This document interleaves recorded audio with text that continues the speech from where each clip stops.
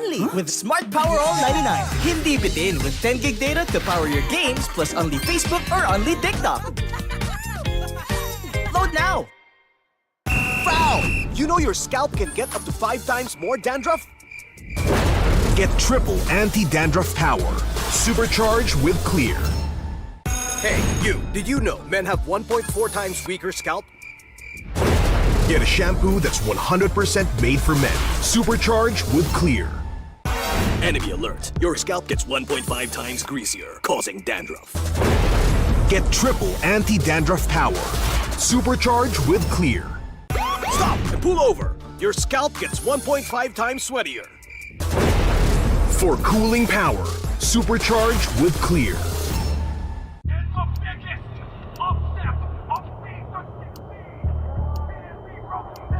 Paano ko kaya sila masusuportahan ngayon ng mas maayos? Kailangan ko ba magpalit ng strategist?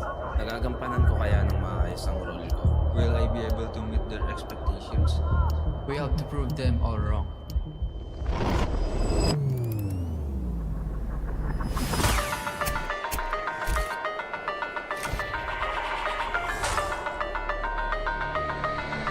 It's time to win.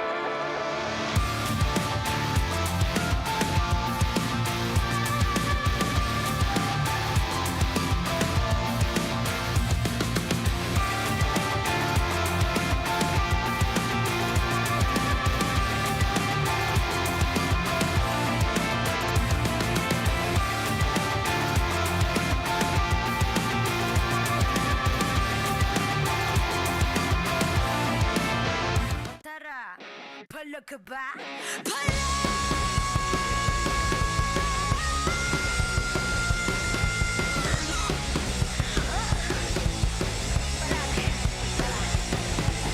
Handa sa laban, sanda ka sa aking kamay. Watch when my click, may fire in the eyes. Yeah, I walk with my head held high. Ano ba yung takot kong tore ang aking gabay?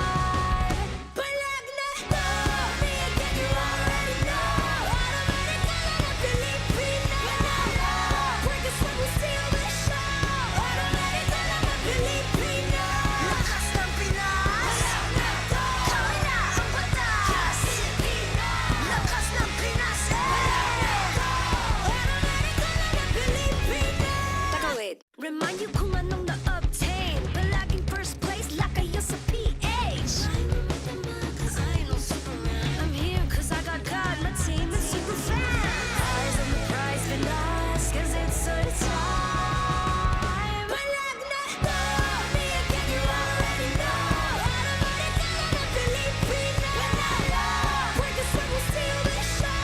Automatic ka na ng Pilipino. Lakas ng Pinas.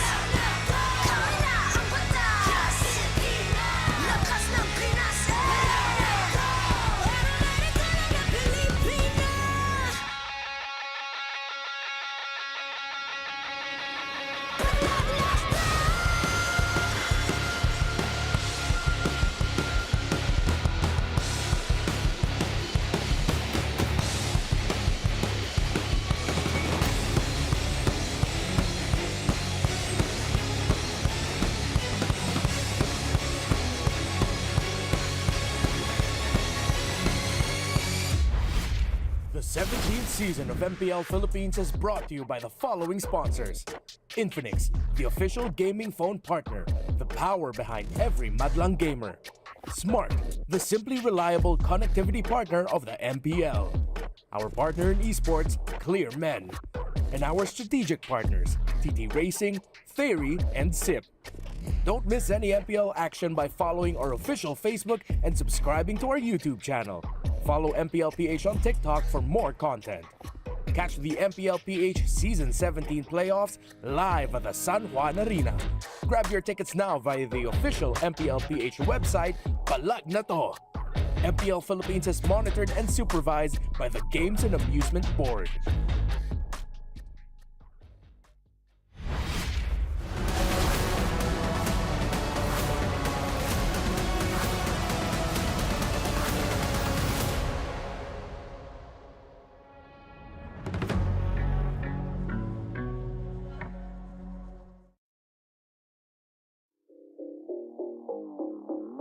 For ONIC Philippines, wala. Yung yabang nila eh. Yung dating nila na kaya namin lahat kahit anong mangyari na kaya na.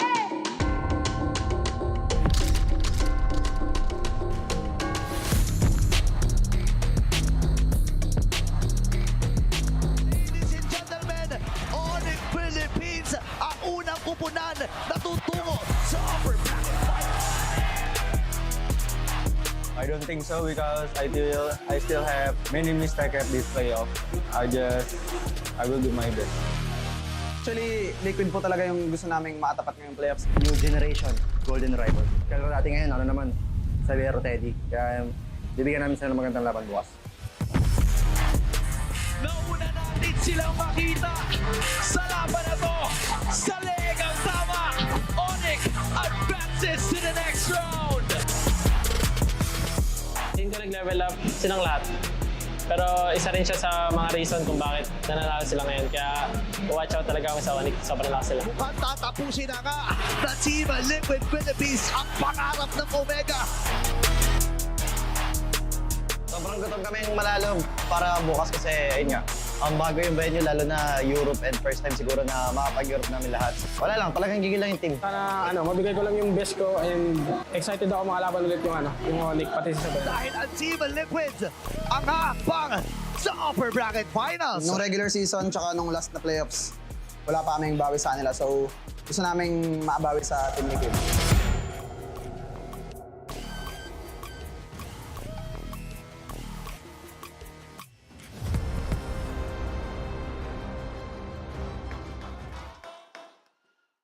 From the very beginning, they dominated, carving a path as absolute giants in the league.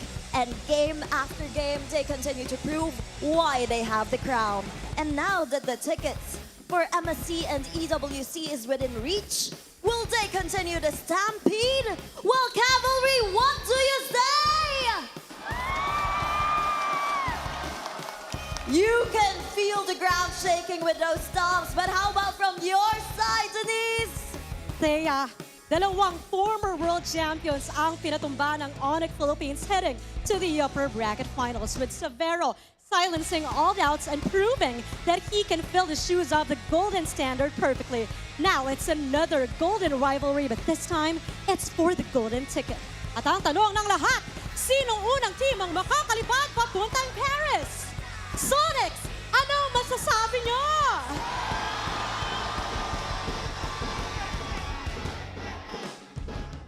Welcome to day 3 of the playoffs. This is your very own Odin, and tonight we will finally witness who will be our first Filipino representative para sa MSC at EWC. Kasabay niyan ay meron ng isang kupunan ang tuluyan ng mamamaalam pagkatapos ng ating lower bracket semifinals. Samantala, aapaw naman ng enerhiya sa Super Fan City. And finally, our legends will be immortalized in the Alamat Awards. Super fans, humanda para sa isa na namang araw na puno ng aksyon. This is MPL Philippines Season 17, the playoffs. Palag na to!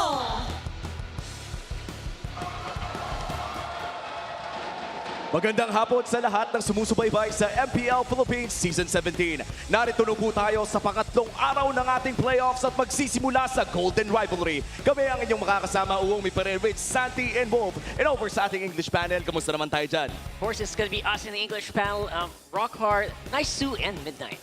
Ibang klase ang magiging simula ng ating araw ngayon. Dalawang higante ang magtatapat para sa pinakaunang ticket patungo sa Paris. MPL Philippines is monitored and supervised by the Games and Amusements Board. Paris ang usapan ngayong hapong ito dahil kung sino mang manalo sa pinakauna nating match ngayong araw ay rekta EWC na. Paris ang pinag-uusapan natin dito. And alam naman natin na all the teams gusto na nila makuha at maging komportable doon sa Grand Finals para mapanood din nila yung mga maglalaban-laban sa baba. Oo, and kung naghahanap kayo ng senyas na bumili na ng ticket at manood ng MPL Philippines ng live, ito na yon. We're throwing a massive playoffs price-off para sa inyo. You can secure Day 3 Legend tickets for an absolute steal at 150 pesos, down from 300. And for the Epic Day 4 lower bracket finals, tickets are down to 350 from 500 pesos. Big matchups, bigger savings. Score these seats right now by heading over to ph-mpl.com/tickets. See you there. Mabilis mag-aubusan ng ating mga tickets dito, kaya naman panigurado ay dapat na kayong pumunta sa ating website to know more. And this is a big matchup considering na Philippine representation din ang ating tinitignan dito. And so interesting because Philippine representation, the two teams na pinakamalapit sa Paris right now is sobrang bilis ng mga nakaraang game nila. So wala din sila masyado binigay na info dun sa kanilang mga kalaban. Yeah, and I was watching from home yesterday. I didn't expect it to end in a day of sweeps, especially that first match. I was just really surprised with the result. But again, it is double elimination. We'll see them play for that later on. But it was fun to see. And I think now that we're in day 3 of the playoffs, there's a whole lot falling into place, and that first ticket to Paris is the excitement for this one. Yeah, it's not just excitement, but also the hype. Like if you're a TLPH fan, you know you're one step away from the three-peat MPL title for this team. But for ONIC Philippines, it's their comeback to the international stage. So ito yung ano talaga yung kung ikaw yung totoong fan itong dalawang franchise na to, gustong-gusto mo makuha nila itong panalo kasi one win away. And then you're now in the Grand Finals. At wala pang nakakagawa ng three-peat na nabanggit mo, Midnight. The closest we've had was Blacklist International pero napalagitnaan ng RSG. Mamaya po ay magkakaroon din po ng laglagan between Team Falcons and Omega na parehas na sweep kahapon. Maganda yung matchup ng Falcons and Omega kasi last time na nagkatapat ang Omega at Falcons, Omega ang nanaig. Pero parehas silang galing sa pagkatalo kaya interesting din to see kung anong mangyayari sa series na yun. I'm gonna address the elephant in the room. Hindi ko talaga in-expect na yung Falcons ay mapupunta dun sa lower bracket. And lalong-lalo na dahil 0-3 yung naging resulta kapon. But that also means that ONIC is very prepared dito sa ating playoffs. Lalo na dahil nahanap yata nila yung momentum when they won up against Aurora. Yeah, ONIC feels like pataas eh. Parang yung trend ng ONIC literally pataas. After that 3-0, no one actually really expected that. I think we can expect like a really stronger start here for the Superfam. It's weird because when I was watching those games yesterday, and I know there was multiple watch parties going on, but some of the shared sentiment was this is the M6 form of ONIC that we got to see. Like, it feels that way. I mean, I know Severo's in there. We've talked a whole lot about his impact on the team and just how he's arguably the best gold laner right now. And this is, again, like a big test and, you know, that we're going to see here unfold in this epic rivalry. And looking at this Golden Rivalry, I think gusto kong balikan yung sinabi ni Midnight nung day number 1 kung saan sa dalawang Titans na magtatapat na Filipino representatives ang pinag-uusapan ay si Savero pa nga, isang Indonesian import ang naging pinakamalakas na manlalaro. At ngayon magtatapat sila ng isang upcoming na gold laner ng Team Liquid Philippines na si Teddy. Pinanood natin si Teddy na mag-grow into what he is today dito sa playoffs at ngayon magtatapat na ang dalawang ito. Yeah, in fairness naman, ang story nitong dalawang to ay parehas naman silang mag-i-international. Kasi si Teddy nakasecure na ng ilang placements with TLPH. But for Savero, the pressure was really on him nung start pa lang ng regular season. But then again, the story for him all throughout MPL Philippines, he flipped the script. Instead na siya yung nape-pressure, let me pressure Philippines to perform their best. Oo nga. Can I just add, like something that I really interesting we saw yesterday? I personally going through the comment section. Instead of before, it was like, if you go to international teams, it's no PH, no win. It became no Indo, no win. It's so weird that I saw that, but it's there. Well, hindi mo naman talaga masisisi, no? If I'm an Indonesian, kung sakaling Indonesian ako, sobrang magiging proud ako sa kung anong na-achieve ni Savero dito sa rehiyon ng mga pinakamalalakas na MLBB players. There's a hot take dito sa matchup ng Team Liquid versus ONIC Philippines kung saan itong Team Liquid na 4+1 at sinabi mismo ni Carl na hindi pa siya satisfied sa performance ni Teddy because he knows the potential of Teddy. Ang kanyang makakatapat is 1+4 naman, which is eto si Savero yung nagbubuhat para sa ONIC Philippines. 7-0 with the Yisun Shin. With 100% win rate at doble niyan, yung Claude naman ni Teddy. MMR Gods. Imagine mo, for Savero to be able to say, kung magbakasyon man siya, diba, magbalik siya ng Indo, sasabihin niya, I am top 1 Philippines Yisun Shin. At ang nakakatawa pa dyan Gold Lane Yisun Shin to. At mukhang handang-handa naman na ang ating mga manlalaro. 1 win away from securing their flight to Paris. And this will be a first para kay Teddy. At para naman kay Savero ay pang ilang MSC na rin ata nito. Pangalawa na ata kung sakaling siya yung mapalad dito sa ONIC Philippines. Parehas mainit ang dalawa natin. And of course, the San Juan Special kung saan nagsimula ang Philippine dominance ng MLBB. Yeah, that was 2019, guys. 2019. May mga sticker pa ng SEA Games sa labas sa mga basurahan. And there's no other person better to talk about this. Rockhart, what happened back in 2019? Bro, 2019. Honestly, kakatapos lang nung what do you call that, MSC that happened in Araneta. And then what happened is... Attendant ka din. Yes, sorry. Attendant din ako. They're both historians. After that, man, SEA Games, MLBB, gold medal, ano nangyari? Puro champion ang Pinas, hindi na nagbigilan. That's true. At mukhang nandito nga ang swerte. At nandito na rin ang kasiyahan ng mga magkakamo. Para silang, parang nag-e-evolve. Para magkakapatid. That's of course si Boss Dan. Daniel Sanyo. The GOAT. Oo. At now we are 7 minutes away from potentially one of the biggest series, if not currently the biggest series na pwede nating mapanood. Boys, yesterday we saw 3-0. Ako lang ba yung naghihiling na umabot ng 5? Ako actually, gustong-gusto ko rin talagang tumodo talaga kasi para sa mga fans, alam natin na may kanya-kanya silang teams na sinusuportahan. Pero yung feeling kasi na every time na parang palitan yung nangyayari, Yeah. yun talaga yung nakaka-excite eh. Yeah, tsaka alam natin na itong dalawang teams may mga nakahandang mga strats. I hope na i-challenge nila yung isa't isa ng sobra-sobra to the point na makakita tayo ng mga nakapaon na mga strats nila. I felt as a viewer yesterday that I wanted more, man. So maybe this one, after going through 2 sweeps yesterday, we get to see 5 games here for today. I'd be really happy, not just to cast that, but for all the viewers out there to watch that one. Oh, yeah. And then definitely, nakita rin natin kahapon yung mga shared heroes na pwede nating maabangan mamaya like the Paquito. And ito yung isa sa mga aabangan natin kapag pasok natin ang draft. Muli, salamat sa ating English panel. Kami ang inyong nakasama sa Tagalog. Mamaya magkikita ulit tayo. Punta tayo sa ating mga panelists. Thank you so much to our casters and welcome you to the on-ground panel. It's me, Brigida, together with Hans this time, and we will be jumping straight into our Infinix real-time cooling tactics. You know, looking at these two teams, napakaganda ng kanilang ipinakita from the start. So it's Liquid versus ONIC, Alab laban sa Alab. I wonder why this is the headline. But if you're looking at it, these are two teams na napakaganda ng pinakita. Liquid still 3-0 at the start of the upper brackets. Meanwhile, ONIC Philippines nagsimula sila sa play-ins for them to get to this point. The momentum has been there. But for Liquid Philippines, I think we have some things to talk about. All right, so starting with Team Liquid Philippines, nakikita nyo naman dito, it's very important for them to watch out for ONIC's Riverside pickoffs. And I think this is something that they were really able to exemplify last night. At ang pinakamatindi pa dyan, I think you would commonly expect this, especially from the mid-duo. But I think ONIC have exceeded expectations when it comes to that. Literal na hindi mo na alam kung saan to pwedeng manggaling. Last night, King Kong and Kirk were on a different level. They were also able to make combos themselves. Yung Paquito na yan, I think that's also a pick we will be watching out for. But just the same, we also have to pay attention to their gold lane.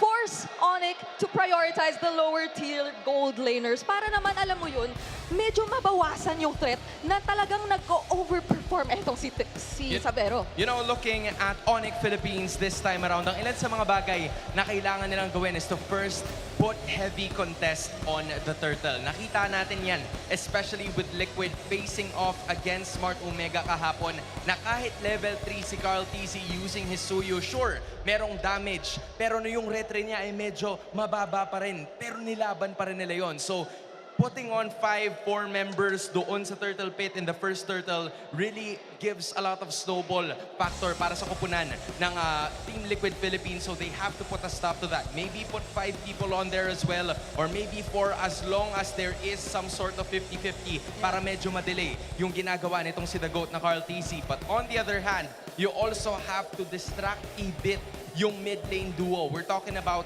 Sanji and JP. Yung Eve and Hylos na ginamit nila. Eve Gatot. There's even Eve and Glue. So, hindi mo alam kung ano yung mga posibleng maging galaw dito. Baka nga mas hindi natin makita yung Zushin sa laban na to. So, it just depends on how it will be synergized pagdating doon sa mid and sa roamer duo. And that's gonna be our Infinix real-time cooling tactics. I love how these two teams, rather than changing so much of what we've known of them when it comes to the regular season, kumbaga, nag-evolve lang sila, introducing some new picks here and there, some new strategies and rotations even, or responses to some of the more common strategies na nakikita natin. Pero not too much changes in terms of what really works for them. And I think there are so many similarities then when it comes to these changes na they've introduced. So, parang ang dami nating aabangan sa draft pa lang mamaya, Hans. And this is just so many questions, pero isa lang din siguro ang tanong mo para sa lahat, no? Oh. Ano yung tanong natin? I wonder, dito muna siguro ako mag-check, Oh, Brigida. sige. Sonics! What time is it? It's Sonic time over the red side. Alright, dito naman ako sa may blue side natin magtatanong. Cavalry! Mag-ingay!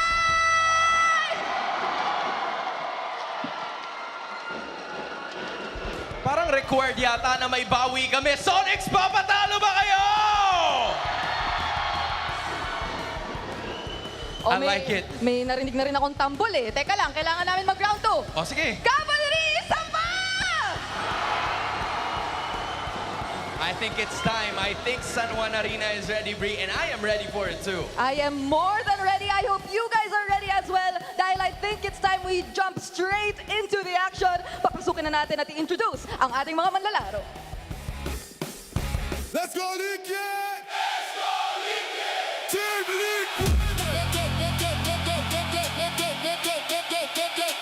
Let's go Liquid! They dominated from day one and left their rivals in the dust. And now the ticket to destiny is within their grasp. Count easy! Count easy! Sa tahanan ng malakas, siya ang pinakamalakas. Sa sobrang lakas, hindi kasya ang achievement sa name tag. Cavalry, make some noise for the GOAT of Rebel Baby Count Easy and Team Liquid Philippines.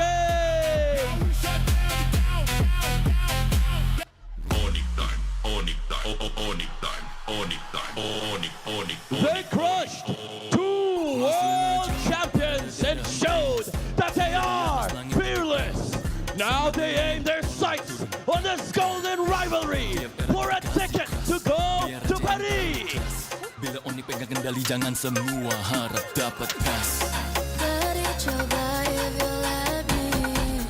At the center of their spectacular run is the pressure, the Standaremas. Sonic, give it up for Sabero and ONIC!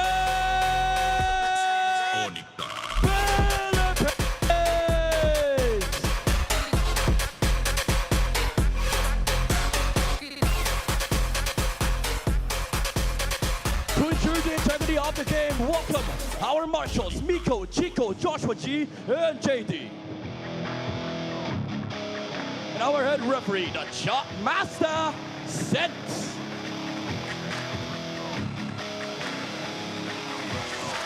And our coaches, Coach Knapp for Team Liquid, and Coach Hayes for ONIC Philippines. Monsieur et Mademoiselle, écoutez s'il vous plaît. This is the upper bracket. La bataille en temple fort. Super fans, allez, allez, allez. Woo! This is the Golden Rivalry. First off, TLPH currently stampeding through the playoffs. Man, Team Liquid has been nothing but dominant throughout the regular season, all the way up to this point of the playoffs. A lot of people would say, you know what? Just give them the ticket to the grand finals, give them the ticket to EWC in Paris. Well, guess what? There is a team, I think, that surprised most of us, and that was ONIC Philippines yesterday, sweeping the Falcons, the #2 seed coming into the playoffs. Yeah, ONIC Philippines definitely feels like they are also primed and ready with a 3-0 sweep yesterday. They showed off more. I mean, one Titan down, one more to go for the Super family. And we've seen the rise of the trio mid from ONIC Philippines to protect the one, the goal laner, the pressure from Indo, the Standaremas, Savero.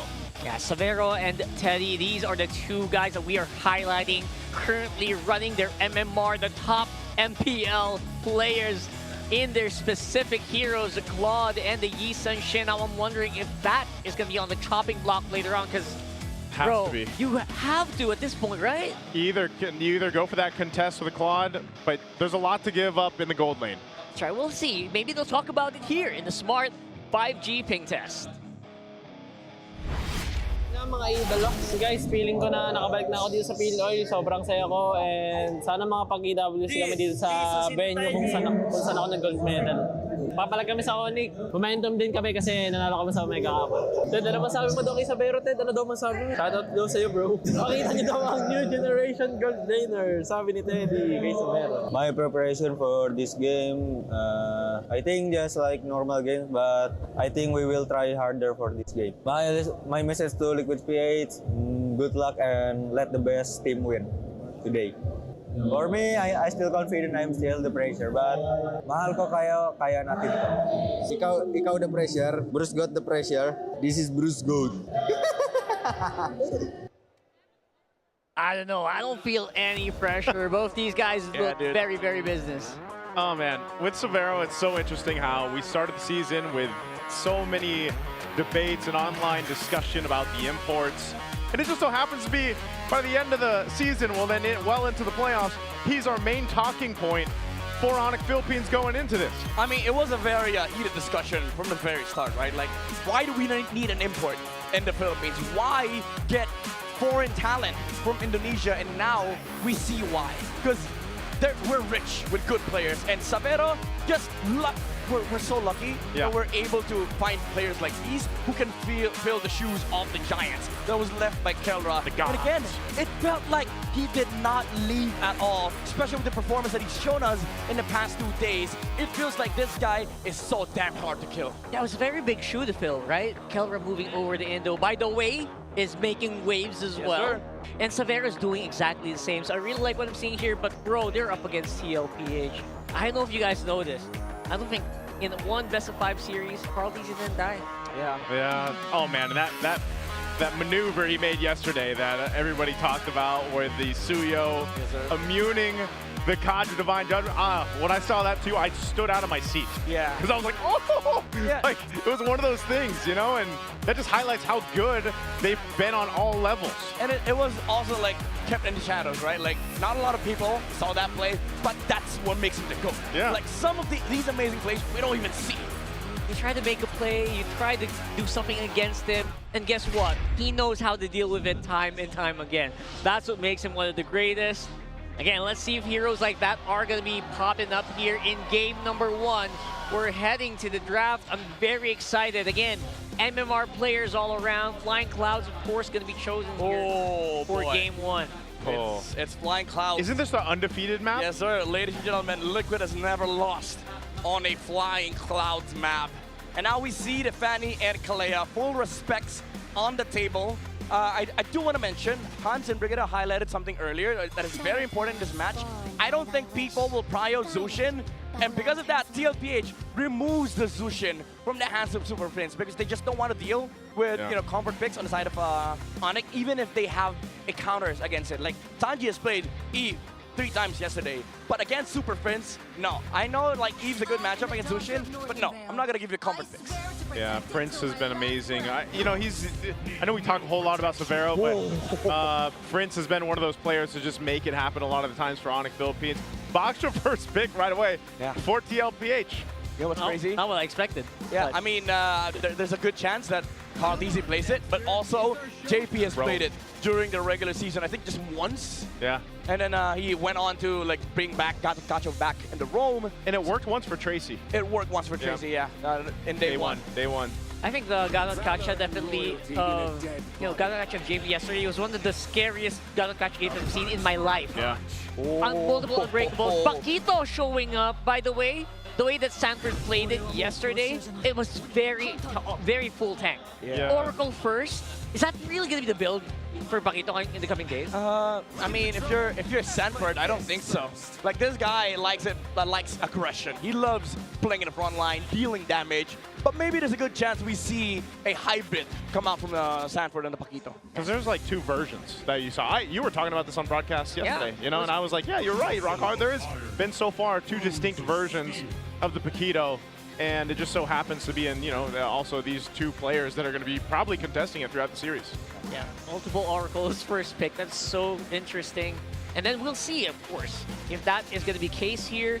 Harif already locked in for Teddy, another safe goal laner. But to throw this over and complete this draft, we'll throw it over to our on-ground panel.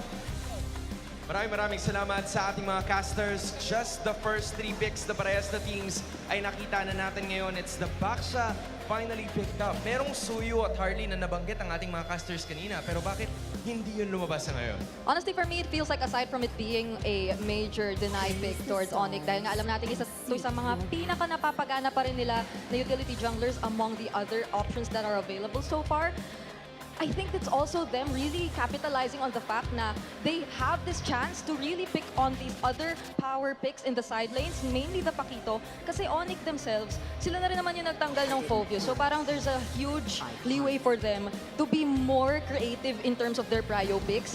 And this Baksha, in a way, pwede mo pa atang i-consider na roam to or flex pick. Kasi there has been a time in the regular season as well where JP has used this in the roam. I think another point na na-pick up ko from what you said is the Pakito. Kirk has been using this hero for a ton of times during the first 2 days ng ating playoff. So hindi lang siguro yung Baksha yung basta na deny. Yes, Kahit yung Pakito ay nadagdag na rin. So the Harith would obviously give them a little bit more in terms of team fights because from what we're currently seeing, bukas pa yung even. It's gonna be very important na makagalaw ng paunti-unti itong si Teddy in certain situations na mag-aamok ng team fight yung ONIC PH. I honestly think that will be a really great option for ONIC dito considering na hindi rin naman siya naban ng Liquid Philippines kasi aside sa, isa ito sa parang #1 go-to mid lane picks ni Sanji, being the guy na pinakamaraming beses na siya nagamit, I think 17 times na niyang ginamit this entire season so far.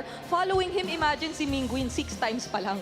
So talagang isa ito sa mga paborito ni Sanji and this will just help them really set up that box or take away that box na Liquid potentially might want to set up because they already have the Harith and they have means to backline but the Eve kasi thrives on a bit more sustainability as well and survivability considering na yung changes nga in terms of the passive na mas nakakapag-generate ka na lang ng shields as long as napapatama mo yung skills. You know, I was wondering about Sora potentially open since the Valentina, pero ayun nga, yun ang pinakahuling tinanggal nitong Team Liquid Philippines. So with that being said, even Hylos were some of the things na nakita natin from both ONIC and TLPH. Now it is ONIC's turn para mag-deny nung hero against Sanji na ginamit niya ng paulit-ulit against Smart Omega. So he's gonna have to think of something different here. Yep, and I'm hoping, or I'm feeling na Liquid won't feel as hesitant pa rin naman to go for a revitalized roamer na in a way maganda rin at magiging helpful para doon sa mga biglaang gustong maging pasok ng ONIC dito. I think the Hylos is actually still available. There you go. And they pair it together with the Kimi. Ito siguro yung surprise for me na I did not totally expect to come in. Wow. But what about a bigger surprise from ONIC? Welcome back. It's been a while. This is a Kirk hero. Again, mas nakikita natin si Kirk ngayon na gumagamit ng mga damage-dealing XP laners with a bit of sustain this time, courtesy of the Edith. Super fans, you can scan the QR code and predict the match winner correctly for a chance to win 1,000 MLBB Diamonds. We are up for a series here. Both teams nakasecure sila ng comfortable picks. First things first in Game 1.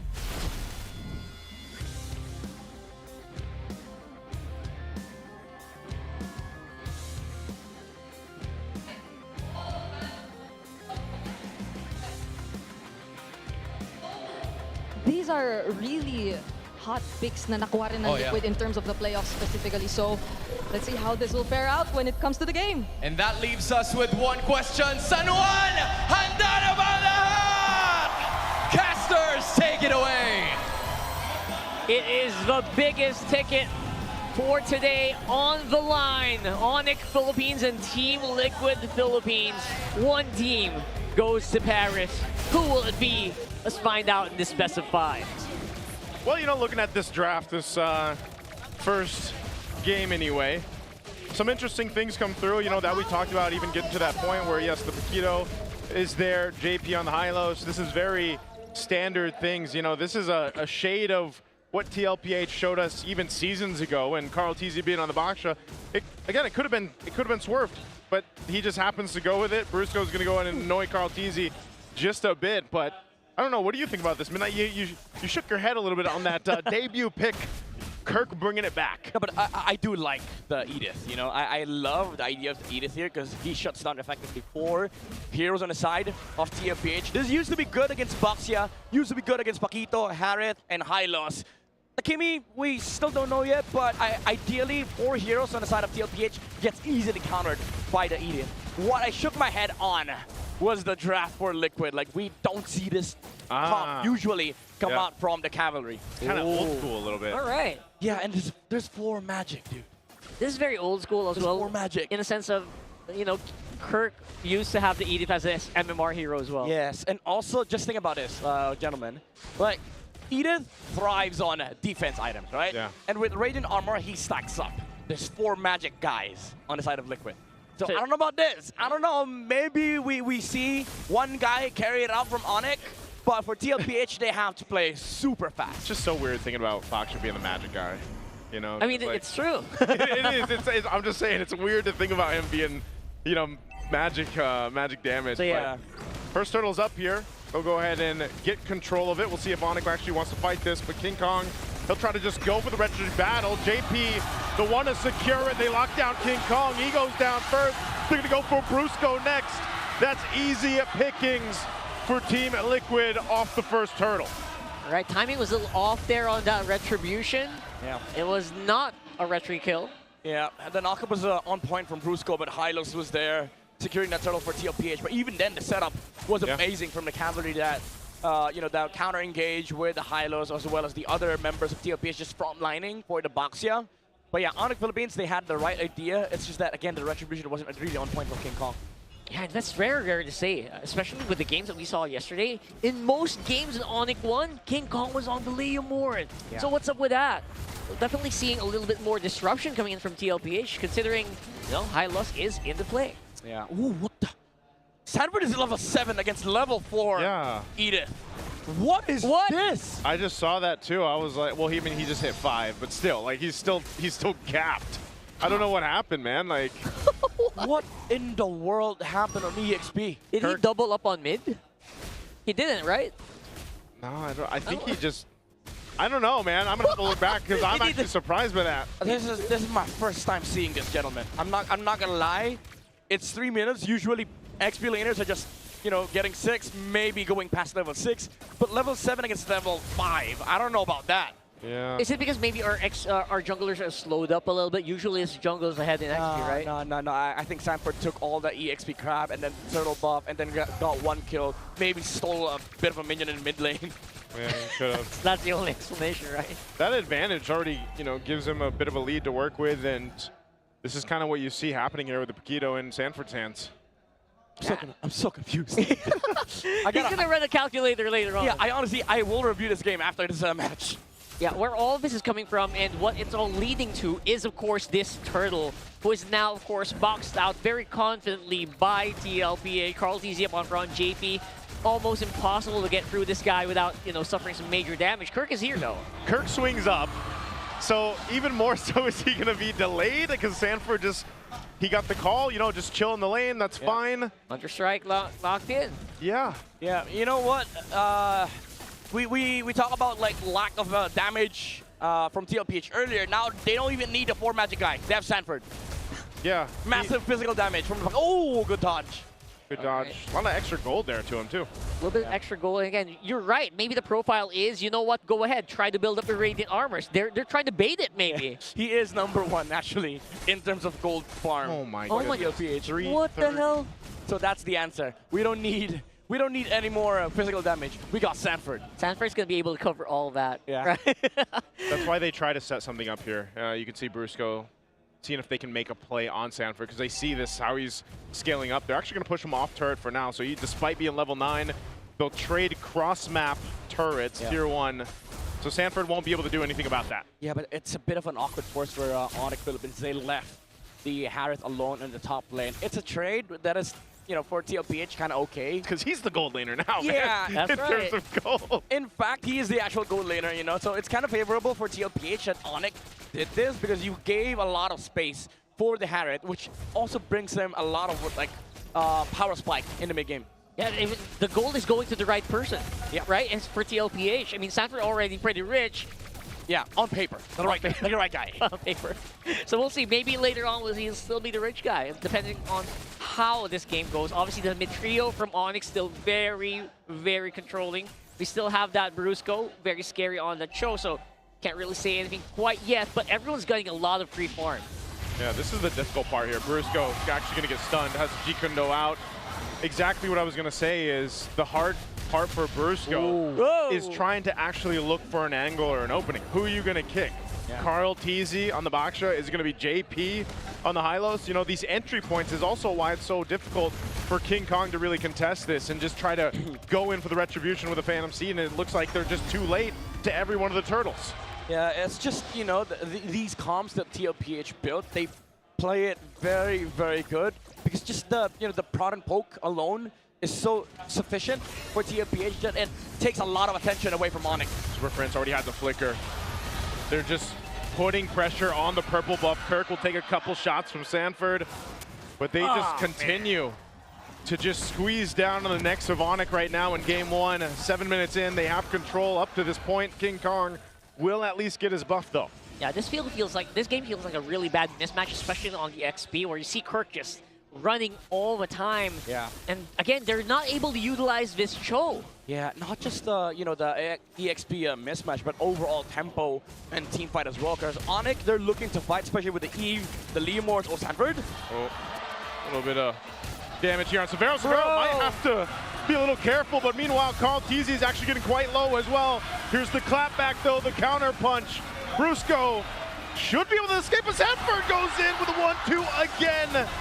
Sitting on another kill, and this is not going to be good for Kirk as he falls. A double for Sanford. Wow, an insane performance from the Apex Predator. Whatever hero it is, he always stands at the top, and now he is the actual carry for TLPH. Yeah, that title is not just a title anymore. He is showing it in this game. Do they want to go in with this? Flying Cloud's going to bring them to the fight. King Kong has the Phantom Seed. Brusco trying to go in for a possible kick, but just couldn't get the angle. They're just trying to desperately hold on to the Tier 2 turret, and it could be bad. Sanford finally shut down. Kirk popped the Primal Wrath. He's able to get a kill on Carl Deasy, but now it's Teddy, the true gold laner, to get a double kill. Man, I love it. Teddy to the rescue here for TLPH with a beautifully placed Zaman Force. This is so annoying for ONIC Philippines. Like, the way Team Liquid fights, they poke and poke and poke until you make a mistake and then they go all in. But even if you punish, let's say you punish Sanford, now you kill him. You use all your resource just to deal with one guy. Now there's 4 more heroes left. You gotta deal with Teddy, you gotta deal with Sanji, and there's 2 meat shields as well, who also deal damage on the form of the box here. That's exactly the story of that one, because after after Teddy arrived, they had no bullets in the barrel. They did not have any ultimates to use on him. They're like, pack it up, boys. Yeah. We don't have any firepower left. Yeah, and that's a great play. That's a great play. Yesterday, they were using Teddy as bait a lot to force team fights, and now it's the other way around. It's Teddy coming in later in the games and just showing off what he got, and they just don't have enough to deal with him. Yeah. And this is the best part about Liquid's playstyle, right? Like, people just know when to go in, when they're not supposed to go in, if they need to wait, or if they have to go. Like, sometimes you would see Team Liquid Philippines go with 5 members. They would just all jump. But there are games where you see Carl TG suiciding first, JP baiting a lot of skills and spells, and then Sanford and Teddy comes in to finish the job. And in this game, it's the same thing. Like, Sanford is I would say, like, he's the center of attention here for TLPH. Once he's forced a lot of the skills on the side of ONIC Philippines, then the Harris gets to play the game. I think you're right, especially right now where Sanford is the main physical damage dealer of TLPH. Everyone's wearing those shiny radiant armors, right? Yep. Everyone's trying to buff up against magic damage. Now it's going to be up to Sanford to really deliver that damage. All right, first base push in, traction pulse thrown out. The shield is still up. Everything will be dropped down here in the mid lane to walk this Lord for this turret. Even with this kind of lead, they're still gonna have to hold on because that Lord will be cleared out after the 1 charge into the turret. And that's about all TLPH is gonna get, plus some buffs here. Yeah, good trigger discipline coming out from the Eve. If Super Friends used the ult there, then TLPH might have gone for more. But this is very important for ONIC. They need to wait for the perfect opportunity for Super Friends to land the real world manipulation. But it's kind of hard against these mobile heroes and durable frontliners of TLPH. They can just slowly chip on the turrets here with the Chrono Dashes and of course the hits coming out from the Kimmy, and it's also buying time for the actual carry of TLPH. The Kimmy is farming up a lot of gold right now, which is going to be a bit of a problem for ONIC, especially that they don't have the Edith as the answer. That's right, the Edith, if you try to go in, you're probably going to get punished so hard. So you're right, Sanji, he's been very silent, right? He's been the one who's ramping up slowly and slowly while everyone's hunting down Sanford.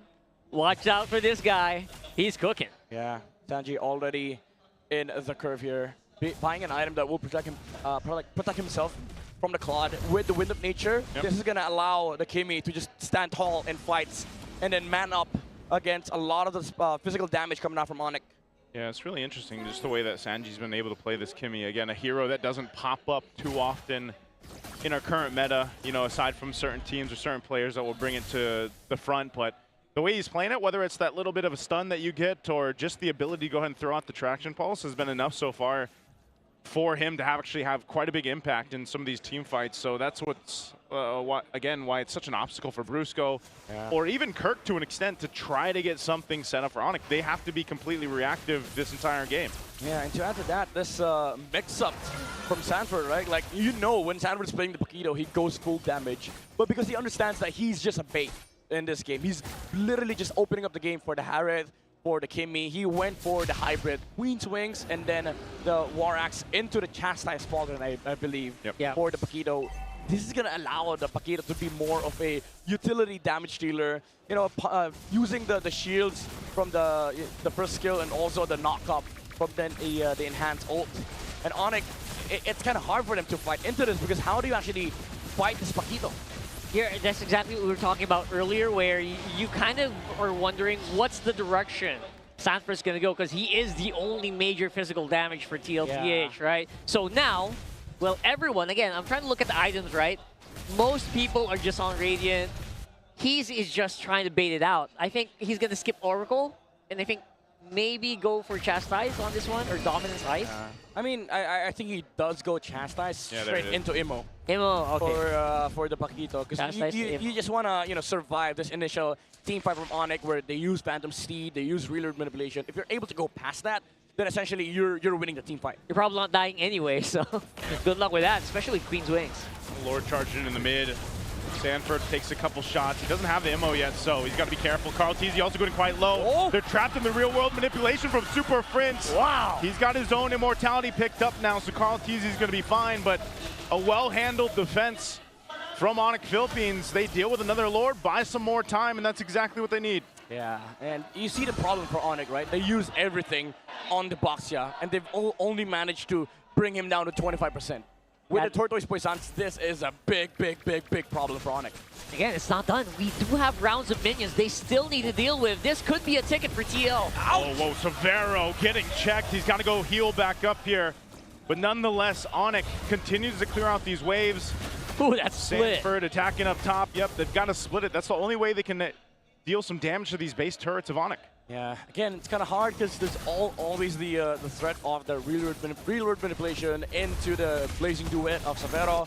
So for TLPH, they can only chip away some damage on the turrets. But in the next few minutes of the game, ONIC is going to be able to find farm on their scaling heroes. But the problem is, again, it's all about the team fight. TLPH, they're primarily focused on winning a fight right now, especially for this upcoming Lord fight. If ONIC waits it out, I think they can give this Lord to TLPH and then maybe defend and then get to the point where Severo just becomes massive. That's right. We did see that earlier, a good time. Wait a second. Oh, the kit's going to be used. Briscoe has to flicker defensively out. He was caught in a bad angle. Trying to set up, so he goes down. They're going to force the fight anyway. Under the turret, flickers used from ONIC. They lose Brusco. It was an attempt, and it didn't work out for ONIC. Yeah, this is Liquid special, you know? Like, they understand ONIC might force something. The moment they step away outside their base, TLPH, they're gonna look to punish. Because you know why? They're already at an advantage. If we force battle spells on the side of ONIC, then we're much stronger in the next fight. All that results in that top turret falling down. So TLPH just playing the macro game. They've maintained a really healthy gold lead up to this point, but like you said, Midnight, this Lord's gonna come here in a couple seconds. ONIC will probably just have to choose. Yeah, we just defend. It's pretty rough because 64 seconds on flicker for Super Friends, man. They're not gonna have tools to contest this. Again, that's why if you were ONIC earlier, the better decision would have been to just give the Lord, stay in base, hold back, and then maybe reserve these battle spells. Now, TLPH, again, Liquid Classic, the moment you step out the base, the plan is for TLPH, force some battle spells. Then the next time we fight, we're hella stronger. And now, because of this, ONIC is forced. They didn't take they didn't make the choice to give the Lord. They're forced to give the Lord, and now TLPH will get another layer of advantage for their side because now they get to push waves without battle spells on the side of ONIC. That's true. Despite the 10k gold lead or 11k gold lead, though, I feel like ONIC can still fight back. As long as, again, the real world is very, very well placed. As long as maybe Brusco can make a pick happen on Teddy. Severo's maybe. locked in, man. I mean, he just picked up his Malefic Roar, he last can item. fight. This guy can fight. They've got damage. See if they can do it. ONIC on the defense again. Another Lord, third one of the game. Immortality's in play now for Brusco. They gotta clear this out. Glorious Pathway drops down. It could come down to this as Brusco. Immortality already popped. He's gone out of the picture, and the base is gonna be locked down. But they have to get through the real world manipulation of Super Prince. Sanford took out King Kong with a punch to the face. And ONIC looked to be able to defend, but Teddy will capitalize another kill. The last turret goes down. 4 members of Team Liquid are still alive. Super Prince and Kirk will do their best, but the base is so low, and they'll take game 1 against ONIC Philippines. Classic stampede from the cavalry. The boys in blue take game number 1 in a specific Liquid style. That was a stampede if I've ever seen one, ending the game with 11,000 gold lead against ONIC Philippines. They did not give them any room to breathe. All because ONIC stepped out the base, forced some battle spells. TLPH initiated the last fight. They were able to take out the Cho before he was able to land any kick. Guess why? He had no flicker. Yeah, no flicker means no fight. No fight for Super Prince means there's just nowhere for them to fight and where for them to go. Yeah, it was a good attempt given how bad the early and even the mid game went for ONIC Philippines. They were just, the game plan was let's hold on for as long as we can with this kind of lineup that is built for base defenses. And there was a moment of it, but when you're thinking about at that point, third Lord in, Sanford, he was the guy to start things up, especially this Paquito. It did wonders for them, and then that's the thing you mentioned, Midnight. It kept them guessing on who do we have to worry more about? Right? Was it Sanford? Was it Teddy? Is it even Carl Teasy to an extent? Like Sanji even was low key about it. And ONIC Philippines, like again, they were left questioning, you know, their whole reality. Like, who do we pressure? Who do we go on to? And then they figured out, okay, we gotta stop this Paquito. And then Sanford pivoted. I'm pretty sure if they were like leading by 6k gold, like by 5 minutes, he would go full damage. But because ONIC pivoted their attention towards this EXP lane, now he realized that, okay, there's an actual threat against my life. Let me just build utility. Let me just build some defense, survive team fights, provide utility for the Kimi and the Harriet, and it opened up the game for TLPH, where every single fight that ONIC forced, there's no actual real target for the Sonics, because how do you kill this Paquito? When you get his HP down to 30%, the HP threshold kicks in from the Queen Swings, and then you get more layers of skills or combos from the Paquito, which is going to become more of a problem for ONIC, because now you got to deal with damage reduction, spell vamp, increased spell vamp, more damage, and then that's just one hero. You also have to worry about Zaman Force, have to worry about Glorious Pathway, have to worry about the Kimi just hitting her in backlight. Dude, they're 16-0 now. On Flying Clouds. Flying Clouds? Oh my lord. Well, what can we say? That's just how they play, right? They play fast, they go back to the lane fast, they take these fights relatively. Yeah. How do you even beat them on this map? I don't know. I didn't know horses can fly, man. I guess they're Pegasuses now. Unicorns. Unicorns. Yeah, dude, look at this Boxer Shield Unity from. Oh, okay, we didn't see it, but the moment Savero used the winner crown, Kartizi rolled around, waited for the perfect timing, because Savero could have flickered out, by the way, like if he was spamming the button, but the timing on the landing from the Boxer Shield Unity was so damn perfect that Savero couldn't react. It might have been inhuman reaction if he. I mean, he's a goat. So we saw that yesterday with Divine Judgment, right? So inhuman reflex. Inhuman indeed, and we did see him fall once in this game.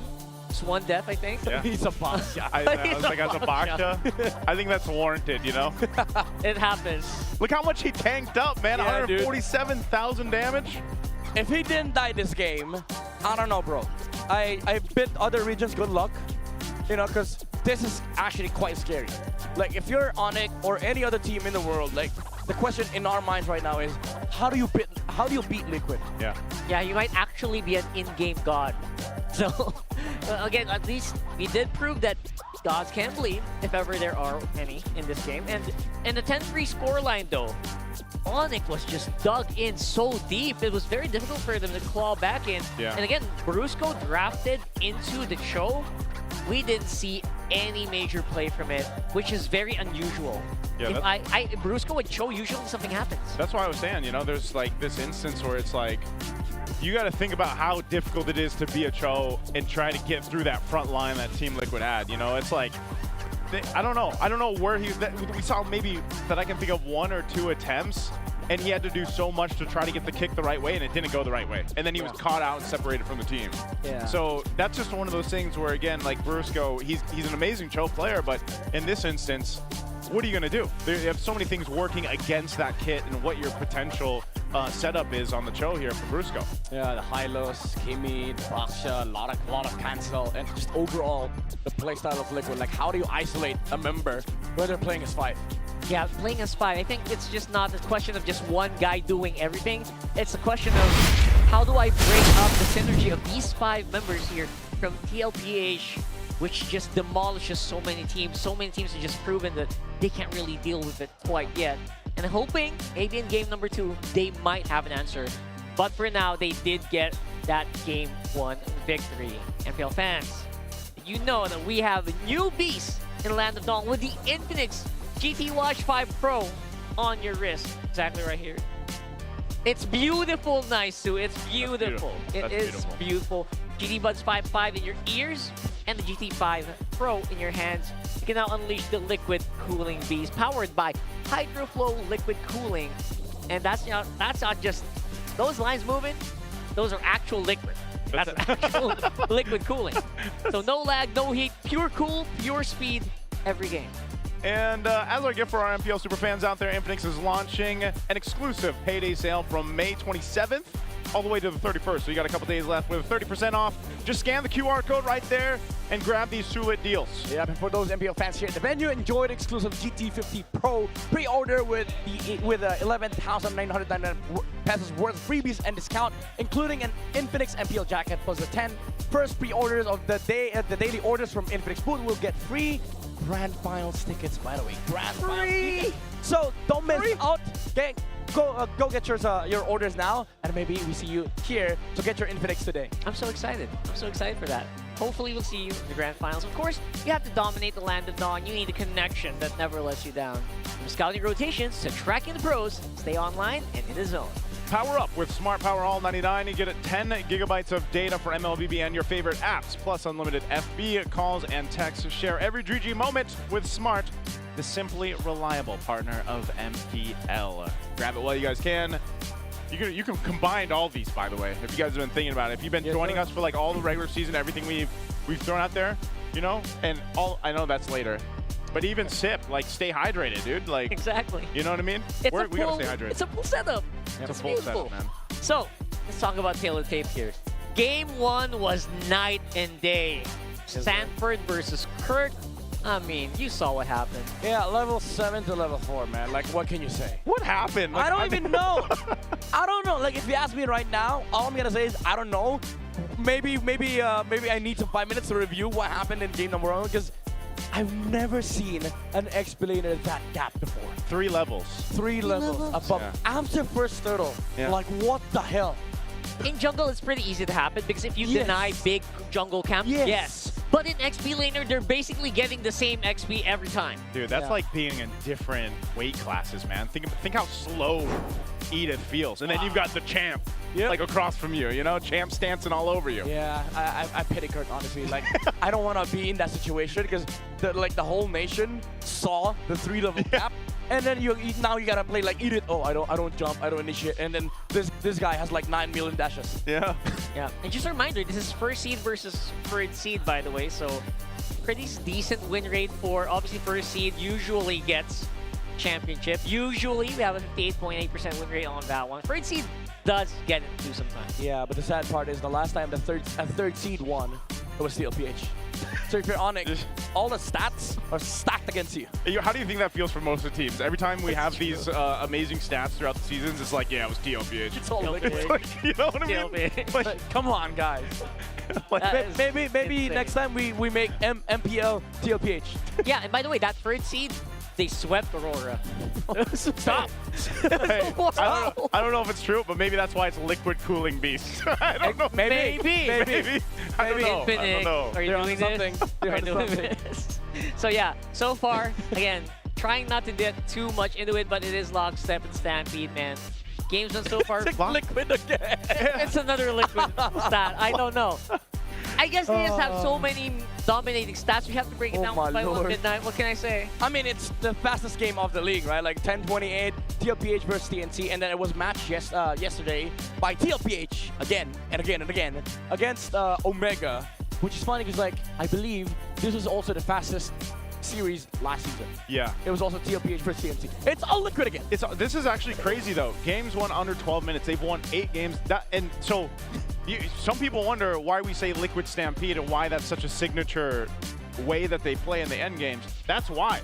It's 12 minutes under, and you got 8 games in that stat alone. Like, I mean, that's crazy. And that's why the word stampede always comes to mind, is because it feels like we're getting rushed. Like, we, as casters, sometimes we have like a certain tempo where the game should be at this point by this minute. They just exceed expectations most of the time, man. That's why it just feels like a stampede over and over. I'm actually speechless because, like, you're out of stats. I'm thinking, you know, I'm a coach, right? If I'm in the league, if I'm in the same league as TLPH, I don't want to be in the same spot, man. Like, yeah, it's like you're trying to draft against him, trying to fight against him. Yeah, it feels like we're just dodging a 10-minute game. Yeah, it's one of those things where, again, when you have a team this strong, this dominant, you really have to start to look at where can you focus on dismantling what makes Team Liquid so strong. I think that's the main objective for a lot of teams that are fighting against them. And, you know, there's been shades of it, right? There's been a shade of a team figuring it out here and there, but can you consistently do that to potentially, you know, win the championship here against them? Because the way they've been playing, like I said, a lot of people are saying, you know, just we'll see them in the grand finals. We'll see them in Paris. Like, that's how it feels, man. Even the stats. Yeah, especially if they don't show their weak point anytime soon. Like, exactly. It's probably going to be a one-way ticket to Paris. But for now, let's start with our on-ground panels. We're going to break it down even further. It's been a really intense game number 1. Pero syempre, babalik nga tayo sa kasiyahan dito sa on-ground panel. Eh, may kasama rin tayong maghahatid talaga ng saya. Introducing TNC Pro Team's coach, Etuwa! Hello. Kumusta, coach? Kumusta, coach? Ano mga pinagkakaabalahan natin recently? Ngayon, nanonood lang ako ng playoffs. Ganda kasi ng mga laban. Siyempre, para maging ano pa rin, updated pa din. And Max, we're really happy to have you here. In fact, we're finally gonna get some expert insight. Kasi syempre, pag nanggagaling sa amin ni Bri, it's somewhat credible, but it's more credible if coming from you. So, first things first, ano bang meron sa first turtle ngayon? Kasi pinag-usapan namin yun ni Bri kanina, it's Team Liquid Philippines. Doon sila nagbibuild ng kanilang momentum from start para matapos sila ng mas mabilis. So what's with the first turtle now? Siguro yung sa Liquid naman, alam naman natin na before pa lang, yun talaga yung ano nila, parang identity nila, yung first start. Once na makuha nila yun, alam na rin nila laro yan connected, yung pwedeng magandang gawin after nun. Ngayon lang, parang mas na-adapt na siya ng ibang teams since yung Liquid, sila yung nasa taas, syempre, kailangan i-adapt na mapigilan yung first start. Kasi sobrang ganda makuha talaga ng first start ngayon dahil nga sa level din ng roamer. Yun, pag once na makuha mo siya, mauna mag-level 4 yung roamer. So, after mo makuha, sabihin natin, i-contest, pwede pa kayo mag-force ng team fight or mag-invade. Maraming pwedeng makonect. Or kung hindi man nila contestin yung first start, madediretso naman sila sa jungle nila. So, maraming ka-connect na play. Kaya sobrang importante niya. I see. Kaya siguro maski kahapon, no, Hans? Lahat tayo nakita natin kung gaano ka ipinaglaban ng Team Liquid Philippines. Makuha pa rin yung isang turtle despite the level gap that was already existing between Carl and the opposing jungler. Now, pwede naman ata tayong maging game-specific, Coach Max, kasi nakikita kita dito, nakaupo ka banda sa harap eh. Oo, correct. Napanood mo harap-harapan ang mga kaganapan dito. And let's start with the draft, I guess, no? So, merong mga really interesting yung Pakito, guaranteed given naman na yan, na naging mainit siya sa playoffs. Pero why do you think did ONIC decide to go for the Edith pick? Tingin ko yung edit pick, siyempre alam naman natin yung Pakito, sobrang meta niya talaga ngayon dahil sa buff din, yung pwede ka na magka-armor sa clips. So yung sustainability niya, sobrang ganda. Tapos, yung edit, ang tingin ko dyan, since hero din ni Kirk yan dati parang isa sa mga main hero niya. Usual ano siya, pantapat sa Pakito and panlane. Since yung Pakito sumusugod, tapos si edit counter ko, parang yun siguro yung naging tingin ko, kaya nila pinik yun. Naghanap sila ng hero na pwedeng pantapat kay Pakito. Siguro yun yung naisip nila. Okay, so medyo malalim na hugot yun malalim na based hugot. on Kirk's Parang hero ganun. pool. We've witnessed it so many times from while they were here. Pero eto Max, nabanggit mo din sa akin last time na it's kind of a bit of a stretch. Looking at it, hold your horses. First seed, Team Liquid Philippines is 1-3 in the upper bracket finals. Tanging F-Cup lang ang kanilang natalo. But being in the upper bracket, what would you say dun sa mga sinasabi ng tao na both blessing din siya at curse in a sense? Like, meron bang momentum or meron bang nasa stop pa yon dahil medyo malamig ka pa bago mag-umpisa? What usually happens At there? tingin ko para sa akin may factor din yun na paglaro ka ng play-ins, manalo ka doon, makalusot ka. Sobrang laking bagay din na momentum, lalo sa team na ganyang kalakas yung kalaban. Siyempre, minsan kasi yung playoffs, yung meta dyan, nag-iiba. So, kung kayo yung una nakalaro, mas makakapanyo kung ano yung naging meta sa series nyo. Mas alam nyo yung sino yung mga priority, ganyan. In comparison na waiting ka lang, papanoorin mo lang, doon ka lang magbe-base. So, possible may factor din talaga siya once na naglaro ka sa play-ins. Pero, yung ano naman, depende naman yan sa mindset ng waiting na team. Ngayon, kung sa scrims pa lang, same lang naman yung meta, papasok ng playoffs. So, sabihin natin wala masyado nagbago. Mas ano pa rin, mas pabor pa rin sa kanila kasi mapapanood nila yung naglaro ng play-ins. So, depende talaga siya. Kaya possible yung sinabi mo na pwedeng curse, pwedeng maganda. Yeah, and ONIC naman on the other hand, 3-1 din ang nakita natin na record nila when it comes to the play-ins or yung upper bracket din na mga na pinag-uusapan natin earlier on. I think yung parang naaalala ko dyan, yung kung ano yung nakikita mo sa lower bracket runs na may init na teams. And you know what? Familiar siya dun. Oo. Because TNC came from the play-ins. Same with ONIC for this season. Pero ngayon, they're fighting all through it. So the idea is what? What's probably the scenario here? Galing ka sa play-ins, ONIC Philippines, this is the scenario. Best case scenario siguro to para sa kanila. Sobrang steamroll nung first two matches, but what do they have to do para kahit papano ay mapigilan or ma-stop nila yung momentum na meron ng TLPH? Siguro para sa akin yung mga experience na nangyari sa kanila sa 2 series na nilaro nila, kailangan nilang hugutin yon. Ano yung mga bagay na natutunan nila sa series na yon na pwede nilang ma-apply talaga. Yun kasi yung magiging advantage Una mo makakapa yung mas malilinis mo yung mga laro mo, may pwede ka pang i-adjust, may pwede ka matutunan. Yun yung kailangan nilang ma-apply talaga sa laban na to. Ayan, and speaking of immediately, kailangan na nating makitang ma-apply ang lahat ng yan dahil papasok na tayo sa draft for game number 2. The bans seem quite different, I'd say, compared to what we were able to see pagdating dun sa kanina. Do you still think na back siya, Pry? Ayun na nga.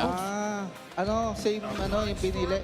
Kumbaga second pick pa rin yung Wait, ONIC. ito yung deny ngayon. Ito yung sinasabi mo kanina na Claude. Ang bilis. Huy! Ang bilis ng reaction.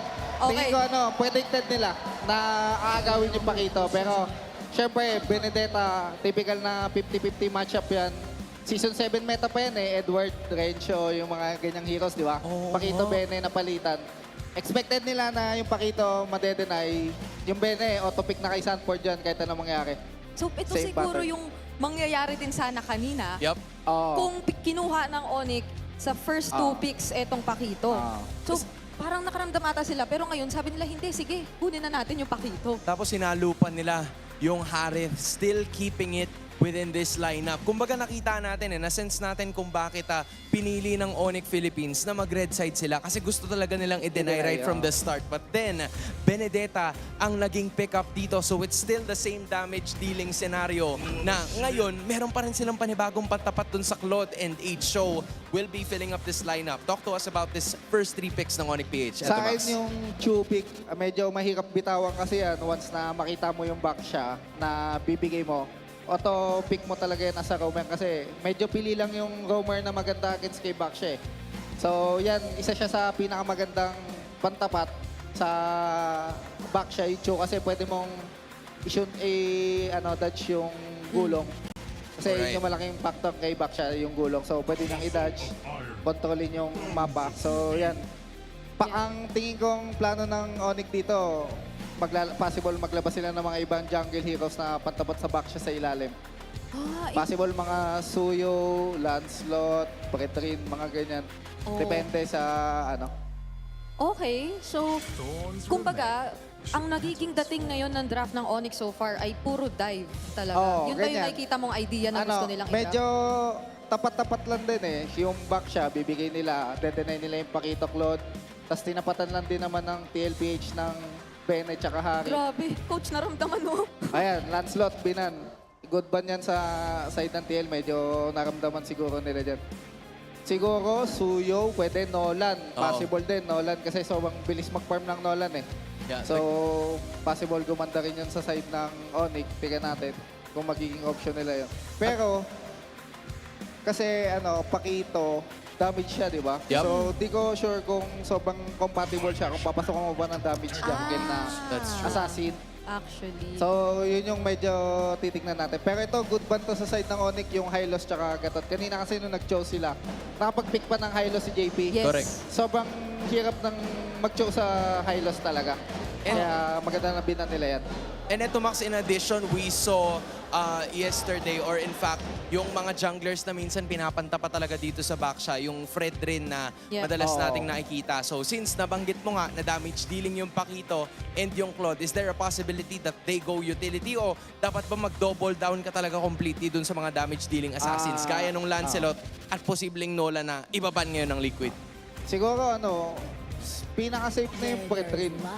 Siguro, safe pick na yung Pretrin kasi yun nga yung damage Pakito, damage XP. Medyo magiging 50-50 yung laban pag nag-Pretrin. Pero kung willing silang sumugal, tumapat ng ibang jungle against sa backsha, may kita natin. Kasi kahapon, gumana yan Pakito Leo, di ba? Correct. Oo. Yung Leo naman kasi, kahit naman sabihin mo siyang damage siya, pwede rin naman siya mag-item ng mga defensive, like brute force, wings, mga ganyan. So, possible yan. Pwedeng nagsiset up sila sa Leo pick.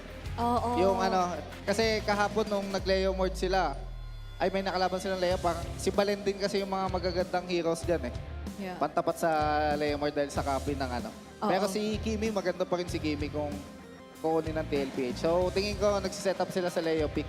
Nagawa na rin naman ng ONIC yun, Leo plus Pakito. Baka yun yung gawin nila. Pero kung medyo i-50-50 nila, mag-safety sila. Pwede rin siguro. Okay. Pero sobrang si Baksha kasi parang based sa series ng Baksha versus Pred. Yung Baksha yung mas mas lumalamang. Okay. Ito na. Initial thought natin, Bri, it's the Kimi versus Hilda that you mentioned. Yep, so mid control na naman. Nakikita natin kung paano to pinaprioritize and kung gaano siya kaganda i-pair with a very fast rotating XP laner in the hands of Sanford, which is the Benedetta. Pero doon pa din ako naku-curious sa jungler ng ONIC. Oo. Kasi knowing na may Hilda ka na on the other side, parang mas mapipigilan ka na freely pumili nung Leomord. Yung Leo para sa akin, good pick pa rin naman siya, safety lang. Ayan. Okay pa rin. Kasi pwede mo naman targetin yan yung Hilda. Once na Leomord kasi pag fighter, hindi ka naman masyadong takot sa Hilda. Ang heroes lang na medyo mailang ka mag-Hilda is Assassin. Yes. Kasi kaya ka solohin, pero kapag Leomord, hindi naman niya masyadong Okay, so may chances pa rin naman at nakita naman natin multiple times kung gaano rin kayang sumabay ng isang Cho. Especially being a Cho Valen, no? Parang hindi ka naman ganoon ka may encourage na mag-super high invade. Man, these are some really good insights coming out from Coach. Eto, Max. Coach, maraming salamat ha. Pwede kang MPL coach. Pwede kang coach. Testing mo ba every now and then? Now, I just have one more question, Bri. Okay. Boy pa ba ang San Juan Arena? Game 2, 1-0 TLPH. Casters, please take this away. 1-0, and it does feel like there is just no stopping Team Liquid Philippines. Can ONIC actually do it? Now, they have the Pakito on their hands. Yeah, they took the Pakito. Then now they got to deal with Sanford on the Benedetta. I'm wondering if he's going to try to replicate the gap that he gave Kirk last time, but I don't think that's going to happen this time because Kirk's actually mobile enough to keep up. It's a faster XP this time around. So maybe there's there's more chance for ONIC to actually make plays on the map, but the idea behind the draft of TLPH is almost the same as game number 1. Like, you have a lot of nuisance heroes on you know, Sanford as well as JP, especially with the Hilda, which is going to be annoying for ONIC to deal with. Looking at their lineup, they're again very heavy committal.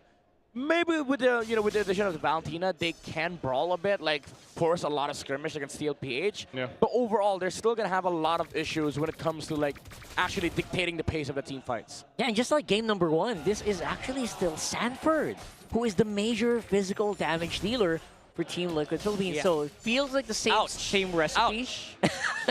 And again, a little bit of a gap already building on the XP, like we saw in game number 1. Yeah, again, it's JP up on front here, which might be a bit of a more even matchup in terms of roaming. I think part of this though too is like JP. Oh, JP, he is quite low. Whoa, whoa, whoa, whoa, whoa! Utilizing that bush. There's Carl TZ. Shield unity on in. He's gonna be fine. Whoa, Sanji also low. So ONIC controlling the space right now in the early game. They still have a ways to get to this turtle though. 15 seconds there. They'll have to go ahead and just reset for it. But nothing lost too much. Yeah, no, we're seeing exactly the way that ONIC, I think, intended to play the game number 1. They wanted to have more dominance in the early, more space for their own team, especially around this river. They're going to do it again here on the turtle. Let's see if this is going to go the same way. Yeah, see what Carl TZ does here. He's charging on in. He wants to drive by, but King Kong be able to secure it this time. TL wants to fight. They already used the Petrify as well. They'll take King Kong out. His price for the turtle, and he's going to lose his buff as well. Carl TZ pushing Kirk out of the area. They just want to take more from King Kong to delay him further, and Kirk jumps in. He's got the combo ready, but still, he's not going to be able to stop TL. I mean, if you're ONIC, this is very annoying. Like, you won a turtle, but then you lost your jungler, and TLPH went on to go for the invade. It feels like you can't win anything because this team will find a trade. The setup for turtle was nice. Kirk had the XP prio. He got level 4 first. They got to turtle first, and then Carl TZ didn't, they didn't land the retribution. They were able to get the neutral objective, but then TLPH still ended up being the winner of that trade. Yeah, and again, you give TLPH an inch, they will take a mile. That has been the story of Team Liquid Philippines all season long. We saw that yesterday. Like, teams were actually, they were trying to get in even, but TLPH just shows, don't show an opening, don't show weakness, they will exploit it. And I think we saw that there, especially since ONIC looks so strong after getting that turtle. Yeah, this is better though for ONIC, at least in game 2's early game than it was in the game 1, because at that point they were already down, maybe a couple thousand gold. So control for them is important throughout this game. Skypiercer now picked up for Sanji. He was a little more low-key the previous one, but could be a different case scenario for his Kimmy in game 2. Sanford now dealing the punch. Whoa, Brusco didn't even get to use the flicker. Yeah, again, just a jump from Carl TZ. I think ONIC didn't expect the Baksha to roll around the mid because the Kimmy was so deep, far back in the lane for TLPH. But then JP tried retaking the bush in the mid lane, and then ONIC was like, okay, it's just a Hilda, and then the Baksha showed up. And so far, with all the things that are happening right now, TLPH feels like they cannot be ignored. They cannot be isolated here. And you know what? They have a lineup to do it. They have very fast roamers. They have a fast roamer. They have a fast jungler. Can really respond very fast to Sanji. And they'll have a lot of control. And right now, it's JP scouting. They're trying to get all the waves in control in time for this next fight. You know it's brewing. Oh, yep. Ooh, ow, ouch. Yep. Kirk gonna feel that. Sanford will rotate for this turtle. Not sure if he'll be here in time for it. Half health on the turtle right now. Brusco's gonna jump forward. 4. They go in with a Phantom Steed. The kick's already gonna be used too. And now turtle secured again. But can ONIC win this fight? King Kong looking to take out Carl TZ. He goes for him. Zaman Force dropped by Teddy, but whoa! Where did Teddy go? They take him out so quickly. And JP's low as well. Kirk full stacked on the combos here on this Paquito. He's gonna I just threatened them enough to walk back to base. Sanford, sandwich between Severo and Super Prince. He's trying to do his best, but he can't get away from Super Prince this time. ONIC with the isolate plays, isolating the damage dealers away from the box shot. Easy was left alone to his own devices. Sanji and Teddy were zoned out by the other members of ONIC, and then Savero with the crucial blazing to it, adding enough damage to take down the Harriet in the team fight. They finally have the win condition. They're finally doing it, executing properly with Super Prince and with Savero. Savero, this time around, feels more confident on the Claude. And Super Prince, it feels like he was unleashed when he got the mobility of the Valentina. Yeah, because of the fact that he also had Tortoise Poisson, so he was taking so much damage, but didn't really mind it because there's a damage reduction from the ult. Oh, Super Prince holding on to an electro final blow. Sanford trying to get away, but a couple shots again! Sanford does the damage, but it's not enough as he's taken out for the second time. It is going to be a completely different story, at least for the first 6 minutes of this game from game 1. Oh, here's the response. Everything thrown at King Kong. Yeah, Barbiel's not going to help you in that one, but here comes ONIC. Are they looking for a potential counter punch? They already lost the tier 1 turret.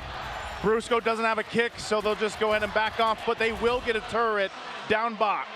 Now it's ONIC's time to trade, look for counterplays on the map. Even though Sanford managed to clear the minion wave on the bot side, he missed the Petrify on the Claude, didn't cancel the Blazing Duet, and was able to land the final shots. But ONIC still having some tempo on the map, but Liquid, they punch back with his turtle take. Yeah, a little bit of consolation prize there. TLPH does at least still have the freedom to go around this river. They're not completely controlled by ONIC just yet, but it is a goal lead. That's saying something. Not many teams have been able to get a lead on TL. Oh, they want to go for Carl here. They're going to collapse down. Four guys looking for the GOAT. What? They go with the kick, but he's so damn tanky. He goes back for him. Brusco tries to flicker out, but they follow through, and Sanford will cap out the kill. What just happened? ONIC, they felt like they had the damage. Brusco thought he could save the Way of the Dragon, but again, it wasn't enough. Against the GOAT, you don't save your skills. Absolutely not. What did just even happen there? And now, because of that, a small inch turned into a mile. The gold lead is just diminished. This is absolutely horrible for ONIC now. They're losing the tempo. Kirk's in trouble. Backup's trying to be here, but it's a little bit too late. Kirk's still alive. Oh, not too long. Carl TZ, you can't stop him. Sanford on the run, finally getting kicked. Here comes the rest of the cavalry. TLPH sweeping up top, going for King Kong. They take him out. Brusco, Super Prince can't do anything but watch it now. Steady Teddy shows up for the fight. That was beautifully layered there by TLPH. 1 by 1, the cavalry has arrived. TLPH, again, you give them an inch, they take the mile. He don't kill the box, yeah. He takes over the map for the next 30 seconds. And even that kill onto Kirk, he used a retreat, walked away. He was like, you're dead. I'm looking for the next target. Carl TZ be like, call an ambulance, but not for me. 4 people, guys, 4 people. My Lord, Kirk. Oh, Kirk, no, you can't get away. Kirk getting shut down here again in the bottom lane, and the Lord is up. Oh my God, this feels bad for ONIC. You missed that one chance to take the box, and now you get another. Oh, what's the definition of an insanity? They're going to kick Carl TZ again. They're going to be going for it. He's trying to go re-engage against King Kong. They want to fight anyway. And now Super Prince want to secure this buff. Super Prince has to flicker out to get away, utilizing the Electro Final Blow as well. Man, it's just a back and forth across the map. This is why people call it the golden opportunity. When it's there, you take it. You use everything, you sacrifice everything, because if you don't, the door closes. And now look at this, TLPH. They're dictating the tempo again. They have the map back. Oh, they're going right down the mid, and they'll take out Super Prince. This is a clear sign for them to secure the Lord here. Numbers advantage in their favor. They've got Savero still on the bottom side of the map. They'll just take this Lord after taking Prince's life. Carl TZ locked in with core items now. This Baksha is going to be a lot more difficult to take down. Oh man. What's the out? I don't know. They have to wait for Sabero spawn, but TLPH, they're stat beating right now. Where's Brusco going to go here? Kirk, quite low, has to get away. Brusco and the rest of the team going to the safety of the tier 2 turret. He's got to burn his flicker too. This is not the team fighting you want to see from ONIC. Yeah. Even though ONIC, again, they do have scaling heroes on their side right now, but the problem is Liquid is so damn tanky with the Baksha and the Hilda. 6-1-4. 6-1-4, only died once. JP hasn't even died yet. And you also have to worry about the damage coming from Teddy, coming from Sanji, and also the angles from the Apex Predator with this Electrifying Blow Petrify combo. Now, it's a lot bigger problem for ONIC right now because they have to deal with his Lord, and Liquid can come from multiple directions. That's exactly what they're doing here as well. They need to get rid of the Lord. They need to control these waves. And they need to find how they want to team fight. Because right now, 1 by 1, that's not working out, man. They're trying to go hard into the Baksha. Naisu said it best. That seems like insanity. Definition of insanity. Doing the same thing over and over again, expecting something to go differently. But it's kind of hard for ONIC to actually just choose a target. Because look at Liquid. Sanford can dodge the wave of the dragon. We've seen it before. Yeah. Teddy has a Purify. You're not kicking Hilda, by the way. Absolutely. And then maybe the Kimi. But Sanji, every single time these fights break out, he's the last guy to show up from Liquid. Yeah, because he is the one that doesn't have a Purify, right? So he seems to be the right target. That's what Brusco's thinking. But where is he? I can't find him. He's always last. Yeah, there's something about it. I don't know. They ran him back with the Cho pick, and he's run into the same obstacle that it was in game 1. Super Prince holding on to elect the final blow. Traction pulse thrown out. This could be a fight once again. Brusco can't move at all. He falls again in ONIC. Left with 4 guys, has to retreat from this fight, and Carl TZ's feeling it. Oh, man. Yeah, that's the signal from the GOAT. That's the signal. You only take 1 chance. Oh, man. You only had 1 goal opportunity, and now they go all in. It was a go trap. all in. Kirk trying to hold the line, but it's all going to be for the base turret. TLPH getting out with finesse, and King Kong gets stopped in his tracks. I think they've had enough, too. They want to hold on to more as they try to keep the mid turret up. Game 2 recall spam? That's pretty early, guys. I mean, Liquid, they're probably feeling it. They're probably not thinking about game 3 right now. All their eyes are set on the objectives because they know Paris is coming. Yeah, Paris does feel like it is within reach, especially if they keep this up. Right now, it's like Naisu says, it's so hard to actually go through the GOAT, the front line, the big wall in front of TL. Especially now that you see the items, right? There's a blade armor and then an impending Guardian's helmet. Yep. These items are going to allow the Baksha to just completely reset, take so much damage, and even survive under the blazing duet of Sabero. Oh, look at this. They're going to force it anyway. King Kong trying to run away. Kirk not even a part of the fight just yet. Another flicker from Brusco. TLPH gets so many resources out.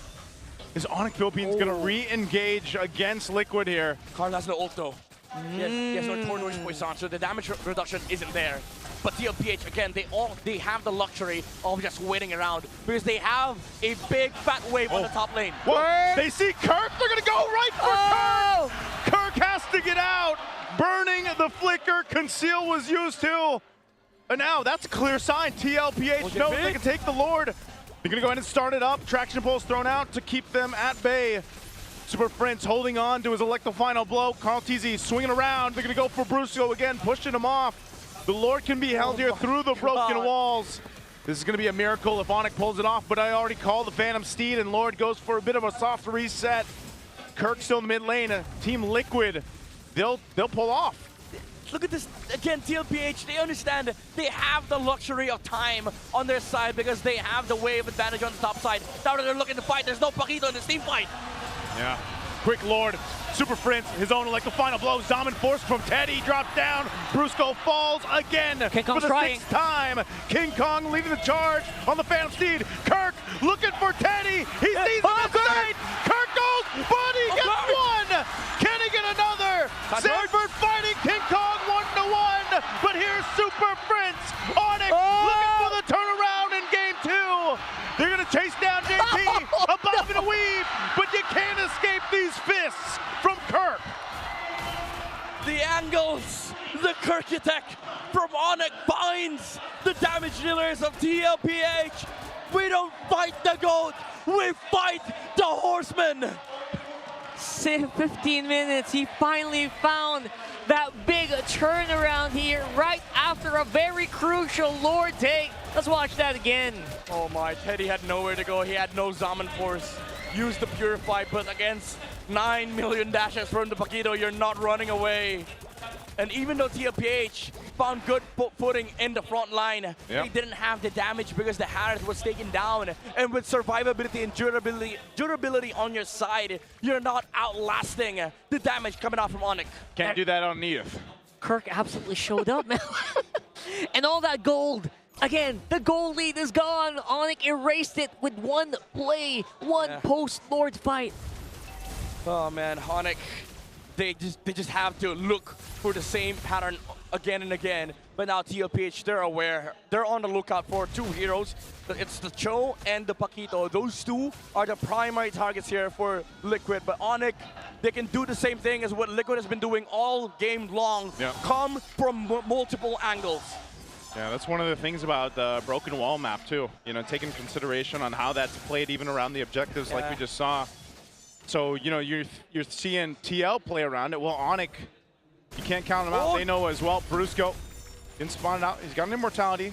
He'll get brought down to half if he's going to go for a reset here. They've got 50 seconds for that Lord to come up. So it's just ONIC kind of getting what they can. I mean, they've done a relatively good job at getting themselves back into this game, even though they haven't been able to open the map up that much yet. Yeah, but the good thing is for the next fight, the Lord is on top side. The bottom lane is equal because they still have a base inhibitor or base third standing on the side of ONIC Philippines. So at least they get an equal chance against TLPH. This is one of those another golden opportunities for ONIC. You just want to fight. The next team fight is going to be equal between these two teams. You know what? ONIC is doing exactly what you were saying in game number 1, Sanford. Okay, still got the Electro Final Blow and Petrify. We burned it. That's you had to burn it. And that's great timing before this Lord comes up. Yeah, 4 seconds in. I mean, ONIC will want to rush into this one. As I was saying, I think ONIC is exactly doing what they were supposed to do in game 1 here. Yeah, but TLPH, they understand. They have to fight for this bottom side. They have to slow this Lord down.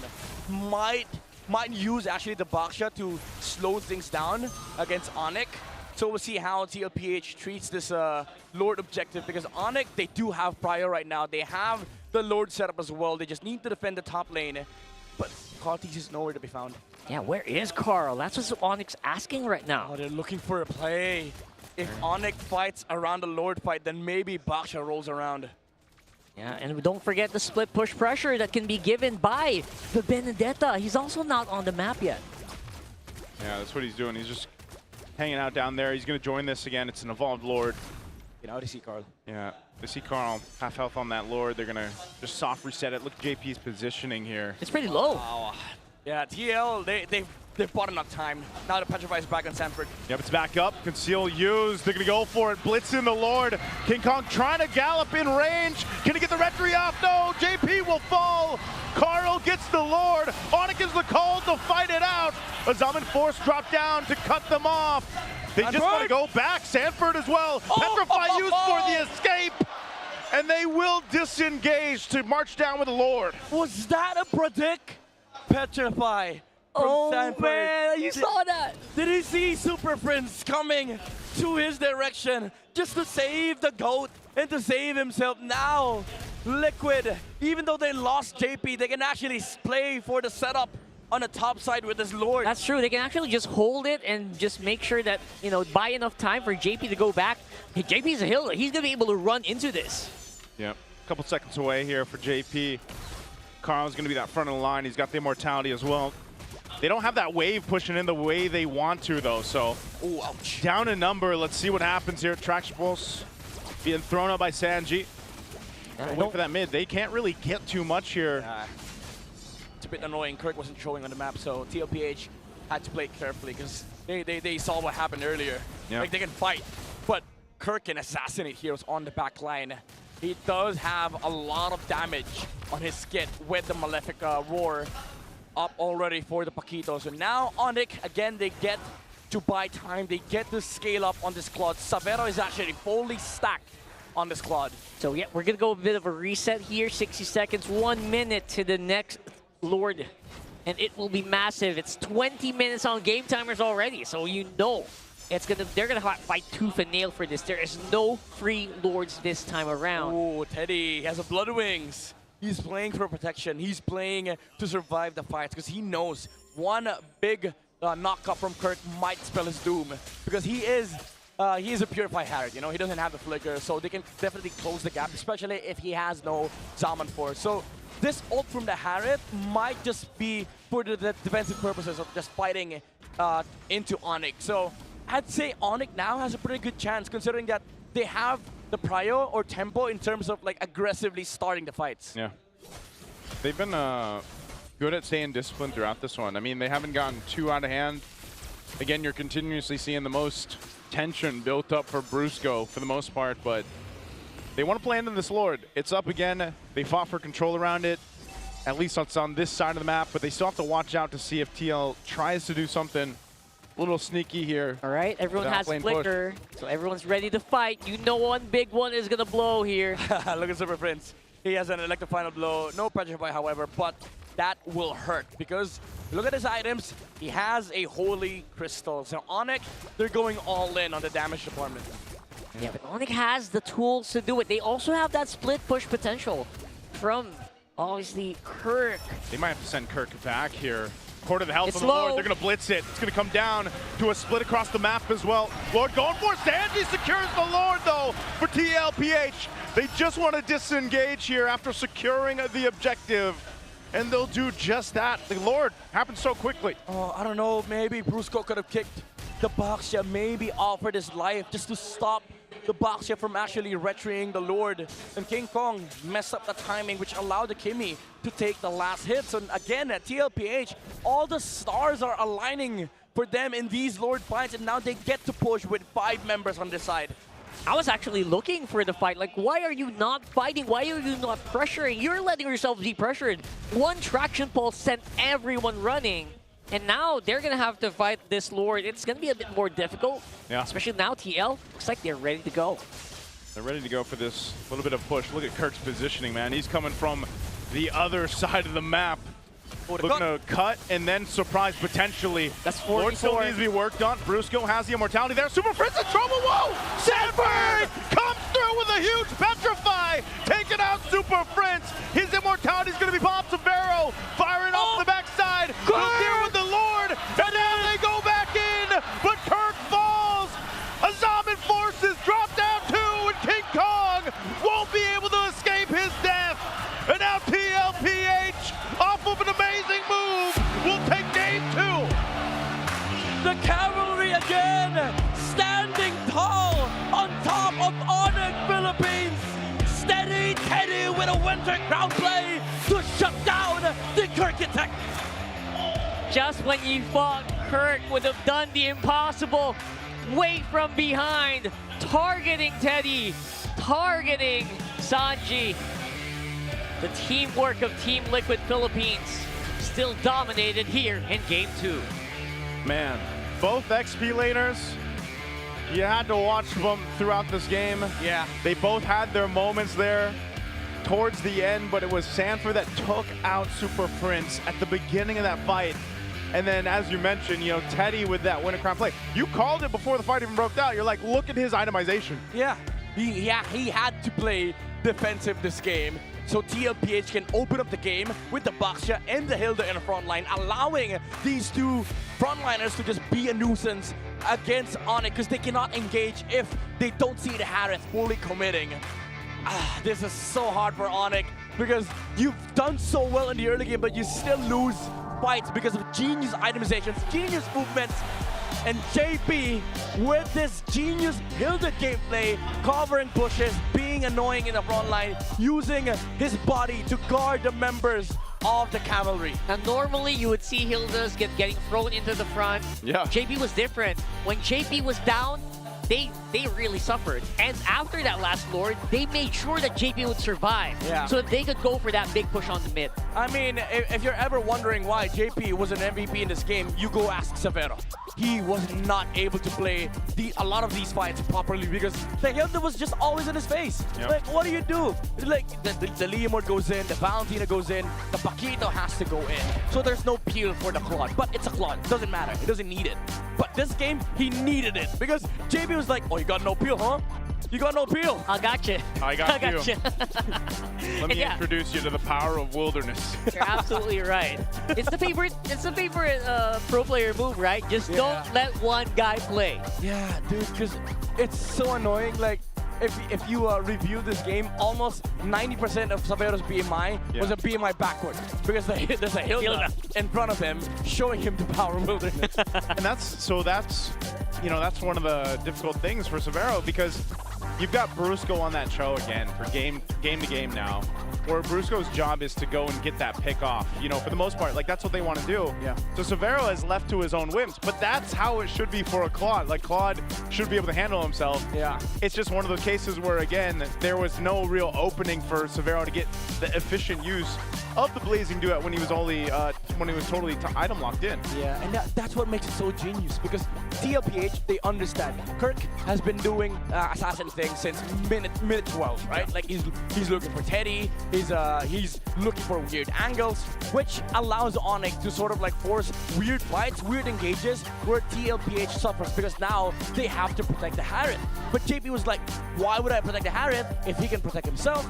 Let me just, count your numbers. Okay, 4 heroes against my team. Let me just remove one. Let me take away the Claude, and then now it becomes 5v3. So, I mean, Kirk was doing the right things in this game, right? Like, he didn't really do much wrong. He needed to do what he was supposed to do. Yeah. Like, again, look for weird angles, shut down the Harith, maybe offset the amount of damage that TLPH has, because for the most part, TLPH has been playing front to back. So with this kind of gameplay from ONIC, it's sort of like allowed ONIC to play a chaotic fight where Liquid has to break formation.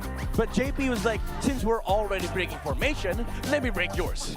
Yeah, he broke the formation and more, man. Like, he was so efficient here. Even Sanji, again, on the back-to-back games with the Kimmy, like, a lot of times you kind of have to take into consideration how many times King Kong was stopped in his tracks because a little bit of a stun that comes through, or maybe it was the traction pulse to keep them at bay a little bit longer than they needed to. So it's interesting to see at this point the Kimmy come through and be so effective again when you just don't see the hero pop up that much in the mid lane. And, props to Super Prince. He was doing what he could. A lot of the times he had the electro final blow himself. He had great damage, but it was the same thing. You didn't know if Sanford was going for, let's say, Severo, or he was going for Super Prince, or hell, Sanford was peeling for the team with the Petrify. Like, you know what I mean? So there were so many things that ONIC had to deal with. I will say, at least for game 2, they did a lot better this time, controlling things so it didn't slip out of their favor. Early on, early to mid game, they kept things together. They had a great team fight here and there throughout the game, but just wasn't enough to capitalize the draft that they brought. Yeah, it's interesting for us to see that these two teams, they have done their research, they've done their homework, they've prepped 2 different XP laners now.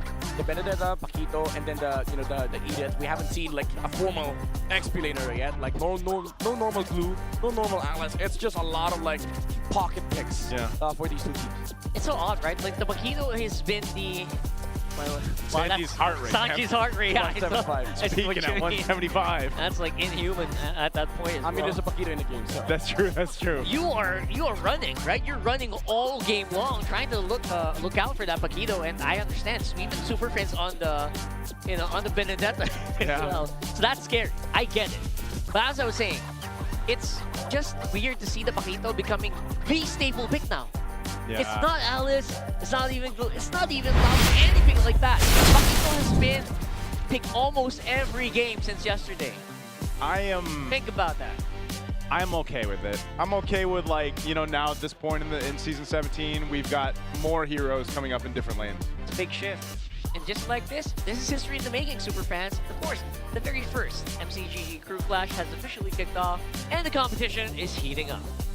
I like it, man. That's right. Your favorite KOLs are looking are locking in their crews right now and are clashing head-on for ultimate bragging rights. And by the way, you too can get in on the action. Scan the QR code now to support your favorite KOLs and get a chance to score massive rewards. Let's go. Yeah, massive. I know you're happy. Yeah, I'm very happy. You're very happy. Very Well, happy. I'm also an MCG You're also guy. happy. Very big MCG players. He's bigger MCG than I am. No, you're bigger. You're but bigger. He's bigger. You're absolutely bigger. In MCGG. The, But you're literally bigger. the All-Star event is, of course, ongoing. Gear up, do that title Gold Rush, and earn everything from pre-skin to diamond. Don't forget to grab your All-Star returning gift just by logging in or rally your squad for the Tide Clash 5v5 event. Now is the time to gather your friends and stack those coins. Log into your MLBB account and jump into the action. Don't miss out. I was fishing, by the way. He was literally fishing when I arrived. I was doing the fishing thing. I didn't know that was part of the title event. I was like, brother, why are we fishing in this game? Would you be a fisherman if you were? Would you be a what? A fisherman. Like for a career? Yeah, I would. They earned a lot. Here? I would say they probably earned a lot, right? Yeah. It's like a peaceful job, man. Yeah. I think Maybe raise chicken. I'd probably rather fish Then chicken. than chicken. Why? I mean, Because like, you have to run around, yeah. right? And he's a I big just guy. rather, peaceful. Fishing's peaceful. Yeah, I don't think raising chickens are very peaceful, man. I don't know. It looks chaotic. It does look chaotic, yes. I got Right. some insight to that. I get that. I get that. All right, watch the nice new vlog, guys. Come on. So yeah, for now we got to cool down after that one. That was pretty hot. Yeah. And we're gonna have to throw it over to our panel really quickly. This is see what they're talking about. Maraming salamat sa ating mga casters. We are still here at San Juan and it is already match point para sa Team Liquid Philippines. But before we get into game number 3, I'm sure we have a bunch more things to talk about. In fact, we have a special guest today with us all the way from Malaysia. San Juan Arena, please give a warm round of applause for one of the best casters in the world, Lafel. How are you, dude? Where is Lafel? Lafel! Sir Lafel! Sir Lafel! Lafel! He's Oh gonna my get God. overwhelmed. He's gonna get overwhelmed. Oh, sorry. I'm sorry. I'm sorry. Okay. We just really missed you, Lafel. You know, we really miss you so much. How are you? I miss you guys too. I'm doing very, very well. Shout out to everyone there. It looks like it's a full house. Yeah. Oh my goodness! Looking at the arena, it looks packed. It is. It is. I think it's just day number 3, but Yep. imagine where we are right now in terms of our capacity. And we just hope you also were here together with us. But even despite that, you know what? I think we still have like a lot of things going on in common, and we have a couple questions prepared for you if you don't mind. Okay, so Yeah, sure. I'm gonna go ahead with it. First things first. How are the preparations like in MPL Malaysia playoffs? Is it gonna be really exciting? What are some of the things that the Filipinos should look forward to when we watch it next week? Well, in terms of the playoffs, and since you're asking for basically international audience, right, the Filipinos, here's the thing. SRG during regular season didn't look all that great because Cram wasn't playing, but in the playoffs, it looks like he will be playing almost immediately. And I would say, in terms of the preparation for this playoff, the good thing about this season is that we finally have the double round robin again, which gives more time for the teams to get a little bit better in terms of filling out the game, filling out the teams, and everything like that. And now we see some teams almost recreating the SRG story in the sense of getting players that not many people are hyped about, but somehow they're like very, very strong. You know, namely like IG, Invictus Gaming, as well as Vamos. People are like saying, this is nothing special, and yet number 2, number 3 in the regular season. So I'm really hoping for this season to have much more surprises. And I don't know, somehow in Malaysia, it's the newer kids that's really showing up, and the veterans having a little bit of a hard time. All right. We also hope to see a lot more new faces, some fresh faces come out. But I think if it's just in terms of surprises that we're talking about, have you been following the recent developments here in MPL Philippines, Lafel? As in watching the playoffs, if that's the question, then yes, I have. And if you're asking about me, how do I feel about it? Slightly bit terrified. Like, I'm here to have fun. I didn't know I was watching a horror movie. Like, I thought that would be the 1-1, but somehow TL. Like, I feel like as long as Carl is there, as long as he's not retired, I I don't know, man. I don't know how to stop TL, man. They're too strong right now. It's a bit terrifying. Yeah, I can't imagine because like a few months before we were casting M7, but you see what's happening in MPL Philippines now, and I can only imagine how LaFell is feeling as an international talent. Yeah, dude, I wonder. Maybe he can talk more about this over the broadcast. But hey, LaFell, now MPL Malaysia is finally at its franchise phase, right? Did anything change aside from, you know, the competition? What are some of the things that you think were huge positives as the league transitioned there in Malaysia? Well, first of all, like I said, the double round robin, which means more games, and more games means more days, and more days means more payment. So that's great for us. You know what I mean, right? And then in terms of, besides the competition, I would say there's a lot of fans now in MPL MY, and surprisingly, most of them are female. I don't know how that happened. I don't know who's in charge of Girl this, power. but we just have a lot of girlfriends. So, yay, girl power, you know? Men suck. I don't know. No, yes. No. How Nena, should I respond to that? I don't know how to respond to that too. Anyway, You don't have to. continue. It's me and Hans, you know? Okay, this is just typical LaFell things, you know? Sometimes you just suddenly don't know how to respond exactly, but I think you are the best person to ask when it comes to this last question that we have for you for now. LaFell, which teams in MY should we watch out for in the coming playoffs, and why? So there is a few. The two honorable mentions I would say is Bigatron Malaysia. You know, I know Mirko is watch partying this, and they're getting better, right? They're getting better. I think they can do well. Champions, I don't know, but they can do well. The second one is Evitas Gaming IG. My God, are they a fun team? They're just a team that's full of vibes and enjoyment. But the team to really look out for is honestly Vamos, because Vamos has been on the international stage before. And the thing about Vamos is they are much different compared to before, because as you guys can see, the players, they're basically completely new, right? This is a new roster where they're embracing new talents, you know, giving them time to shine. And they are shining. They're not the typical Vamos where they just force fights and hope for the best. This time it looks like they are a little bit more calculated, even though the jungler, Aero 404, young kid, 16, 17, he likes to fight even for no reason, but still, I would say this is the team to watch and hoping for the best. Speaking of Vamos, hoping Nets has a good game later on, because, you know, Nets was from Vamos, and I just hope both does well. You know, Nets my boy. He colored his hair green again. I don't know why. I'm colorblind green, so I did not notice it, but shout outs to that guy, the best gold laner, by the way. Nah, best bro, gold laner. Dude, don't worry about it. You're right. It is colored, so you're up to speed, all right? LaFell, congratulations for MPL Malaysia regular season, and we hope to see the best at the playoffs. We'll see you again next time, bud, okay? Thank you so much. Bye, LaFell! See ya! Have fun, guys! You know, LaFell's such a bundle of joy to talk to. I know. He says the most unexpected things at the most unexpected times, and it's always a treat to talk to him, whether on or off stream. At pwede na tayong mag-Tagalog. Tagalog. Okay. Okay, dito ako. Okay.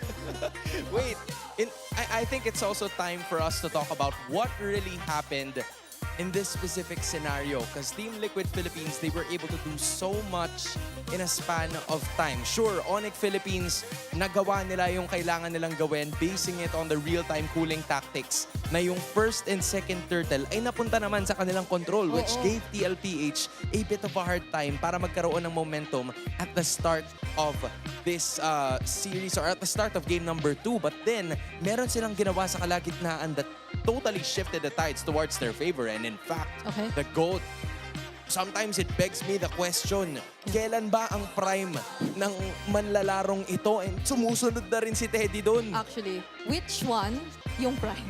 Parang ang dami mo nang pwedeng pagpilian when it comes to this conversation revolving around the GOAT and all his past experiences and performances. And I believe siya rin yung literal na tumatalo na lang sa sarili niya, kasi there have been moments, especially during the regular season, where we've been talking about how rare it is to actually see a GPM exceeding the 900 mark, or even stepping into the 1,000 na, di ba, parang territory. Pero Carl has actually achieved that multiple times And that's the reason why you see his average GPM so much up there. Yes, props as well to Super Marco, Natco, and Innocent. Pero ang sumusunod din sa kanyang yapak ay walang iba kundi si Teddy. You have to appreciate the guts that this kid has patungo dito sa playoffs. Sure, masasabi natin na siya yung wala sigurong experience in this playoffs because some of them nakarating na. Even Savero back in Indonesia, nakaranas na rin siya ng playoff doon and won championships as well. So siguro yung expectations niya ay nasa kanyang sarili sa kung paano niya ba iaangat yung level ng kanyang paglalaro, and being part of the top 5 in ID, MY, and PH, that already says a lot. I agree. And it's something na he's been very vocal about. Even in this recent interview we had yesterday, sobrang grateful niya na itong team yung kasama niya kasi nafe-feel niya talaga yung support and the way na pinupush siya.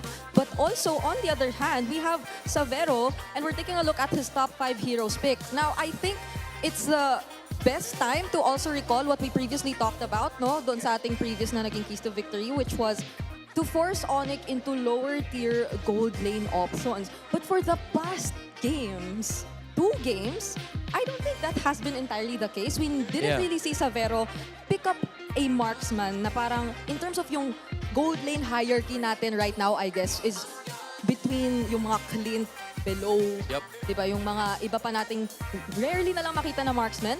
But you still see na Liquid are able to really disrupt whatever we've seen from ONIC in the previous matches na they've been performing really well. First turtle pa lang, na-point out mo na yan. And that so-called post-objective 5-man gank na we are so used to seeing from ONIC, we barely got to see it here in this entire series. Yeah, I think they were having a hard time trying to get some scaling para dito nga kay Savero. Because sure, Kirk finally got a Pakito, which is a hero na nagamit niya rin throughout the play-ins at naglagay sa kanila sa puntong ito. But there has to be something next. There has to be more focus towards those team fights dahil yun yung paulit-ulit na nilalaban sa kanila nitong Team Liquid Philippines. So the idea for ONIC is this. Is it finally time to ban the Baksha out at magpunta tayo dun sa Suyu Harley scenario? Or is ONIC still willing to do that? Magpapalit pa tayo ng sides? It's not gonna be the case. Pero yung Baksha ay bukas pa rin. What's gonna be the answer now? And I think on top of that question na kung hahayaan pa rin ba ng ONIC na ma-open yung Baksha first pick for Liquid is also, are they willing to somehow change what has not been working for them in the past 2 games? Kasi I believe they've been trying to make use of the Cho for 2 games in a row, but we've had people share split opinions regarding the Cho in the current meta, and at least based on this game, we're not really able to see them utilize it to its best potential in terms of picking up the pace. But it's a surprise. It's Liquid who actually decide to take out the Baksha. Okay, so the idea is again open ang Suyu at ang Harley for both of the teams. That might be the trade that Team Liquid Philippines is willing to go for. Kadalasan ang pinipili nila is the Harley depending on the idea that they want to go for. Even the Eve, Hylos, yun yung mga susunod na picks that would come up for that mid duo to finally come into play as they roam around the map. So this might be some room para sa ONIC Philippines na magkaroon si King Kong ng hero that can do maximum amount of damage at kahit papano meron din siya paraan para makaalis, because with the use of the Leomord na nakita natin kanina, it didn't really work so well pagdating ng mga extended team fights. Okay, and there's a chance we also see the focus again on the other side, but rather than the Suyu Harley, this is something they've done yesterday as well. It's the Prio on the Claude, and as expected, Jusin finally makes an appearance in the series alongside the Pakito. But this, I guess, is one of my biggest worries because Jusin is commonly something countered by an Eve. And Eve is still available for Liquid, and it has been the priority for Sanji for their past few games. And I also have to add that Teddy in this current season is 15-0 pagdating sa paggamit ng Claude. So this is a player that really knows the mechanics of this hero. Although in terms of comfort, I feel like there's more to do now for ONIC Philippines just because they have the Zushin on their side. A while ago, we saw the Valentina getting picked up but only copying the Alecto final blow for mobility purposes. Now, they're not gonna have that problem anymore. And an extra damage coming out from Kirk. Okay, that's the Leomord. Already picked up by Liquid, but they don't get the Eve. It's actually the Valentina this time. for Sanji. Okay, I see it. This is them probably anticipating na merong big ticket ultimate na makukuha ang TLPH dito with Onyx Red 3. So they're probably just waiting for that. I'm Also, wondering yeah. how it's gonna be, right? Because Yeah. again, kung sisilipin mo, may chances na mag-pick sila kagad ng gold laner dito or maybe something else since there's still a lot of heroes open. And this is something na Coach Etomax shared to us. You really don't want to use the Leomord if you know that there's a potential Valentino on the other side. But Yes. there's a chance kasi na, yes, it still gets picked up. But I don't think it would have been as much of a prio considering that the Juicin was already revealed and you already have a Pakito. So this is just Liquid really being decisive. It's not in any way preventing problems for the Leomord. Talagang ito lang yung gusto nilang kuhain na mid lane pick. And now you see the Suyo revealed for ONIC. This is something I like kasi instead of a red 3 Cho showing up, now it's a more proactive decision from ONIC, I feel, to just lock in the Suyo as their jungler. Yeah, this is the same decisiveness na ipinapakita sa atin ng parehas na teams. Specifically for ONIC, medyo dinelay nila ngayon yung hero na pwedeng gamitin itong si Brusco because there's still a ton more heroes that are available during this second banning and drafting stage. So, same scenario gaya nung nakita natin nung game number 2. They've also banned out the Hylos. So JP is gonna have to think of something else here. Maybe a gatot para ma-force lang yung iba sa mga members dito na mag-team fight talaga in certain situations na ayaw. Or there may be a Khalid or a glue that could be opened here for both of the teams depending on what it's gonna be like for them moving forward. Yeah, a roamer definitely with mobility and at the same time, that revitalized, that can be packed in, though it has been a trend for ONIC as well, especially heading into the second phase of the bans.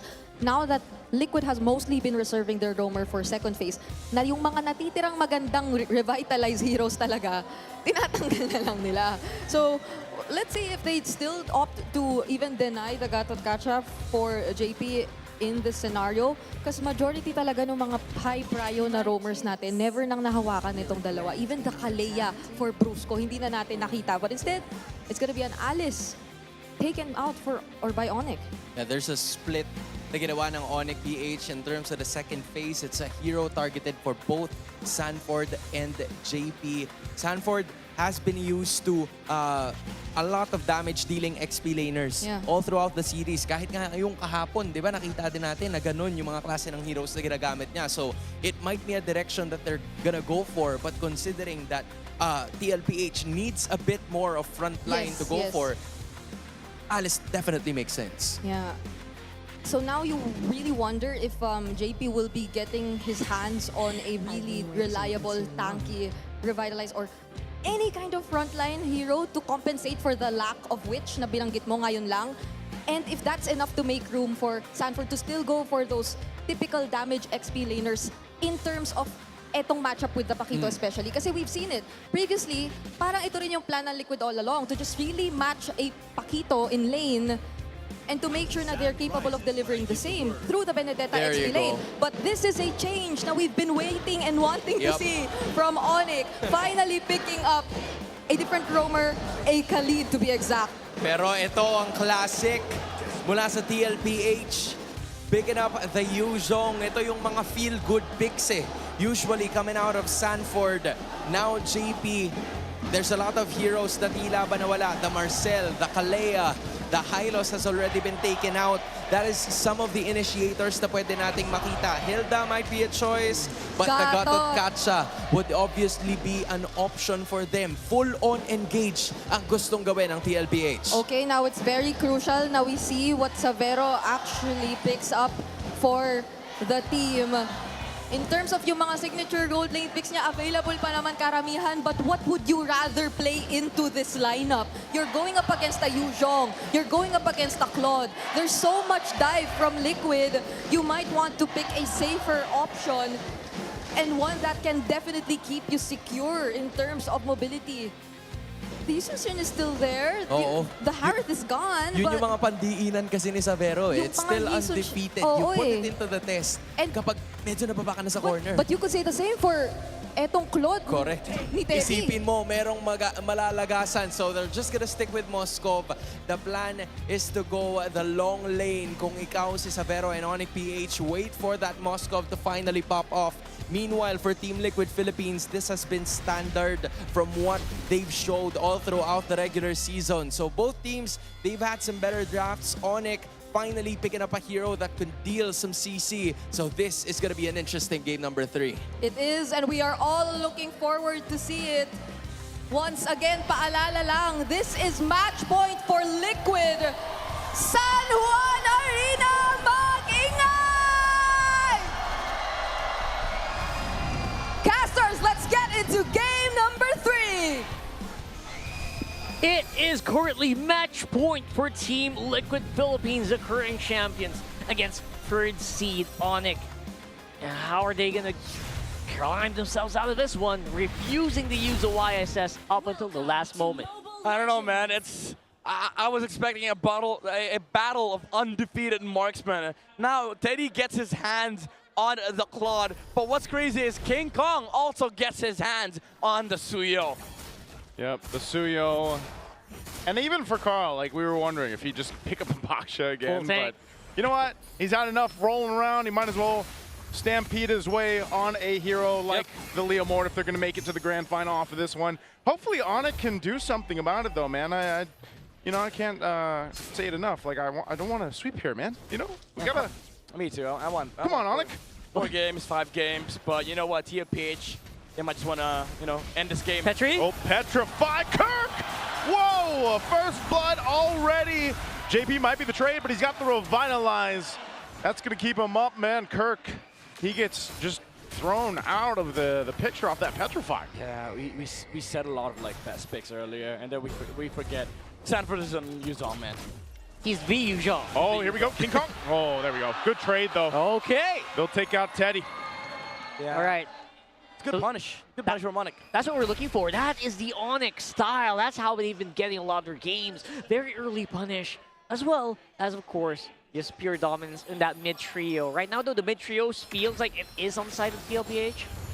They're doing it as well, scrambling. They got the perfect tool for it. It's a Zushin as well. Yeah, these are power picks. So if ONIC is going to get a game in the series, this is definitely one of the lineups that can make that happen. Remember back when we were introduced to Severo during the regular season, we saw some impressive moments, right? The technicalities, the micro skill that he showed on a Moskov specifically.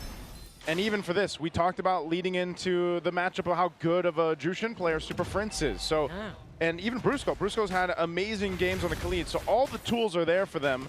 The fight for this first turtle might go ahead and paint some of the picture for us. Dragon form already being thrown out here by Sanford, trying to zone out the members of ONIC. He's going to try to get a range, but Carl Teasy will secure the turtle. No fight to break out. They'll just disengage. Yeah, good start for the fight there for TLPH. Usually you'd see Sanford use the Black Dragon form with the turtle HP at 5k, but because they know that there's a lot of fast heroes on the side of ONIC, they had to use it way early just to allow Carl, give him time to take the turtle and then just play for disengage. So Liquid, a bit of a good head start on their side, but ONIC, they don't really mind losing out on these turtle objectives because they do have, again, as you've said, the Moskov for Severo. Their game plan is to just let Liquid take all the objectives and look for trades, maybe just scale up with the Moskov. Yeah, I'm just looking for ONIC to just remember who they are, just like Lion King heads in the clouds, remember who you are. Remember. Right? You used to be so good using the Moskov for split, Yeah. making a very good team fight, and getting a level advantage. That's what King Kong usually does as well. Yeah. So if ONIC can just go back into that mode, this should be a pretty fair fight. Yeah, but I would say it's also risky because ONIC coming into this grand final, not grand finals, upper bracket finals. Feels like it. Feels like one. Feels like it. Coming into this upper bracket finals, it feels like they wanted to let Carl Daisy on a hero that doesn't usually carry, like with the Baksha, and then force Teddy on I would say closed out timings. Heroes like Harith, who don't infinitely scale, right? But now ONIC's overall game plan is let TLPH play whatever they want, and then we challenge him in our own comp. And this game feels like both teams just want to farm, and then we duke it out late game. And that's a very fair way to go, right? ONIC knows they can split up the map easier. Yes. They have a Moskov. They're trying to buy time. They just don't want to give out these kills, don't want to give out these early objectives as well. The TLPH, they're gonna try to fight it, but they're not gonna, wipe themselves out just trying. Yeah.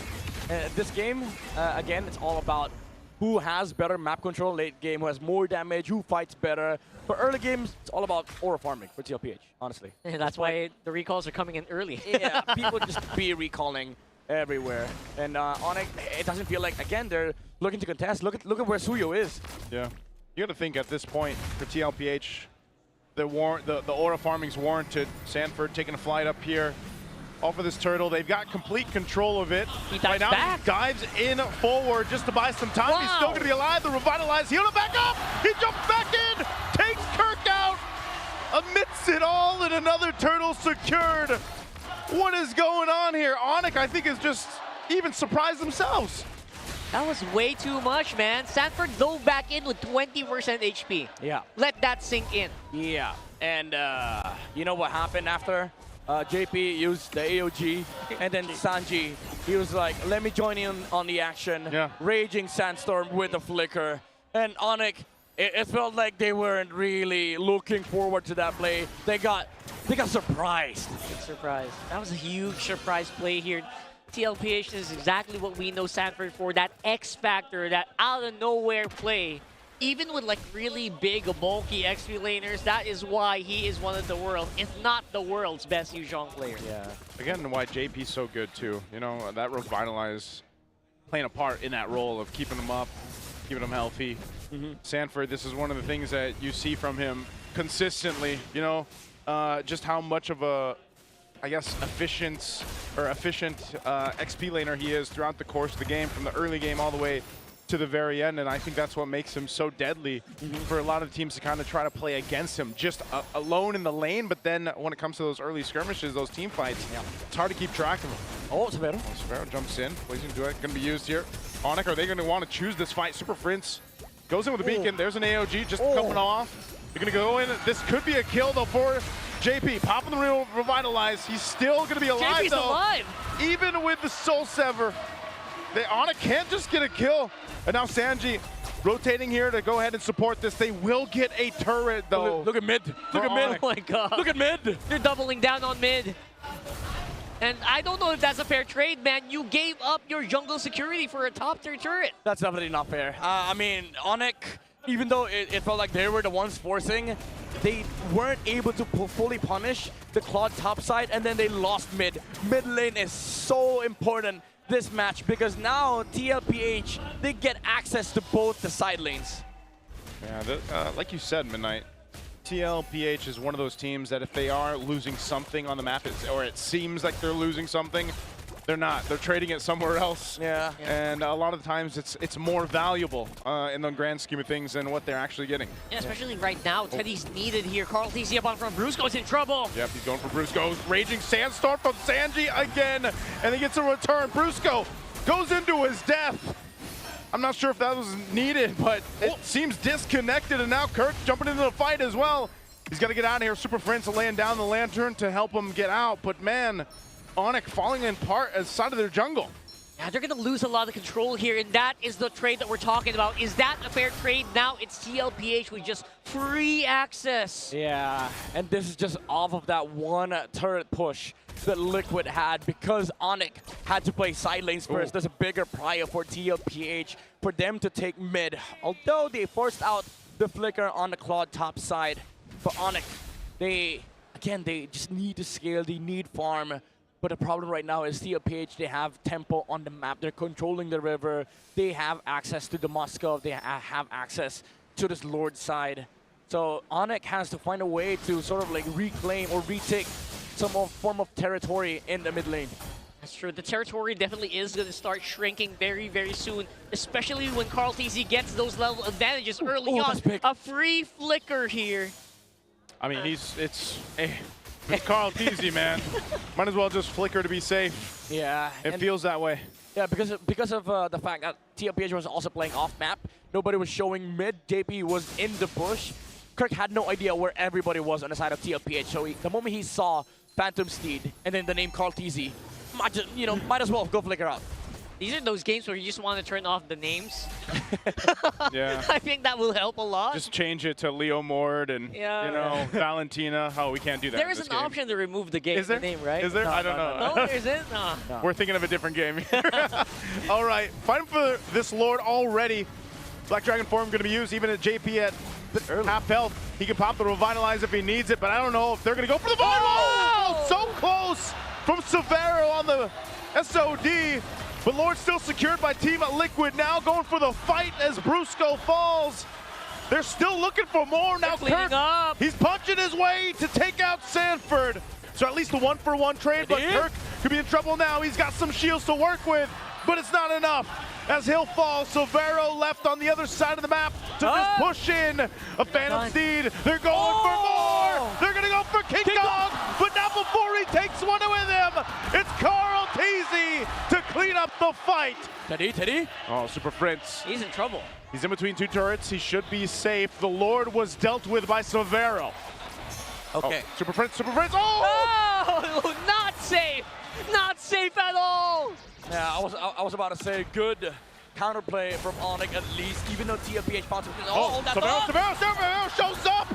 He's able to get Teddy, but now he's still working because Severo turns us around. He shuts down the GOAT Carl Teasy. What a counterplay from Severo. The pressure lives up to his name. I was gonna say earlier, TLPH overextended a bit. Sanford died, but Sanji and Kartizi played well to cover for each other, got more kills, but even though they were getting kills, they were being punished by King Kong. And then Severo was able to clean up the Lord. And then after that, TLPH tried to look for more kills, and then the Moskov appeared. We've said this so many times in the regular season. You do not get to overpressure against Severo because he can punish. Yeah, he is the pressure. He just knows how to deal with it. Yep. And finally, ONIC is showing us why they chose the Moskov over the Ascension in this game. Severo can do stuff like that. He was doing it in the regular season. All the superhero landings in the perfect time, saving ONIC just when you thought everything was lost. Man, down from almost getting the Lord with the Spear of Destruction, down to, handling it, pushing that wave up top, getting the tier 2 down, and then showing up for that fight to get a double. Like, if that doesn't reiterate the fact of what we mentioned back on day one of right now, the Indonesian player for ONIC Philippines is just making things happen and sometimes carrying the team. This is what's happening right now. He's bought them enough time. Yeah, and now he's bought the Wind of Nature. So this is a big problem for TLPH. You have to outplay a mechanically gifted Severo on his signature Moskov with a Wind of Nature. So TLPH have a lot of layers to go through against ONIC. I can smell the outplays. I'm waiting for it, right? Like, you can enable so much with the Nation, especially the majority of them are physical damage. Yeah, and the reason why I say outplays is because majority of the damage dealers on TLPH are all physical. And this is also the item that dropped Aurora Gaming back in day number 1. One outplay might spell your doom. Even though that was a different hero, same idea. Yeah, it is a 2-0-1 Moskov as well. Now, no cross map, no problem. We're going to try to fight it out as a 5v5. At least that's what ONIC is thinking right now. They're looking for it. Sanford's up on front, still has that Black Dragon. Oh, Sanji! Oh, the flicker! Hey, yeah, flicker burned. Severo doesn't have that. That's crucial. So he's going to have to rely on Brusco potentially here. Kirk doing the work. Okay. Taking some resources, at least from Carl TZ, but the space for this Lord is what they're looking for. That's a decent cut. He can split that top side. And it will force a reaction from TL here. Oh, they're going up. They're going up top. Oh, they are going up top. Kirk's still there though. Are they gonna try to spawn him out? AOG. He's got the purple buff. Mid lane, gonna be the focus. Black Dragon form to use as well from Sanford. They used up all their ults. They just want to push ONIC off of this. There's a push down bot as well. Wow. Good waves. All right. For ONIC. Now they're gonna start up the Lord here. They make quick work to clear it. Kirk goes to push on the off lane to put the pressure there. Kirk, he'll punch that turret down. Severo. Sanji has a raging sandstorm. They got to deal with Kirk. Kirk gets a turret. A great move there. They're keeping TLPH guessing already. Lord's gonna go for a reset though. This might just break out into a fight. Sanford still the base. They come in. They're looking for Carl. ONIC will be able to get one. They're looking for more. S17. Here's Severo. Pops the wind of nature. Still alive, and they'll collapse down on the cavalry under the tier 2 turret, wiping them out. ONIC finds the golden opportunity to split push. TLPH, the cavalry was confused, but the super family is pushing the base. If there's a liquid stampede, we gotta figure something out for that for ONIC, because what was that? That was an ONIC flash if I've ever seen one. They took TLPH by surprise, complete outmaneuver, and Kirk was at the helm. I mean, there were a lot of doubts with this Moscow pick. They could have gone the Yi Shin. They could have gone the undefeated route. But no, they went with the mechanical route. They went with the pressure. They went with Severo. Oh man, that was so genius to see how they played that. You think it's just the Moskov that can push across the map? Well, hell, when you got Kirk doing a play like that, making a move on the off-lane turret, at the same time, you have a wave to deal with. That puts you in a very susceptible position if you're Team Liquid. The rest of the guys around the Lord trying to face off against ONIC. Yeah. And that one outplay on the bottom side allowed for all these things to happen and open up the game for ONIC and the standard Emas. The pressure lives up to his name. Severo is our game MVP with an amazing performance on the Moscow 206. 80% kill preservation, and again, one outplay led to the other. They allowed the split push for the top side, and the wind of nature problem for TLPH proved to be too much.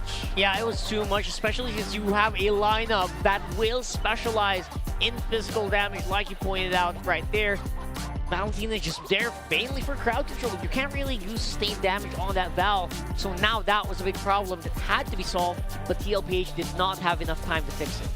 Oh man, I feel like this was foretold at one point, because we were talking about how, you know, you get all your power picks if you're ONIC in this game. You're facing, you know, match point, and you go for your best, and it just so happens also to be a hero that Severo was introduced on to a lot of the people that had just started tuning into MPL Philippines. You see the same thing happen here. I swear, he's the best damn Moskov right now in MPL Philippines. You don't see this from the other gold laners right now, like, to be able to have this kind of impact. Yeah, and again, it's all risky, right? Like, if you look back to the draft, they gave Liquid all the comforts, a very fast tempo lineup, all just because they wanted to get their own comfort picks, play the late game, duke it out, micro battle, and then it's insane that we see ONIC's capabilities push to the limits. And yeah, they're pushed to the limits, but because they can definitely do that against even the likes of TLPH, where one outplay, one mistake that they see from TLPH, they do the same thing. They've gotten an inch, they push it to a mile. Yeah, and this time around, they got the inch earlier, so the inch's value, basically, I think that exponential, right? Like, they got the first blood on Teddy. Just keep that in mind. Yeah. They were able to get that momentum, use it into the mid, force a situation like this where Kirk was finally the biggest threat on the map, and Carl Teasy could not ignore it. Yeah, there was, you know, I almost think after watching that for Carl Teasy, he probably had to remember, like, oh yeah, I'm not the Baksha anymore, you know, like he's slower. He's a little slower, not as tanky. But it was also just, again, it wasn't even down to that. It was just ONIC really knowing their composition strength here. They were able to play around it. TLPH definitely gave them a run for the money, though, for the early fights, those early skirmishes, the early objectives. You know, you see there, they secured the 3 turtles. Yeah. And so they had control, especially early to mid-game, but ONIC knew the way to dissect that composition when it really mattered, and that's kind of what we saw unfold throughout especially the late game there. Yeah, and I would say though, like, this is what immortalizes teams like TLPH, you still have to respect that, right? Like when they picked up the God of Gacha, we saw the faces of a lot of like Liquid players. It felt like they didn't have a lot of pressure in mid, but Calties was able to, you know, give some form of control in the trio mid just to be able to like slow the game down against ONIC, because ONIC were playing both side lanes. But even then, they didn't have all the tools in the world to deal with the Zushin, the Khalid, so they had to force a lot of things on the side of ONIC. And it came down to Sanji using that Raging Sandstorm to bait out the flicker from Severo. But even then, after that, it felt like ONIC didn't react at all.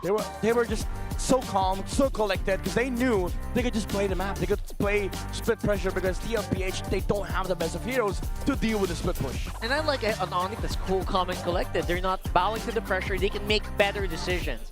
And in this game, the smallest decisions really, really matter, especially at the highest level of MLBB. Yeah. They made it time and time again, which is very impressive. Again, this is the ONIC that we knew in the regular season. The ONIC that slowly built up Severo to become this really scary monster on almost any hero at this point, right? Like, I don't know a bad hero for Severo at this point.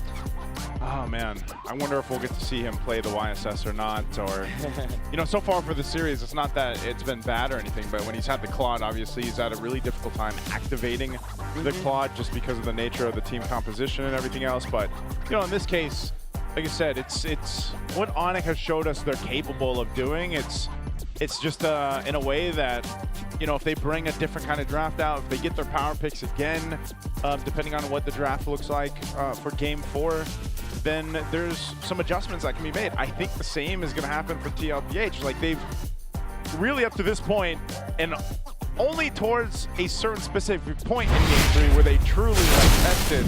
And so now, you know, we see this with TLPH a lot, where it's like, all right, you poke the bear a little bit, now they're angry, you know, and you can expect them to play that way in Game 4. He'd know all about it. Right, that's right. Right? If you do that, he gets angry as well. So shout out to my bear bros out there. Very good observation here from a bear himself. So, wow. Well, you know what, the audience, I can see all smiles around him because they know that we are not going to go home with a sweep. Yes, sir. Tickets are going to be very, very stonks today. Maybe we even get to see 5 games. Oh. Maybe next game, ONIC wins. ONIC gets decent shin. Because you know what? This is Teddy's first loss on Claude. Oh no, the win streak is over. The MMR. What was he? 14-0? Now he's 14-1. Yeah, 14-1. The MMR is gone. So the 4,018 MMR that Teddy has is now down to 3,912. That's a big hit. That's a big hit. That's a minus 100. Yeah, so now maybe, you know, if you can do it, Teddy, maybe try to punch back there. So yeah, we'll talk about that a little bit more later on. For now, you guys, we all need a breather here. So let's go ahead and throw it over to the host. We have some very interesting people all around, who joined us today. Yeah. And I think our hosts are going to talk to a few of them. What's that? That's very familiar. You're gonna know in just a bit. You're gonna know. Very familiar. Wait, what was it? What was it? No, I'm not gonna do it. It's not gonna I do didn't it get to see it. Okay. I just still don't know. If you know what that means, burrito? You know what we're talking about. But Burrito? Yes, yes. But MSCU. So these are some of the teams that are definitely gonna be seen here. A lot of them are getting locked in, bro. Wow, look at all the teams qualified for like wild card over here. Congratulations. Congratulations. Congratulations to Mr. Midnight. Celebrating. Celebrating over here. So either way, man, I'm going to Paris. You're going to Paris. He's going to Paris, 100%. Yeah. Can you get me a croissant? I'm gonna get you a baguette. Okay. You like baguettes? You like baguettes? No, I don't. Sorry, baguette. I'm not. Baguettes. Nope. I like croissant. Croissant. Croissant. We'll get croissant. Okay. All right. I mean, I don't mean to flex, but it's Paris. It is Paris. You don't get to do this every day. That's true. Right. That's true. There's how many spots are? This is wild card, there's a lot. right? There's yeah, a lot. this is all wild card. So we got some wild card spots here. We of course still have the other MPLs finishing up. East Asia is what I had the pleasure of getting to cast a bit. That was actually nice, by the way. Just throwing a little fun fact out there. It was nice to see, you know, the South Korean team compete. And then also we get to see Japan compete a bit. Yes, they didn't get to move forward, but it's always nice to see new regions come forward and into the competitive scene of MLBB. Absolutely. I mean, the family's just growing. Yeah. Like, all around, there's just so many things happening. MSL Myanmar's also gonna have gonna have their own grand finals alongside us. Yes, sir. So my eyes are gonna be like split up here so much. All the screens. And remember that interview we talked about? Check it out. Extend ang ating serye, kaya naman ngayon ay nandito ang isa sa mga buff from our KOLs, Shaira! Hi guys! Shout out sa lahat ng nanonood ng MPL! Wow! Welcome talaga dito sa Champions Arena. Alam mo, Shaira, ikaw talaga yung champion sa taas ng energy. Kumusta ba yung vibe mo dito sa Champions Arena? Ay, pagpasok ko pa lang, kitang-kita ko na agad. Grabe ang energy ng bawat teams. Grabe. Ang pinakalakas na team na nandito, ONIC at saka TLPH. Grabe talaga! Ay, grabe, Shaira. Alam mo, Shaira, parang mas mataas pa yung energy mo kahit pagsamahin yung dalawa. Alam mo, Shaira, gusto ko lang malaman, nakatulog ka ba? Hindi nga eh. Hindi nga. Na-excite ka talaga sa mga kaganapan ngayong araw. Na-excite talaga. Oo, Shaira, Ako naman yan. dito sa ating dalawang teams, ano ba yung napupusuan mo? Parehas kasi. Parehas. Ang hirap talaga. Ang hirap mamili.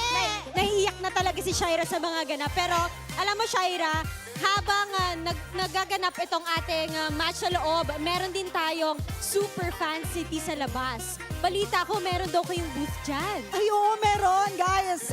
Please visit our booth, yung All-Star, kasi grabe ang daming mga prizes and pang-freebies na pwede nyong makuha. So, hindi lang si Shaira ang nagigiftan nyo. Gigiftan din kayo ng ating mga KOLs to our super fan city. At alam mo, Shaira, balita ko, meron din daw kayong shoot na episodes for All-Star. Ay, oh my God, guys. So, abangan nyo pala yon bukas na, no? From May 30 and 31, meron kaming episode. So, 2 p.m. yon guys. Kaya abangan nyo ang pasabog namin. Aabangan ko talaga. Ikaw ba yung isa sa mga umarte doon? Ay, ako ang representado ng Philippines! Wow! Grabe, Shaira, parang bagay talaga sa'yo mag-artista. Parang lahat ng emosyon ay nararamdaman namin kapag kasama ka. At i-invite mo naman lahat ng ating mga super fans na manood dito sa venue. So yun nga guys, so nabanggit ko na kanina. Abangan nyo, 2 p.m. bukas ang episode ng All-Star. Imagine, iba't ibang region ang kasama ko, yes. 10 po kami from different countries na maglalaban-laban at ako po ang magpipresenta sa Pilipinas. Ang buff ng Philippines, ang KOL nating si Shaira. So ipa-cheer mo naman, tigisang team. Okay guys, titingnan natin ngayon kung sino nga ba ang may pinakamalakas na cheer. Ready na bang lahat? Okay, saan muna, Odin? Saan sino Siyempre sabihin sa mo? ONIC muna. Okay, ONIC muna. And 3, 2, 1, ONIC! Wow! Ba, lakas Napantayan yung level ng energy mo. Oo. Dito naman sa Oh, dito. kabila. Oh, Siyempre, TLPH. kailangan bumawi. Alam nyo na, narinig nyo na. So dapat mas lagpasan nyo pa. Ready? And 3, 2, 1, TLPH! Wow! Grabe na talaga ating mga super fans at grabe ka na rin, Shaira. Maraming salamat for being with us here in the Champions Arena. Ibalik na muna natin sa ating mga casters at sabayan mo ko pag sinabing palag na to. In 3, 2, 1, palag na to! Kala ko kante. Maraming salamat sa iyo, Shaira. Kailangan ko na magpa-check up ng tenga pagkatapos nitong araw na ito. Iba ka talaga, Shaira. Nakaka-blockbuster ka na, nakakabasag ka pa ng eardrum. Anyway, ibang klase ang nakita natin mula sa ONIC Philippines in that game number 3. That is the reason why we are going to this next game, you know? TLPH usually, momentum na sila pag mga ganong klase ng scenarios. But ONIC Philippines just showed to us what they're made of at bakit sila nakarating sa upper bracket finals from being here or from being at the play-ins. Yep. Malaking bagay yon, stopping the momentum that was definitely evident na rin sa Cavalry for the first 2 games. And this is why we appreciate so much how well ONIC adapted. This is something na pinag-uusapan natin sa draft pa lang kanina. Right. The moment they decided to switch up the priorities, I think particularly starting with that Suyo Red 3. Kasi from that point onwards, di ba, nakita na natin kung paano nila mas napalitan, mas na-change kung ano yung nagiging go-to na strategy and playstyle nila, which really favored them a lot. But also, you could not take away the fact na for majority of the game, Liquid really had it under control. It was just really that one play, and I guess that one key player from ONIC Philippines that made all this possible. And I think that was some of the things na na-mention ng ating mga desk analysts. They were talking about the composition of ONIC Philippines having a significant advantage pagdating ng mga later portions ng ating laro. And ang big benefit pa doon was Savero actually popping off during the 9th or maybe the 10th minute of this matchup, which gave a lot of opportunities for ONIC na unti-unting makabawi and eventually take this matchup for good. Yep. Ito nakikita nyo ngayon? Nakikita nyo ngayon kung gaano karami yung mga kasama natin? Grabe, sobrang dami. Gusto mo bang maglakad ng onte? O sige, lakad tayo ng konti. Lakad kaming onte, guys, ha? Kamusta? Kamusta? Kamusta, guys? Uy, kaya pa ba? Kaya pa Buhayin ba? natin ang lahat ng mga nandito. Okay. Ano to? Oh, wala, Ano to? wala ako dyan, ha? Wala ako dyan. Wala ako dyan. Kaya pala pinaglakad, no? Sino nagsabi maglakad Sino tayo? nag-call na maglakad po kami? Feeling ko ipapakita nyo lang talaga. Sige, isa pa nga, isa pa nga. Baka ano eh. Grabe.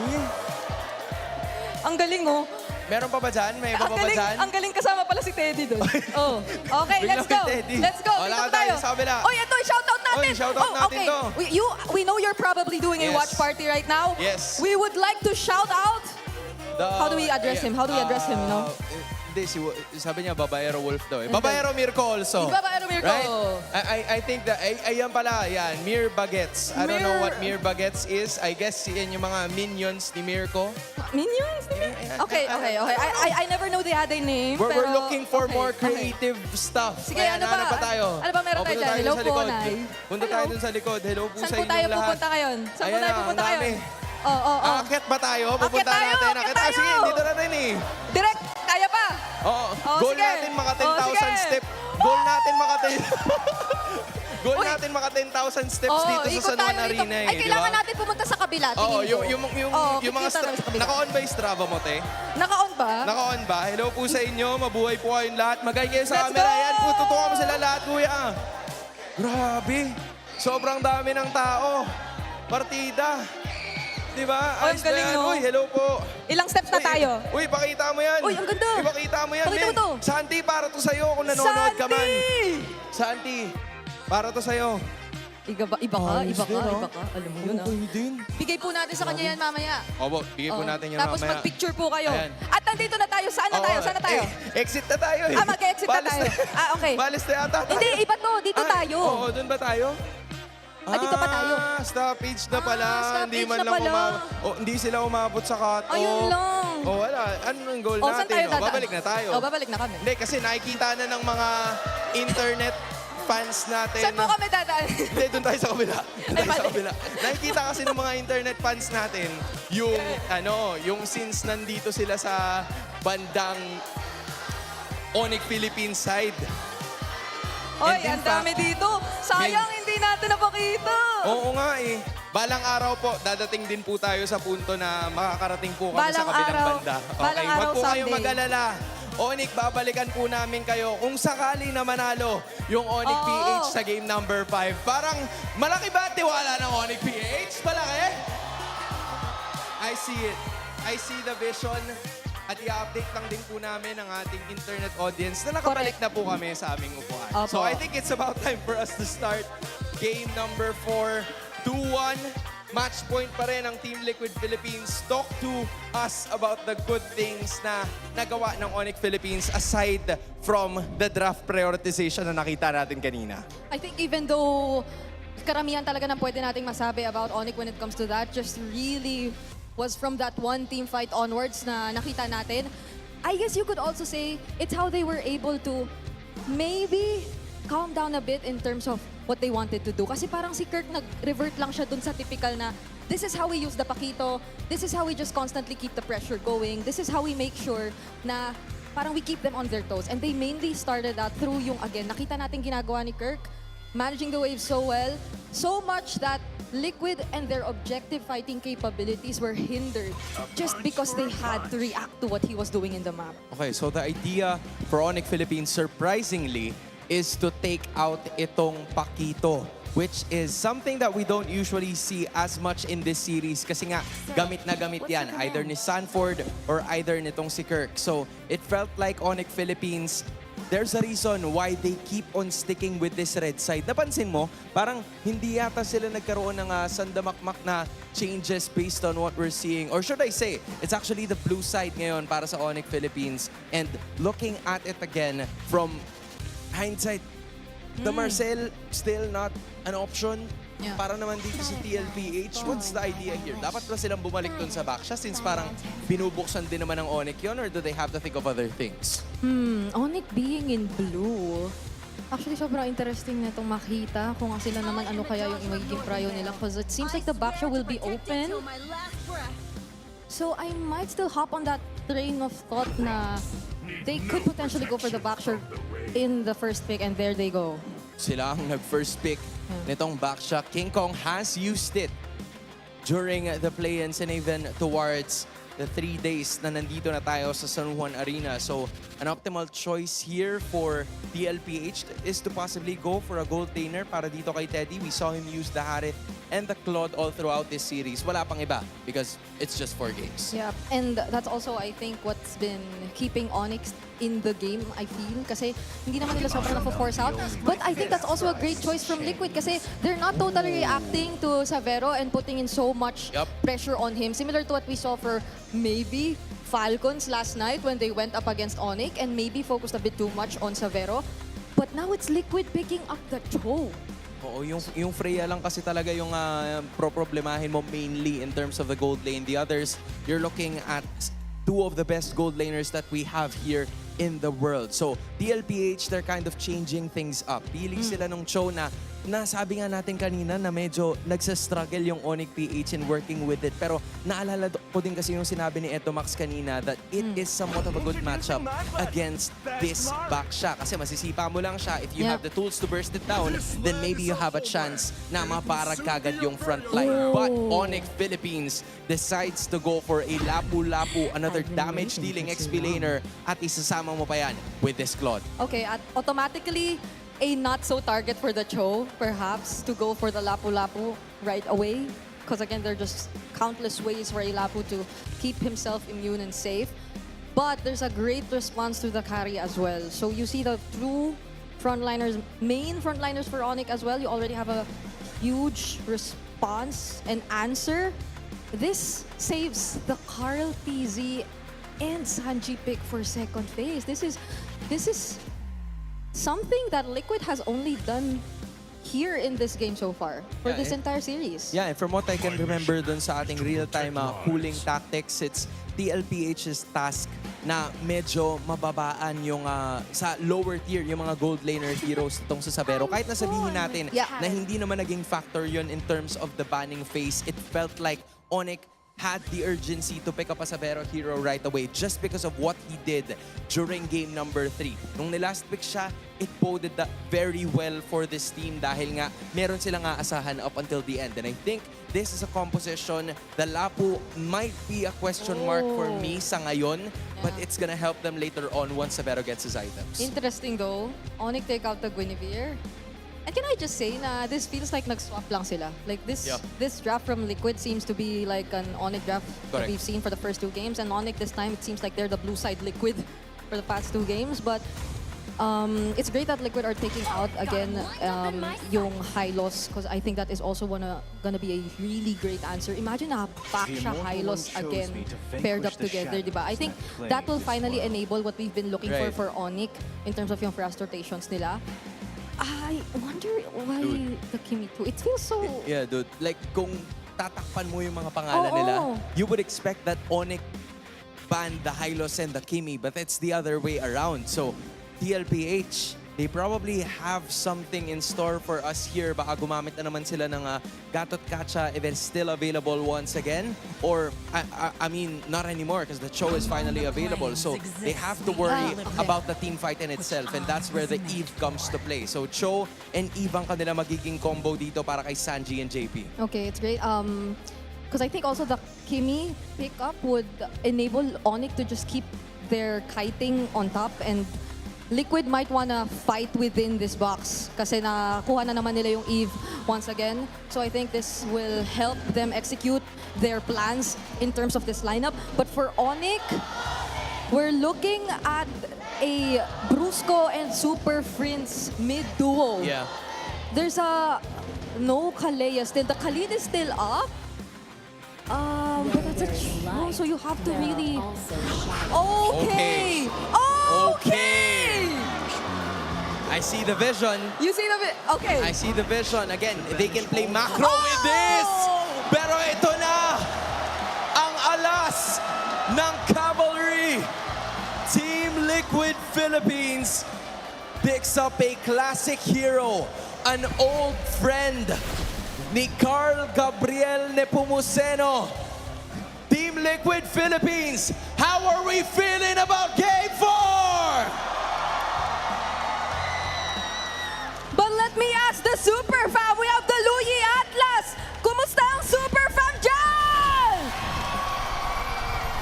TLPH 2, ONIC 1. Will we go to Game 5 or will it end here? Casters, take it away.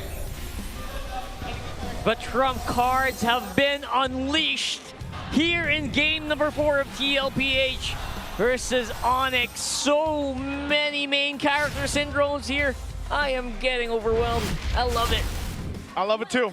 We're going to be jumping into this. Hopefully, this one will take us to a Game 5, man.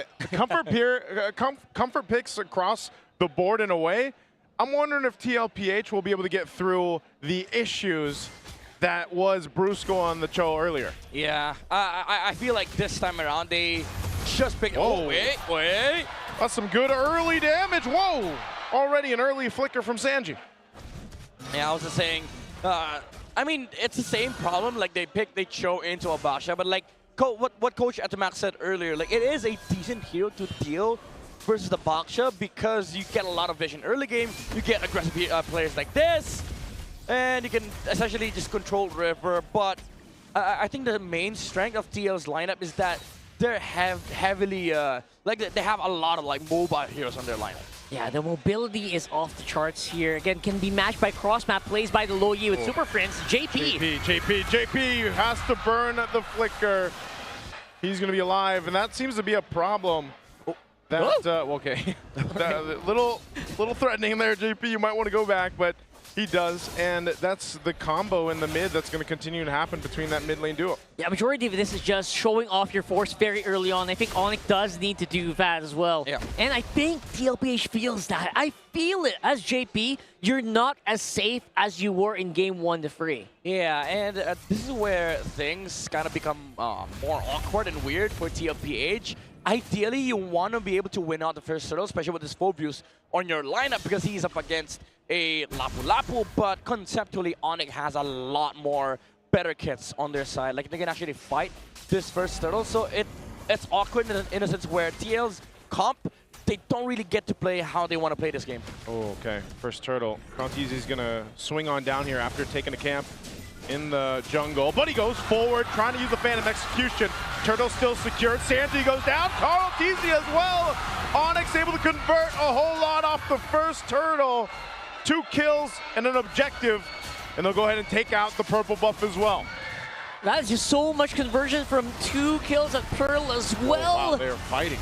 They will lose out on the purple. Oh, JP went to JP. Yeah. Might as well go to a teammate than the opposing team. Yeah, but job's done for ONIC. They took out the purple. They take away a little bit of farm from Carl TZ. Unfortunately, that Phantom Execution Retro combo wasn't enough. It was actually the Tortoise Boy Sans that killed the turtle. Maybe 2 HP left, I don't know, but King Kong didn't even use Retry for the turtle. There you go. That is huge. He's going to be able to use it actually, you know, if ever there was like a post-turtle fight. Oh, Fatal Link's going to bring out JP. Can't escape. And this is why I asked the question. Is he going to make this Cho work throughout this game? Diversion going to be used. They're going for Carl Teasy again. They spot him out in the jungle. Thorn Rose isn't going to help you here, Carl Teasy. Yeah, this is what I was saying earlier. TLPH's comp, they don't seem to work with what they want to play in the game. They had a full views. They had to win the first turtle. But because of this Lancelot last pick, as much as I like seeing Carl Nepomuceno on the Lancelot, there's just a big disconnect with the way they drafted and how they want to play this game. Especially since the Cho can't really do pressure that much. There's no kill potential. Who are you going to pressure here? I mean, that in itself is a very, very big problem that needs to be addressed very soon because they're starting to lose out on gold. Yeah, because the question you ask TLPH is where's the damage coming from? Especially up against heroes like Lapu-Lapu, Baxia, even an Atlas. Like, you have the bypass, but there's no damage. ONIC can outlive you in the fight. So for TLPH, they have to slow the game down. But because of, again, the Phobius and the way TLPH's play, they want to force a lot of aggression in the early game, but they just can't. I completely agree. There's so much shielding that you need to go through. There's so much, there's so much shields. And again, map pressure from Super Prince. Oh, diversion to mid. They're going to collapse down on Sanford. King Kong gets the turtle. They're looking for a kill. JP goes for a kill. He gets one, but he's stuck in the mid lane as he falls. No one goes down from ONIC. And the one time JP gets a good kick in, he gets mowed down. Yeah, ONIC, they're doing a fantastic job of knowing how to play the map in this game. You have to meet Liquid at all fronts. Wherever the aggression is, you go there, which is why this Louis pickup is so amazing from Super Prince. TLPH, they have a greedy lineup. So anything that they force against you, you contest for if you're ONIC. This Loyi pickup is just giving such a big headache to TLPH right now. You can see it, right? Yep. It's so easy to get flanked by a Loyi, maybe even just Atlas sending Brusco to the back. That's already going to be so much anxiety. Another diversion. Going for Carl Teasy. Thorn Rose going to be used. They go with the fatal links. Carl, you can't even play in game 4. What a layering Here's from JP. King Kong. There's a kick. At least they get something. Super Prince to fall. Brusco's going to be able to get away, but man, you have stalled Carl Teasy on this Lancelot. The hero he's known for playing and has done so many amazing things on. Well, against this lineup, he's not able to do too much. That's one way to get into this game, get back into it, get into the head of Carl Teasy. Yeah. Make him play, make him have a very bad game. Yeah, if you look back to regular season, the only game where it looked like Liquid was immortal was when Carl Teasy suffered 7 deaths on Hayabusa. And ONIC, they can do the same thing here, just shut down this Lancelot. Oh, Sanford, I don't think he's going to escape this either. Kirk will get that kill. Great rotate from King Kong. And man, ONIC is on fire right now in this game. Yeah, and TLPH have a big problem right now. Savero's massive. He's winning the 1v1 against Steady. And now they're just constantly looking for plays. Looking for more. Brusco. Yeah, they can afford to do stuff like that over and over again. Yep. Now it's going to be a turtle priority. And Carl Teasy's just no shape to contest this. Yeah, there's no damage. Oh. Yeah, you just have to forfeit this last turtle. You are losing on all fronts here for Team Liquid. And ONIC has done a great job continuing to keep the pressure up. Kirk, he'll burn the flicker. RWM dropped down 2 from Sanji, his own flicker. So a couple things traded out on both sides. Yeah, most wasted battle spell. Oh, Carl! Carl! Okay, he has a puncture, but I was going to say most wasted battle spell, especially the one that Kirk just used, is not worth it. JP! Big flicker. Goes in with a kick. Super Prince able to get away. Good fatal links from Brusco to save Super Prince. Atlas feels like just a point and shoot, right? Like, he just uses fatal links.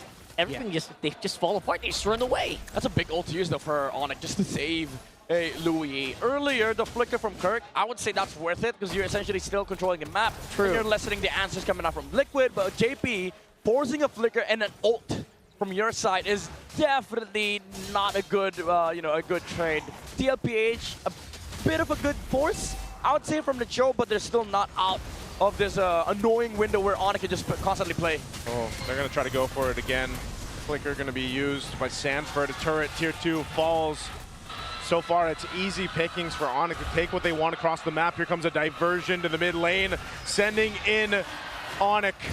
but Contizi will be able to get out just fine. He is very mobile on this Lancelot. They're doing so many big plays, but it's so inexpensive to keep doing that over and over again, right? This Lu Yi is getting maximized, maximum stonks. Yeah. And ONIC is 4K. Again, all you want right now is for ONIC to sit on the side lane, TP back to mid, defend the tower, make sure that Teddy's farming, and just remove some of the side lane pressure that TLPH can apply on this game, because they can definitely do that with the Lancelot and the carry. So if you're ONIC, you play it safe on mid, you play side lanes, let the Cloud farm, and then just play for objectives. Do it again! Oh, Fatal Links again. JP, he does get out with the G Kundo. He's still able to get there. King Kong jumping. Whoa. Good body block from Sanford, but now he's taking the brunt of damage.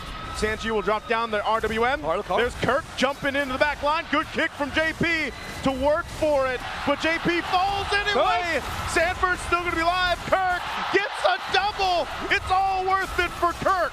Oh, Kirk! He's chasing, he's chasing. He wants to chase. Oh, no puncture. Puncture through Thorn Rose there as well, but he gets slammed down on, and now he knows how it felt in game 1 and 2. A bit flustered. The GOAT has been shut down. He thought he had a target to puncture through, but there was nobody in the grass. Oh man, this is not what I expected Lancelot to come back in the playoffs with. 0-4 and 0 on the car right now. ONIC knows how to deal with this. Yeah, definitely. And again, it's just so simple for ONIC. You force fights, you contest wherever Liquid is, and then you're just winning a team fight straight out, especially with Kirk playing as aggressive as he can. He feels like a Clerk at this point, because from game 1 up to this point, game 4, think about the evolution in the games. He was pretty much shut down in the early game 1, game 2. He starts to pop off game 3. Now even here more so. 6-1 on this Lapu Lapu. Kirk is doing so much across the map and into these team fights.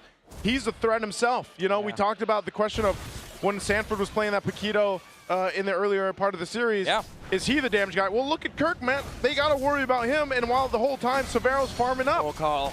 Oh, King Kong. This is annoying. This is annoying. If you're Carl TZ, like, every time you see King Kong, you're going to be so flustered. TP! Off that TP. Diversion used. Lord will charge into that bottom base turret of Team Liquid. Almost. Tier 2 next. The Fatal Links comes through. Sandy trying to get away, but Super Frizz just has so much damage on the back line. You don't even see it coming.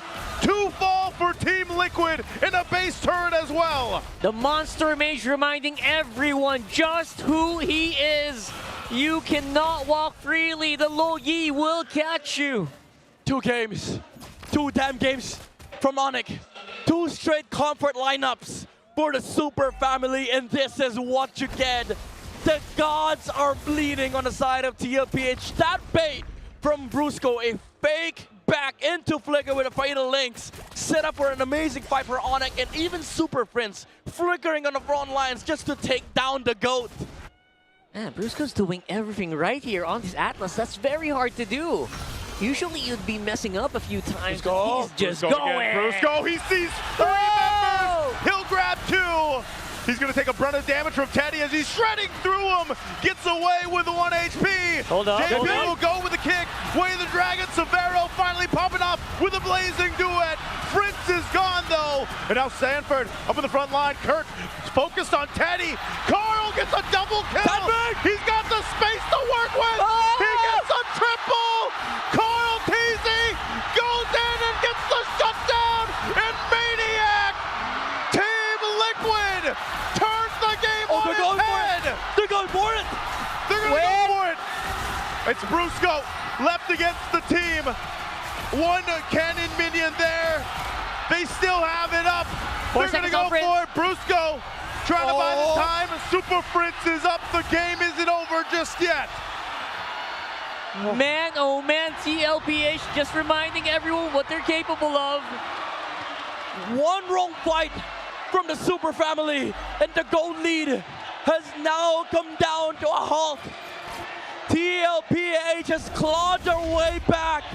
An amazing response from Sanji with a real world manipulation. Flicker from JP, and Carl TZ finding the dashes, finding the punctures, and finding the targets on the side of ONIC. Sanford as well, staying so damn good in the front lines.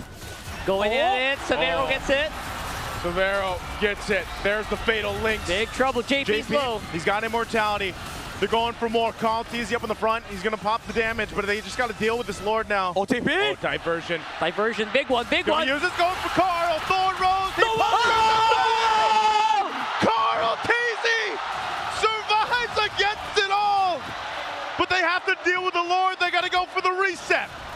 No freaking way. TZ again with the punctures. We have a game, ladies and gentlemen. I don't even know what to say, man. This is just a masterclass, a showdown between two of the strongest teams in the league. You know what it is, man? It's all the superstar triggers popping off all at the same time. Yeah. Absolute cinema. The clutch gene It's across all this going man. on, man. You got to think how delayed, how much pressure Carl TZ dealt with in the beginning of this game, mid-game. And it's only him that can do things like this on this Lancelot. Yep. And make moves and turns like this in the game. And man, I just want to highlight Sanford on this full view. So damn annoying in the front line. So freaking tanky against ONIC, where they have to find the engage, but Sanford has always been on the face of the damage dealers, effectively shutting down some of the response from ONIC Philippines. And now you have Steady Teddy on the carry, fed up with what happened in the early game. Now he has items. It's starting to hurt, man. That carry is starting to become even more of a threat, something that we didn't see in the first 12 minutes of the game. This is looking very, very even. And that goal lead they were working on for 12 minutes is gone. Yeah. We saw it yesterday. Carl TZ invaded early game, level 3 internal, able to claw his way back to an MVP performance. Yep. The question is, can he do that for a ticket to Paris? No way we do it again, right? No way we see it. They're literally one game away from their EWC ticket. And all of that, again, just relying on very micro plays, very micro mistakes, and the great catches, by the way. JP caught Super Fins that last engage as well. It's a battle of engage, honestly. Brusco and JP, they really have to be on point here, but also for ONIC. They have to find good angles, good ways to engage against this re-engage comp from TLPH, especially with the way Sanji has been utilizing the real-world manipulation just to counter the Fatal Links engage from ONIC. And Sanford as well, a big issue for ONIC because even Severo cannot find a good blazing duet if Sanford hasn't used the passive from the basic attack. Yeah, this is an interesting thing too, just because now, you know, with both gold laners, it's so crucial here what they're able to do. This is an interesting position. All right. Again, they have diversion. They will go ahead and clear out that bottom wave. They'll take a trip to You see them?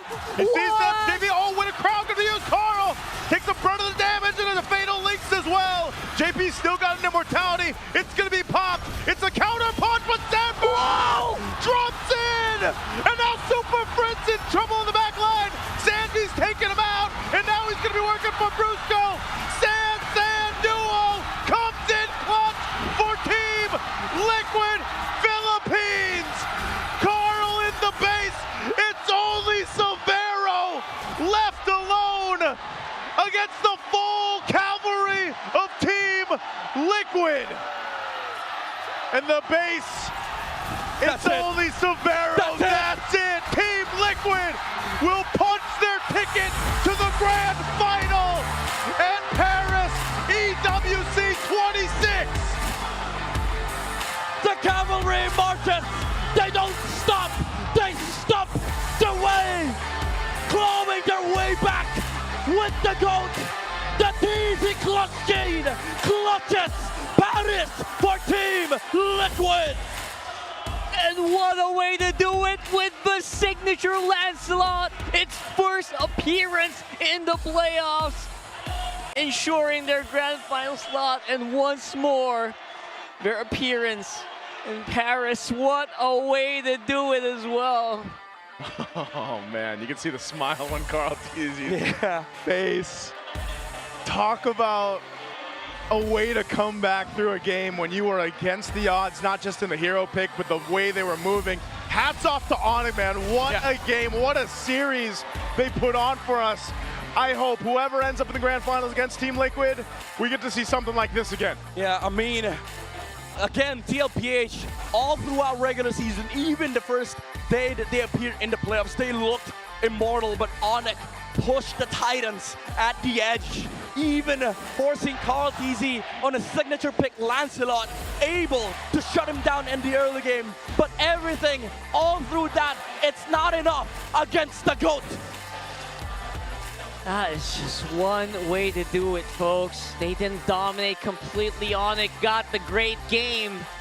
But at the end of the day, TLPH got the victory. Let's hear from them right now. Superfans, the people asked if they are going to Paris. And Team Liquid Philippines answered with a we.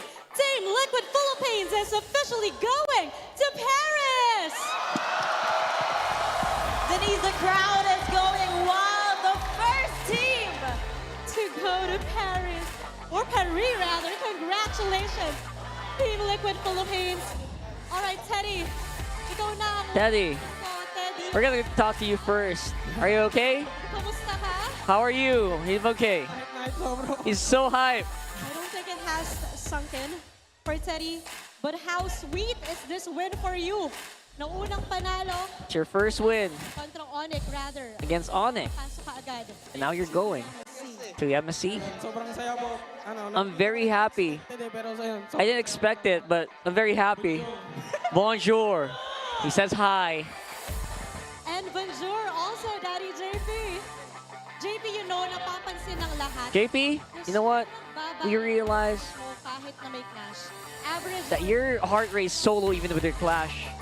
at kahit apat, tatlo, Even if it's 4, 5 people, you stay composed. talaga yung composure. How important is your composure? Importanteng laban. And especially in a very important match like this. He says he's focused in game. No And panicking. yeah, The Liquid it's all good.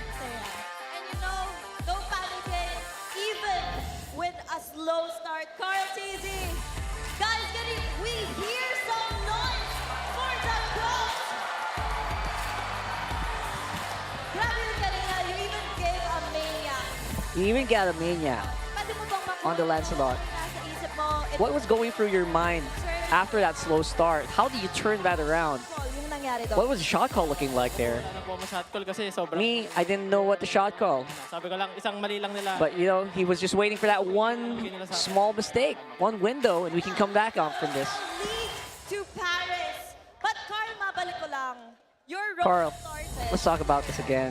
Your road started here in San Juan Arena after you won the SEA Games. Now you have the opportunity to make history again. And now there's a possibility of a repeat of the MPL Championship. Makes you more excited. How does that make you more excited? Pagbigay ba ng prize? Or how does that boost your pride? Yung magiging And you got so many wins. Ano po, sobrang masaya ako na ano. Yeah, I'm very happy that we have a chance for a repeat because no one's ever been able to do that before. That's so exciting for the finals. Sumisira sa mga records. Yeah, you're the one who's breaking your own records. The one that's going to beat Carl TZ's record. And now Sanford. And now Sanford. First two games, comfort pick mo. Benedetta. First 2 games, Comfort Vic Vendetta and Paquito. What? Heroes na yun. What makes those heroes work for you? Effective. You were How do you make it so effective in game 1 and 2? He can't point out what is the trick, but what he says, it's all about hero mastery to coaches. That's why you just keep playing it and just keep going. Also, great job for Sanji. Sanji, bonjour. Anong masasabi mo? Anong mensahe mo? Sanji, what's your message to the cavalry? We're all here to support you. Thank you so much for going. There's so much cavalry here today. Yeah, I love that you guys are going to the venue. And a big shout out to my friends and my family and my girlfriend. Thank you so much, Team Liquid Philippines and bonjour, Paris! You may now bow, and you may now take your walk of victory towards Paris. Oh my gosh, Thea.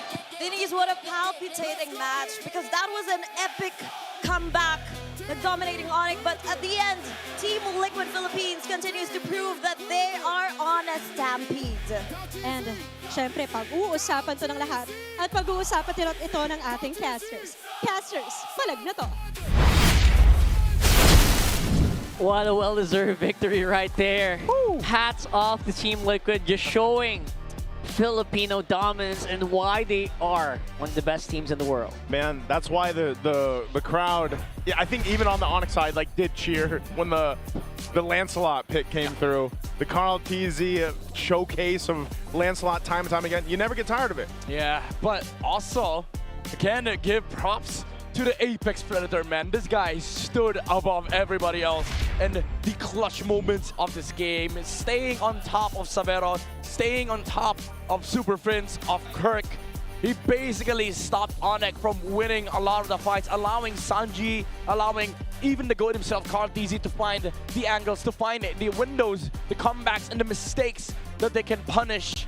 He was a key ingredient to this comeback from the Cavalry. Especially that 4-man, 5-man Dark Wave.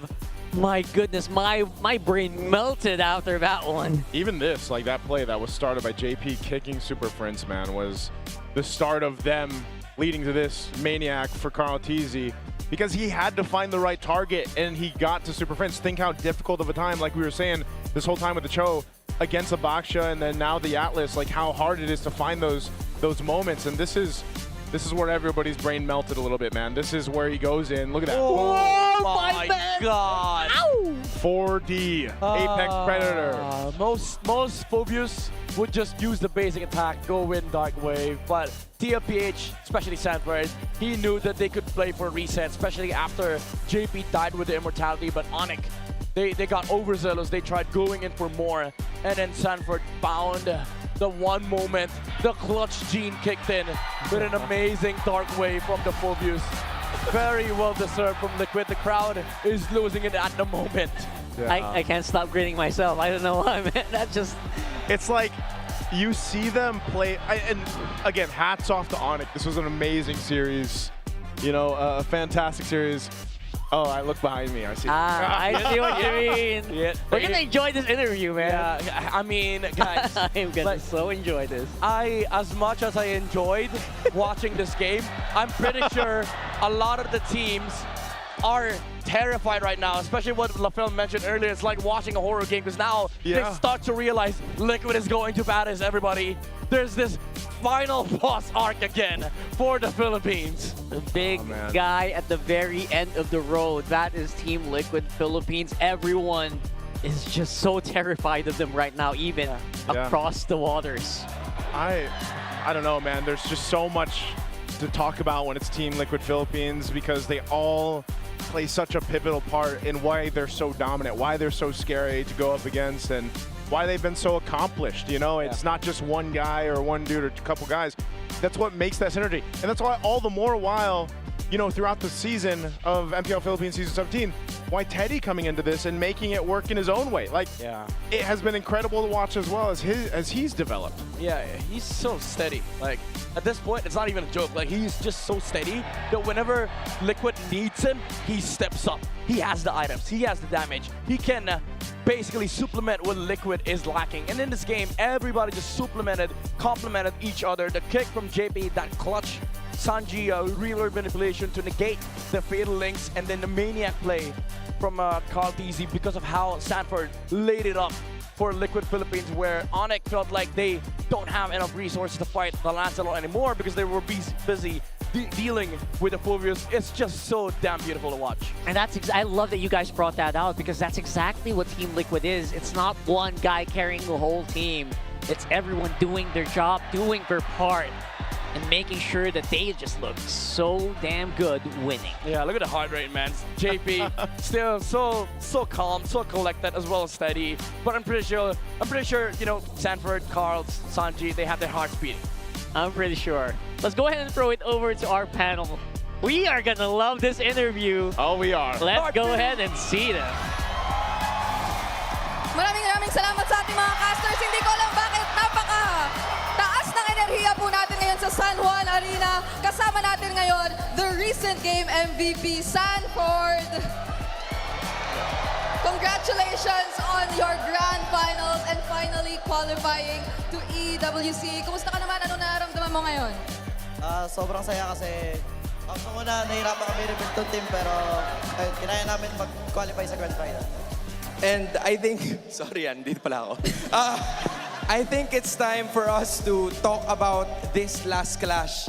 Ano yung nangyayari kasi natambakan kayo kanina early on in game number 4. So let's play this for quite a bit.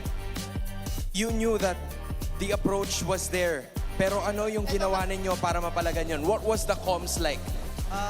That time sabi kasi sobrang lagi na namin sa macro so kailangan namin lumaban and nung nakita namin na medyo nagbuhos sila ng skill, doon ko nakita yung opening na pwede akong pumasok. So feel ko sinuwerte din ako na nagkumpul-kumpul sila. Nagkumpul, nag-line up in the words of Hans nga na literal buong San Juan Arena napatalon ata nung Dark Wave na ginawa dito kanina. So, buong time naman na halatang ONIC din talaga yung nagli-lead and in control for majority of the game. Carl, unfortunately, nakita natin siya with a 0-4 stat line. Right. How were the comms naman between the team nung nangyayari yun sa inyo? Medyo magulo na kami. Talagang sumisigaw na lang kami na Paris pre, Paris, Paris, Paris. Sumisigaw kami kasi sobrang gusto namin mag-Europe lahat. Okay. Man, the goal is to go to Paris. This was just an incredible opportunity para sa inyo na makarating doon. Team Liquid Philippines, are you proud of your team? This was just incredible coming out from all of you. Motivation-wise, hindi pa dito nagtatapos ang inyong tournament here in Season 17. You still have a grand finals to go to sa Sunday. How is the approach like looking for you guys and the rest of the team? As usual po, Season 15, bibigay pa rin namin best namin pero nakuha na namin yung isang goal. So, isang goal na lang para matapos na to season na to. Okay, okay. And I think we never got a chance to ask your thanks para sa lahat ng mga nanonood dito ngayon, whether it's for ONIC, whether it's for Liquid. There's so many people who supported you right from the start. Ano masasabi mo sa kanila? Sobrang thank you sa Kabal rin, syempre sa Sonic. Hindi magiging masaya yung series kung wala kayo. Maraming salamat po. Okay. I might have one last question for Sanford, Hans, if it's okay. Grabe naman. Okay, so I'll keep it pretty simple. So we all know there will still be a lower bracket finals tomorrow between ONIC and Falcons. Kung papipiliin ka, sino ang gusto mong makatapat heading into the grand final? Kasi parehas na namin nakasama yung yung Falcons sa 2024 tapos sa ONIC ng 2025. Siguro ONIC siguro kasi sobrang deserving ni Sabero and sobrang nakita namin yung potential niya, yung puso niya sa game sobrang kakaiba kaya napaangan niya talaga kami si Sabero.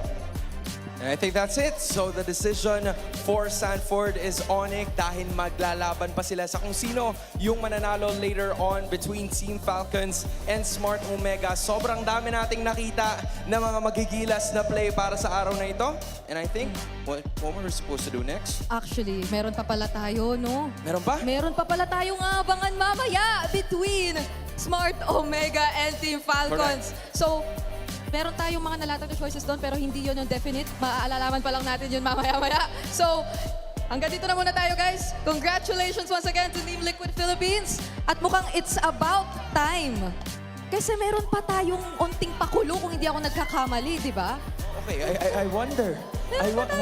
Ano yung pakulo? Meron pa tayong unting pakulo dito eh. May gagawin yata tayo dito with our crowd. So, with the fans. Yes, with the with the VIPs. fans, with the VIPs. With the VIPs, okay. Okay. Sige, guys, ito sinasabi ko lang sa inyo, you're completely missing out on the things that are happening kasi kapag nandito ka, you get a chance to do it. Okay? So, guys, if you want your selfies to be taken, go ahead, do it. Do just that. Oh, sige, Sanford, ikaw na mag-interview. Okay, go. No, hindi, joke lang. Nabigla ka yata eh. Pero, ayan. Again, for everybody who's watching at home, this is the opportunity that you get. Dito, yan.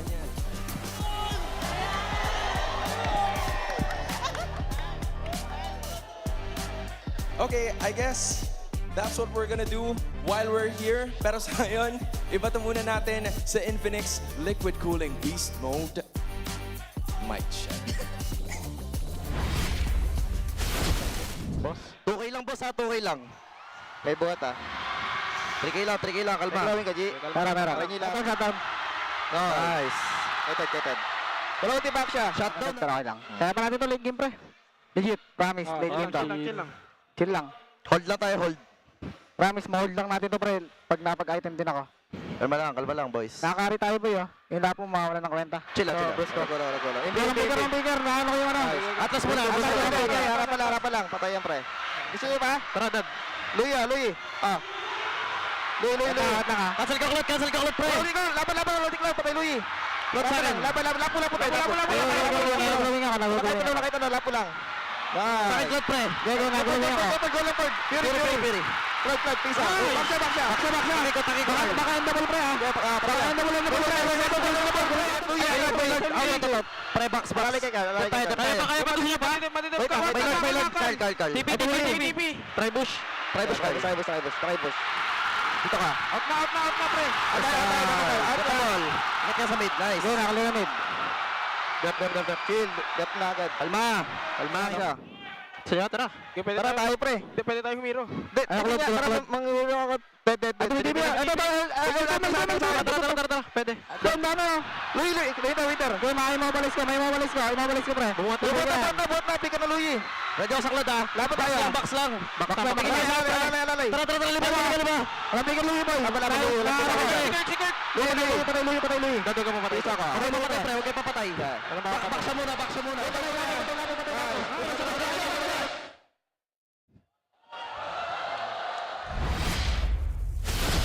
Wow. Tama ba yung naririnig ko na parang kinukul ni Sanji yung mga diversion? Ano mo, mahabang diskusyon yan. Welcome back sa ating casting desk. Magsasama na naman ng mga Filipino talents and English talents natin dito. That was absolute cinema of not only a series, kung hindi, pati na rin yung post-game interviews natin. Oo. Goated interview. W. I was just on the edge of my seat. And so far, no, nakita na natin ang ating pinakaunang grand finalist, which means we have our first MSC representative. Team Liquid Philippines, wala naman na nagtaka. Regular season pa lang, ine-expect na ng taong mangyayari ito. Yeah, I think nagpa-solidify nung pagiging deserved nila nitong Grand Finals berth is because of the fact that they survived that round against ONIC. Kung hindi sila challenge ng ONIC, merong pa sigurong chip on their shoulders. Pero dahil naging close yung laban natin and they could have lost ng reverse sweep dahil sa momentum ng ONIC, mas gumanda tuloy yung kwento para sa TLPH. Yeah, that game felt like such a horrible game, especially for like a Cho, right? And it took everyone. It took everyone's effort. Even Sanji in that very last one. Ang liit na bagay nung Void Crystal na yun sa bush. But that spotted the play. Even the fact that Carl TZ dealt with so much pressure in the early part of the game, like we were saying, like 0-4? Man, 0-4, and then he ends up getting a maniac and then just popping off, and the Sansan dealt. There was so much great things to see. It's funny because it's a 3-1. But that felt like a full series, man. I feel satisfied after that, you know? So great MLBB there. You know, one good thing that I can never erase from my mind is I can't believe a Phobius can sit versus 5 people. 5-man Dark Wave. 5-man Dark Wave. I think chill lang si Idol. Ito lang ata yung unang beses and maybe ang huling beses na masasabi mo ang 5-man, ang makatagang 5-man Dark Wave. In one sentence. In one sentence. Crazy. Because how do you do that, di ba? Ang nipis-nipis ng isang Dark Wave. Pero I think the most impressive thing here is yung nabanggit dito ni Rockhart na nababasa ni Sanji yung mga diversion na binabato ni Super Prince come late game. Yung early game, for sure, bigay na natin sa ONIC yun. Yeah, well, alam naman natin yun yung nerf sa Louis, di ba? Parang alam mo kung kailan magti-TP. And then pag dinagdag mo yung knowledge mo dun sa mismong ganong klase play, kaya mo nga kontra. At syempre, Louis player din si Sanji. So alam niya yung mga limitations hanggang sa ang bush ka pwedeng manggaling. Kung sakali galing kang bot, you know yung mga limitations na yun. And parang kailangan niyang gawin is utilize yung kanyang knowledge, mag-pop ng second skill, ilatag, sabay nakakita siya ng dalawa doon. Also yung yung puso ni Carl TZ. 0-4, tapos wala siyang mga purple buff. Para sa isang Lancelot player, yun na yung mga moments na napapasigaw ka na sa mga kakampi mo na protektahan yung purple buff mo eh. Wala eh. Si Dagot kasi, si Mr. Carl, dinaanan niya na lahat. Nag-0-7 na siya nung regular season. Kumbaga sa kanya, di na bago to. Normal na to. Chill lang. Sabi nga nila magkakamali din yung kalaban. And in fact, hindi naman nagkamali din yung ONIC. I would say it was a proper Louis play. Sadyang niluto lang ni Deshev. Sabi niya, naluto ko na to eh. Saktong-sakto nga, yung shoutout sa cameraman natin by the way, saktong-sakto pagtingin niyan dun sa TTP-han ng ONIC Philippines, kita mo na may nakalatag na May nag-aabang na Void Crystal, may checkpoint mula kay Sanji. Tapos nakita, nabawasan na poke, ang daming nagawa ng play ni Sanji na yon. Actually, yung masabi ko doon kaya parang magandang low play siya. Kasi alam din ni Fritz na siya yung target. Di ba, before yung play na yun, nasipa siya ni Daddy JP. Alam niya, may flicker na. So, naganda siya ng Winter Crown. At hindi siya actually tinamaan nung stump ng Jeet Kundo. Kaya napaload din nila si Carl TZ ng mga time na yun. I think kaya nakakuha ng 5-man Dark Wave itong si Sanford is because disciplinary din yung Onyx sa box nila. Kaya magkakadikit sila.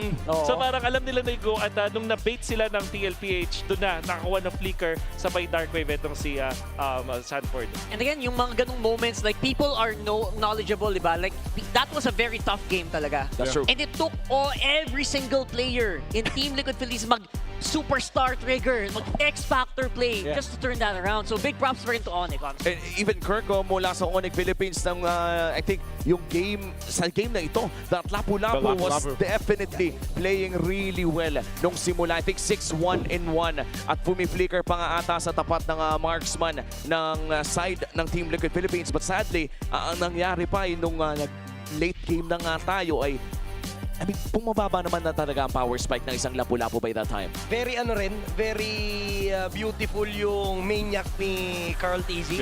That was the moment na masasabi nating okay, winnable na para sa Team Liquid. Nabalik yung momentum di ba? The momentum, man. Came back. It came back so quick after that, and you know, there's only certain ways that can happen, and that's why we really highlighted over here. Before that happened, what Sansan duo were able to do throughout the game was enough, even for JP, solving the issue, because the on-ground panel talked about this. Is he going to be able to find the right targets against, you know, the Baksha, the Atlas, those combinations? So the amount of work that takes to find the right targets with the G-Kundos or with the Way of the Dragon ultimate, like to be able to kick Super Prince most of the time and also just lock down the targets was crucial. And frankly speaking, no, ang dami nating nakita ng mga superstar dito sa loob ng seryeng ito. And sobrang excited na akong malaman kung ano nga ba yung mga resulta ng mga naging botohan natin.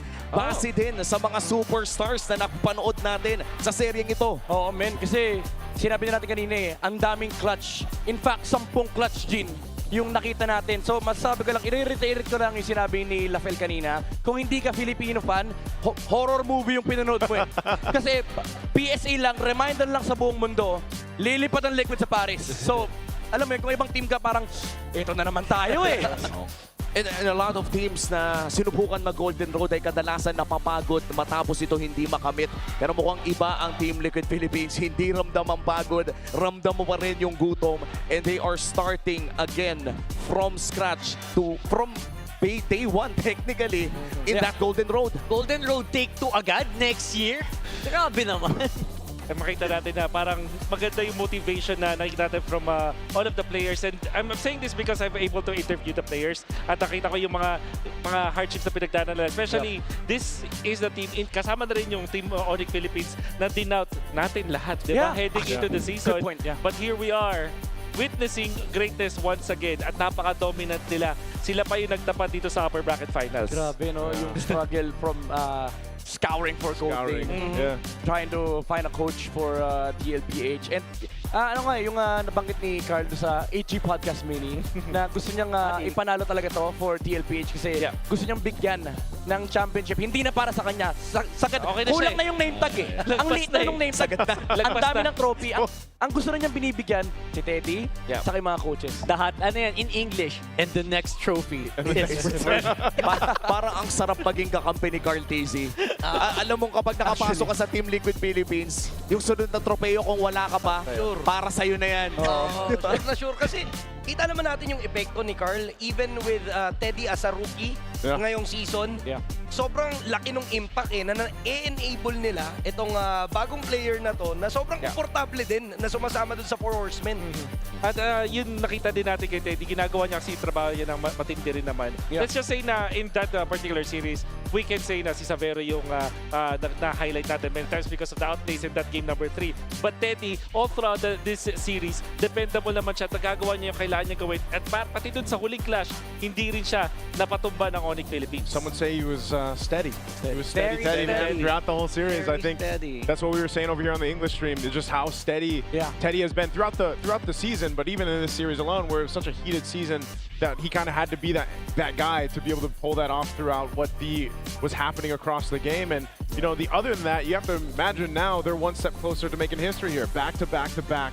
3-time champions here in MPL Philippines. That's Wala why- pang nakakagawa nun. This is Teddy's first playoffs, by the way, guys. But let that sink in.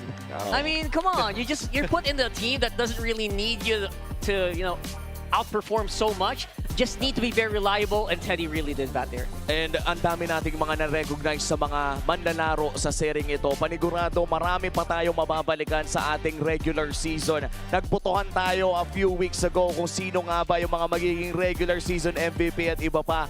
I-reveal na natin yan mamaya-maya lang sa Alamat Awards. After a spectacular regular season, we now welcome you to the MPL Philippines Season 17 Alamat Award. Tonight, we honor the exceptional individuals, the brilliant minds, and the outstanding storytellers who define the greatness of this season. Let us begin with our first category of the evening to recognize the elite performance of our players in the Land of Dawn. This is the Infinix All-Star Team 1. To present the award, please welcome on stage Mr. Patrick Hernandez, Infinix Philippines brand representative. These awards recognize the top players in each role, players who truly rose above the rest this season. The Infinix All-Star Team 1 represents elite performance, perfect teamwork, and clutch consistency. Qualities matched by the GT Watch 5 Pro, synced right on your wrist for peak performance at every moment. As such, winners of this award will receive their very own GT Watch 5 Pro. Your Infinix All-Star Team 1 members are: first, the Infinix All-Star Team 1 XP Laner.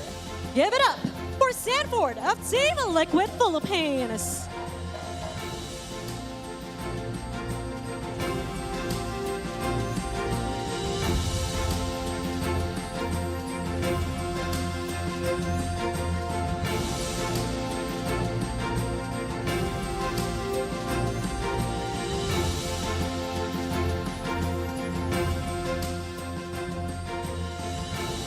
Right up next is the Infinix All-Star Team 1 Jungler.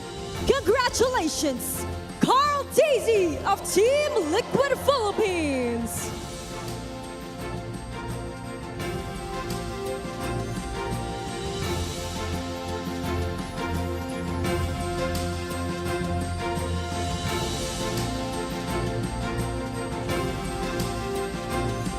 For the man in the middle, the Infinix All-Star Team 1 mid laner is Sanji of Team Liquid Philippines.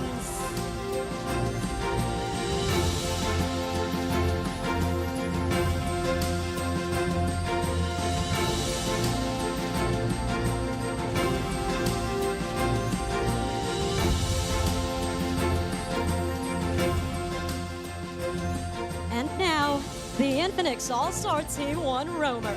Make some noise for JP of Team Liquid Philippines.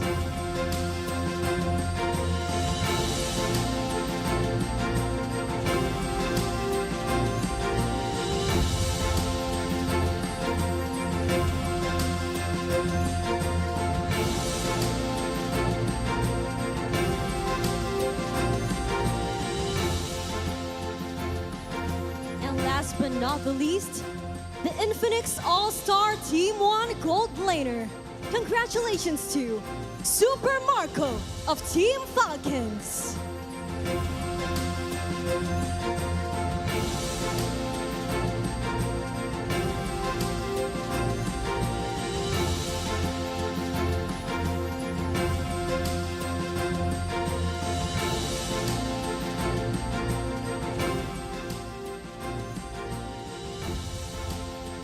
Once again, congratulations to the Infinix All-Star Team 1.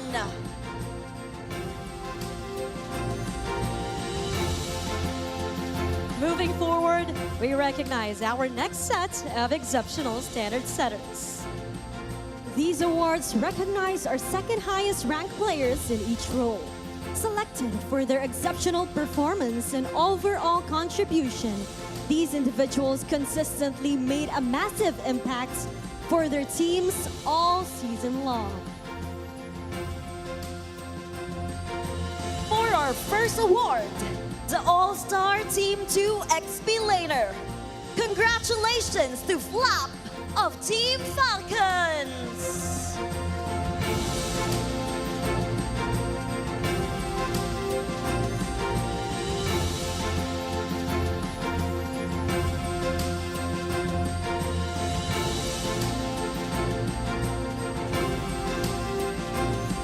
Our next award is the All-Star Team 2 Jungler. Congratulations, Kyle of Team Falcons!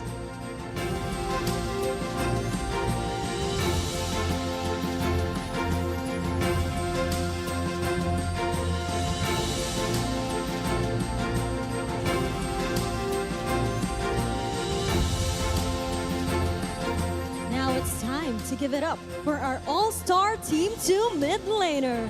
He is none other than Super Friends of ONIC Philippines.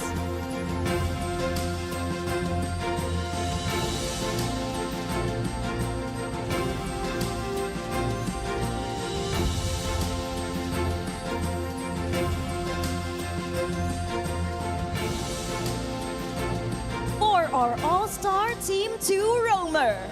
Congratulations to Oakwen of Team Falcons!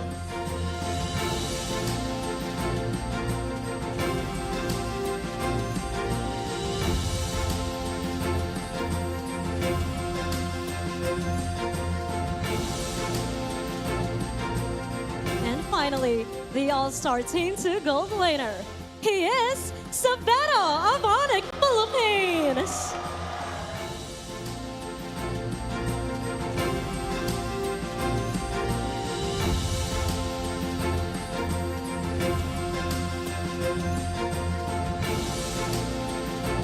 Congratulations once more to our All-Star Team 2.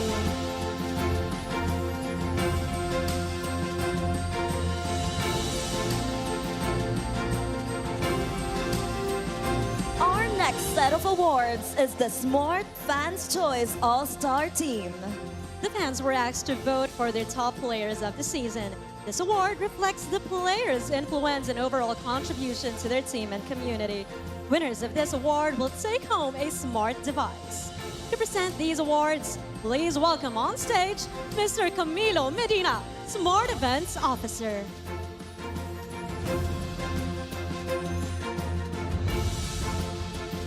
Kicking things off with our first award, the Smart Fans Choice All-Star Team XP Laner.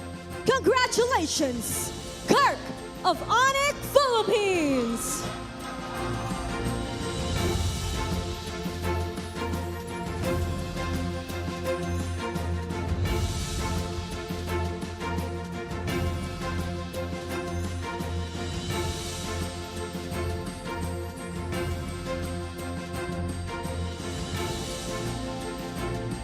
Next up, we have the Smart Fans Choice All-Star Team Jungler.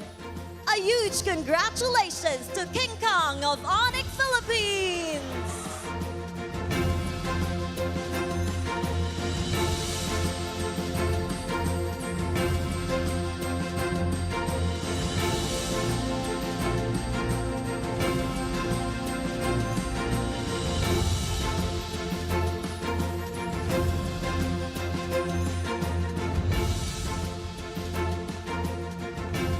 Moving on to our Smart Fans Choice All-Star Team Middle Laner. Make some noise for Super Friends of ONIC Philippines!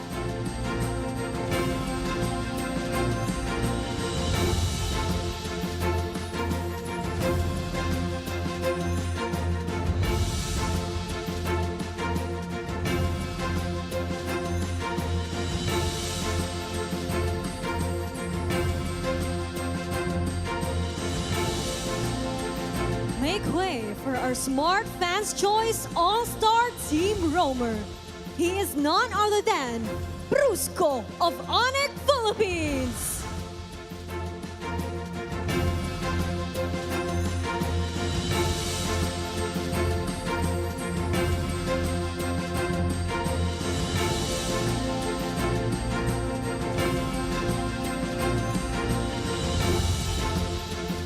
And finally, our Smart Fans Choice All-Star Team Gold Laner.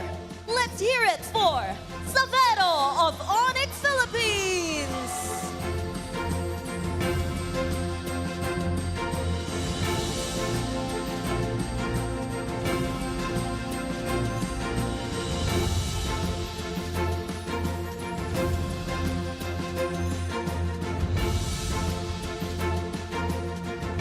MPL Superfans, give it up for your Smart Fans Choice All-Star.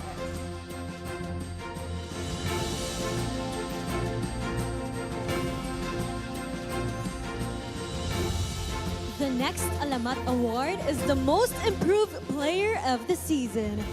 To present the award, may we call onto the stage Mr. Kenji Noel Sabido, Infinix Philippines brand representative. The Most Improved Player of the Season award recognizes the player who has shown the most significant progress and development in their performance compared to the previous season.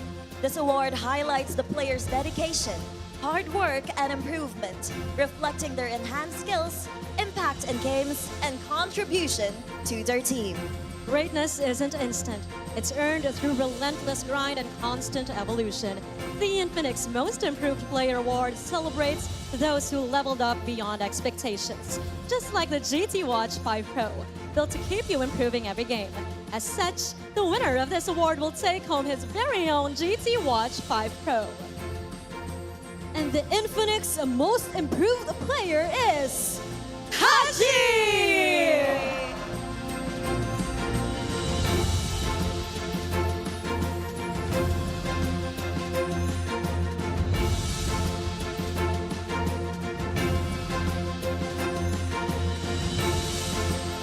Once again, congratulations to our Infinix Most Improved Player, Haji of Team Falcon. Next up is the Coaching Team of the Season. The Coaching Team of the Season award recognizes the coaching staff that has shown outstanding leadership, smart strategies, and a positive impact on their team's performance throughout the season. This award highlights the coaches' dedication, innovation, meta-making, and contribution to their team's success. Let's give a round of applause for our Coaching Team of the Season. From the Cavalry, Coach Aeon and Coach Snap.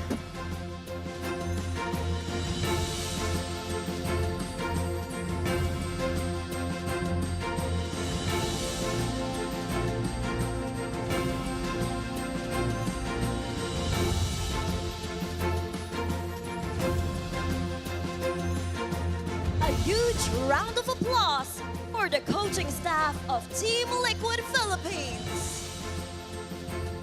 And now we move to our media awards, honoring the brilliant minds shaping the narrative of Philippine esports. Winners of these awards will receive a trophy and a certificate of recognition. Please welcome onto the stage Mr. Ian Zane Esparaga, Moonton Games Esports PH Marketing Communications Manager, to present the trophies and certificates.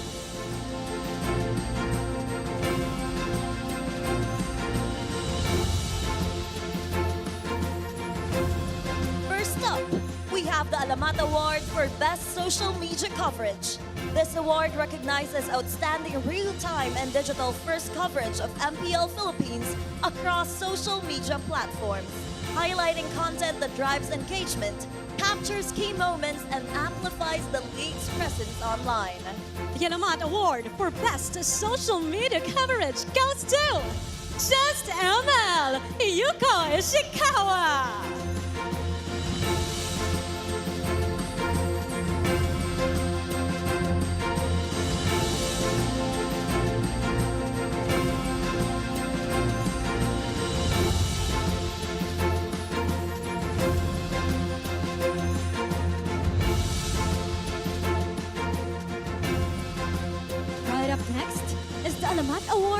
business storytelling.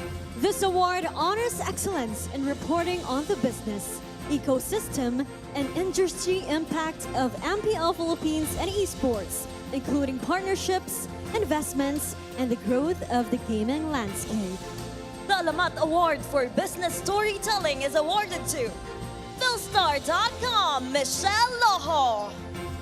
Accepting the award on behalf of Philstar.com and Miss Michelle Loho is Mr. Keith Medrano.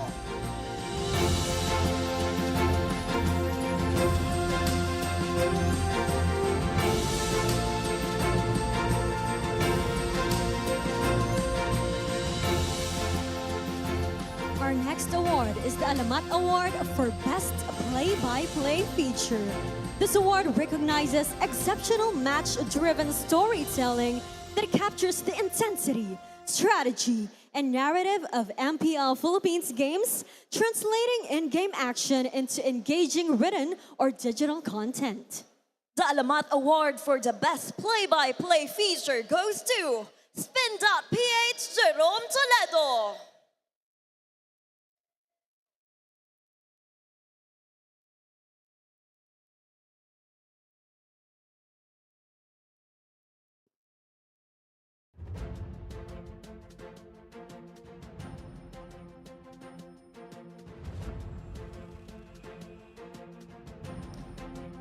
To present the next award, we welcome on stage Ms. Irish Del Rosario, Infinix Philippines brand representative. The best stories go beyond the scoreboard. They capture the heart, passion, and defining moments of esports. The Infinix Best Features Writer Award honors storytellers who bring every game to life. Much like the GT Watch 5 Pro, keeps every important moment connected right on your wrist. Alongside the trophy and certificate of recognition, the winner will also receive a GT Watch 5 Pro.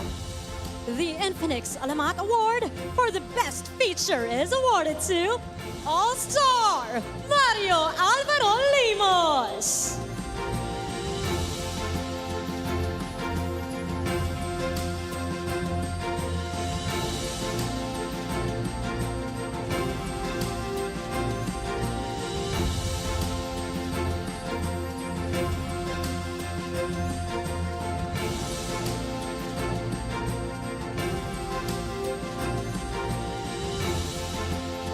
The next award is this Esports KOL of the season. To present the award, may we call on stage Mr. Gary Sun, MPL Philippines Esports Manager.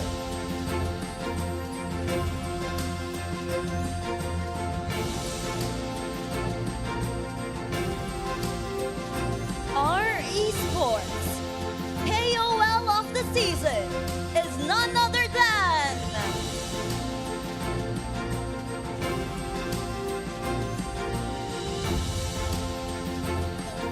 Ben Bentings Maglake!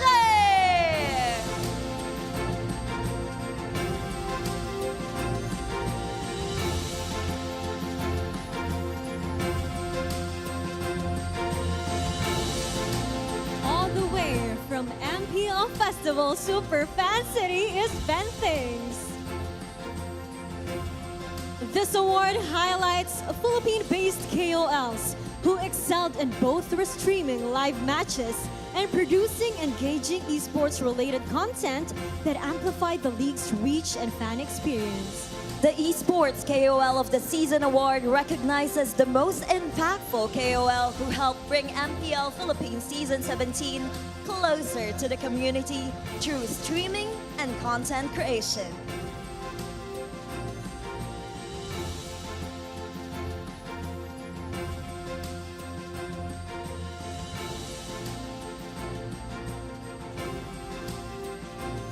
Let us all welcome Ben Things in the Champions Arena.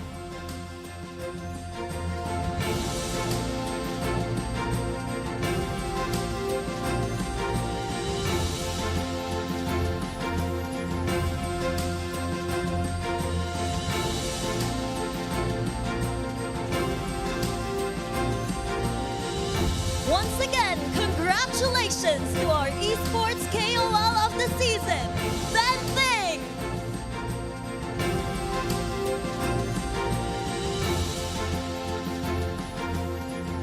from established community leaders, we now look toward the future. Tonight, we celebrate a monumental milestone for the voices of tomorrow. That's right.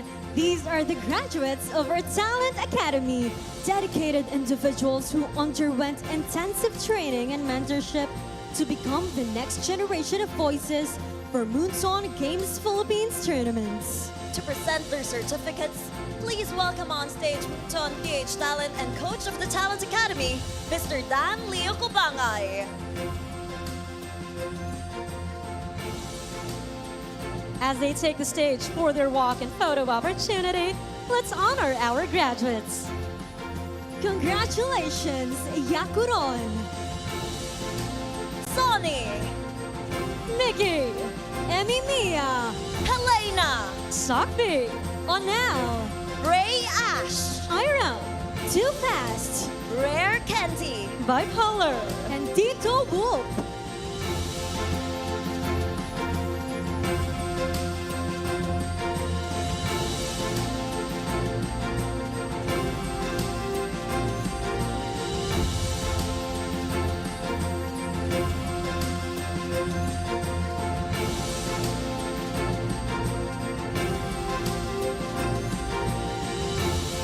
Give it up one more time for the graduates of the Talent Academy. The future of Philippine esports broadcasting is bright.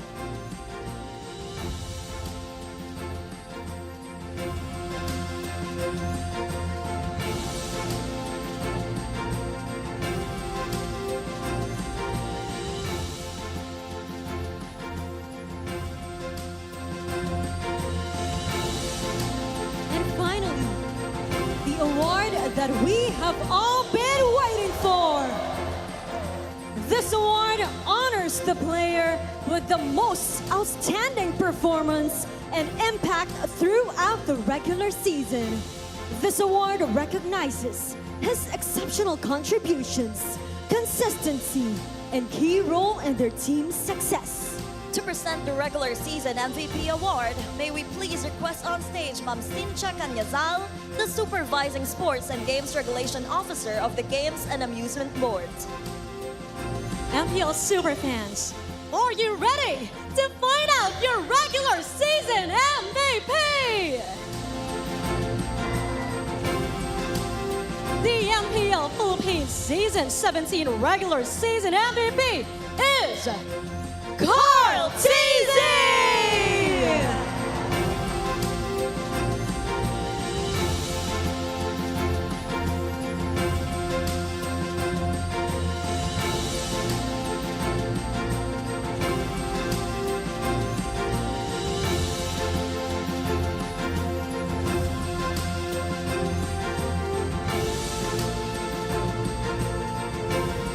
These are the exceptional individuals, the creative minds, and the elite storytellers who set the standard for greatness of this season. This now wraps up our Alamat Awards. Once again, a massive congratulations to all our awardees. We can't wait to see you soar higher and higher. Next up, we continue the playoffs and continue the road to immortality. Palag Na To!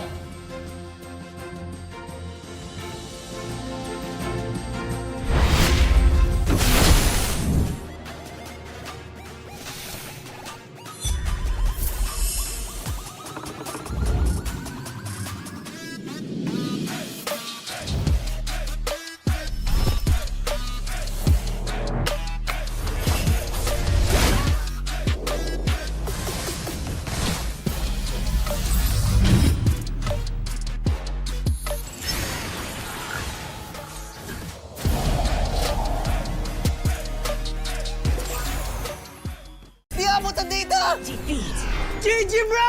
Don't worry, be unleashed with Smart Power All 99. Hindi bitin with 10 gig data to power your games plus only Facebook or only TikTok. Load now! Foul! You know your scalp can get up to 5 times more dandruff? Get triple anti-dandruff power. Supercharged with Clear. Hey, you, did you know men have 1.4 times weaker scalp?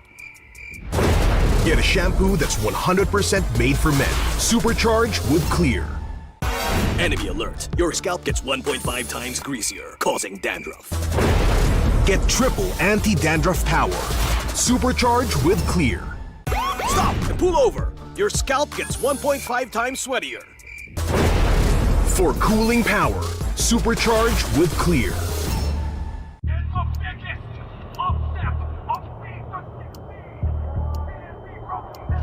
Paano ko kaya sila masusuportahan ngayon ng mas maayos? Kailangan ko ba magpalit ng strategies? Nagagampanan ko kaya ng maayos ang role ko? Will I be able to meet their expectations? We have to prove them all wrong.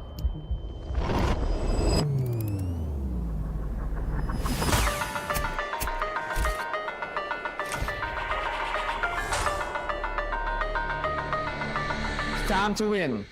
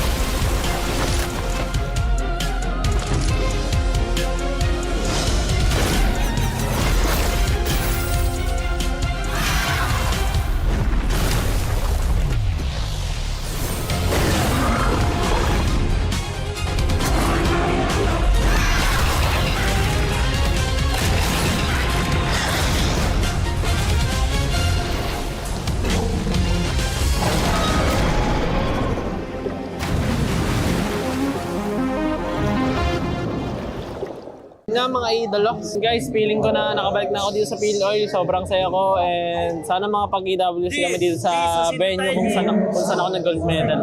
Papalag kami sa ONIC. Momentum din kami kasi nanalo kami sa Omega Cup.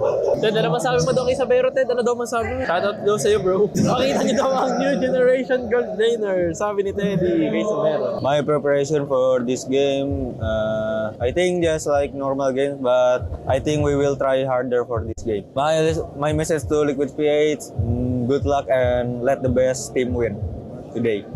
For me, I still confident I'm still the pressure, but mahal ko kaya natin ito. Ikaw the pressure, Bruce got the pressure. This is Bruce Goat.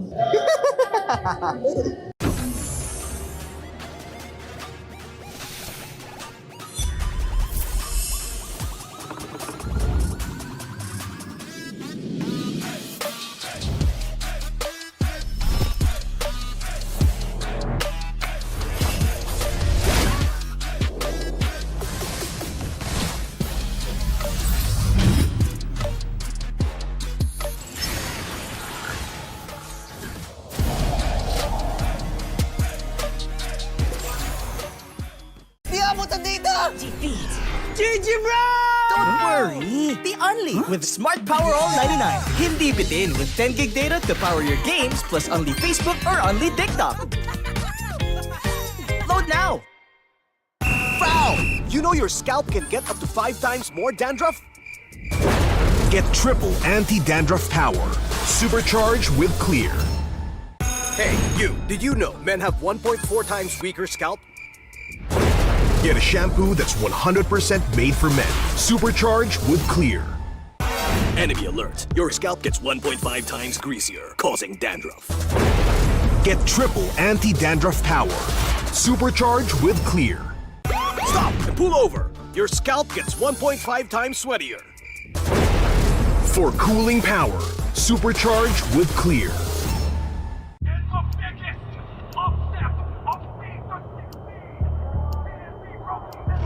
Paano ko kaya sila masusuportahan ngayon ng mas maayos? Kailangan ko ba magpalit ng strategies? Nagagampanan ko kaya ng maayos ang role ko. Will I be able to meet their expectations? We have to prove them all wrong.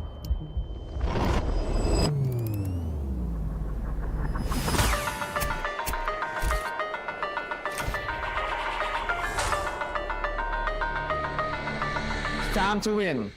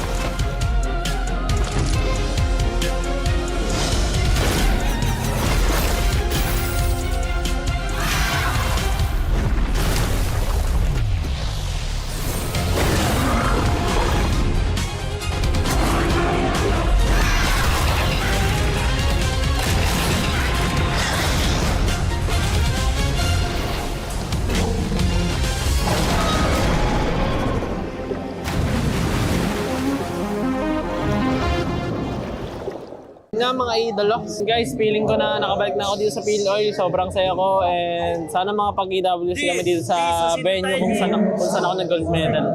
Papalag kami sa ONIC. Momentum din kami kasi nanalo kami sa Omega Cup. Ted, ano masabi mo daw kay Sabero, Ted? Ano daw masabi mo? Shoutout daw sa'yo, bro. Makita niyo daw ang new generation gold laner, sabi ni Teddy kay Sabero. My preparation for this game, I think just like normal games, but I think we will try harder for this game. My message to Liquid PH, good luck and let the best team win today. For me, I still confident I'm still the pressure, but mahal ko kaya natin ito. Ikaw the pressure, Bruce got the pressure. This is Bruce Gold.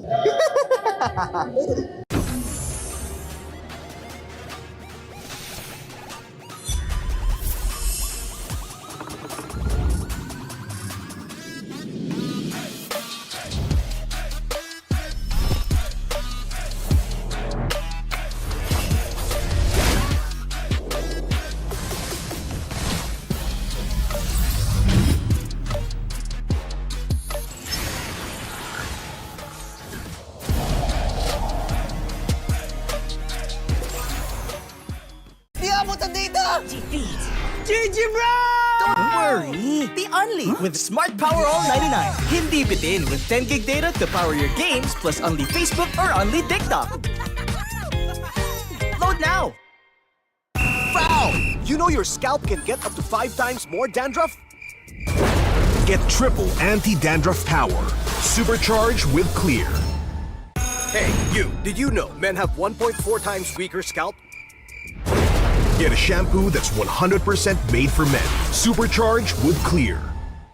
Enemy alert. Your scalp gets 1.5 times greasier, causing dandruff. Get triple anti-dandruff power. Supercharged with Clear. Stop and pull over. Your scalp gets 1.5 times sweatier. For cooling power, supercharged with Clear.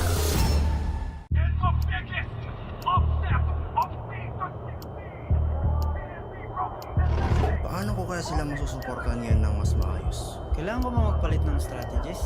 Nagagampanan ko kaya ng maayos ang role ko. Will I be able to meet their expectations? We have to prove them all wrong.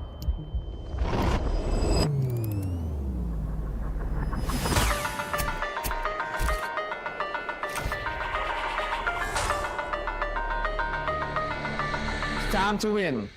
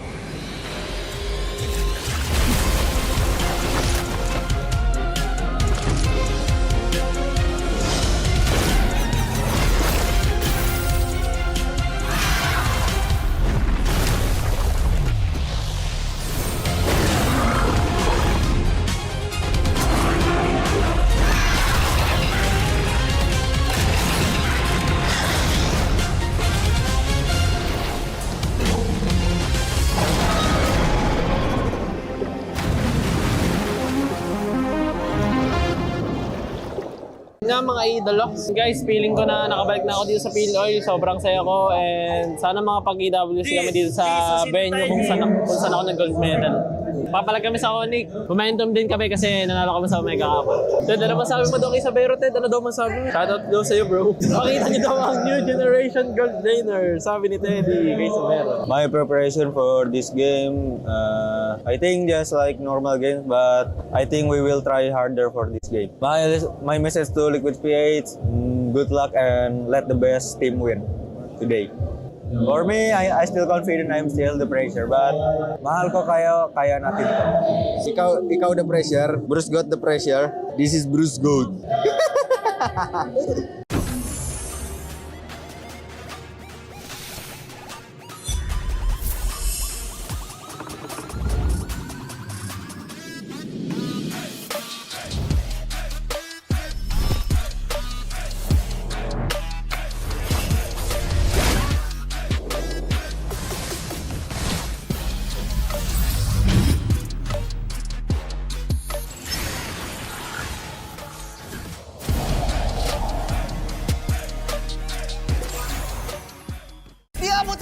Defeat.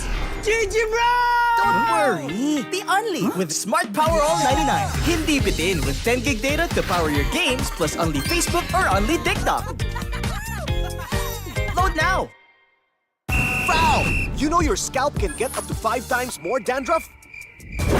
Get triple anti-dandruff power. Supercharged with Clear. Hey, you. Did you know men have 1.4 times weaker scalp? Get a shampoo that's 100% made for men. Supercharged with Clear. Enemy alert. Your scalp gets 1.5 times greasier, causing dandruff. Get triple anti-dandruff power. Supercharged with Clear. Stop and pull over. Your scalp gets 1.5 times sweatier. For cooling power, supercharged with Clear.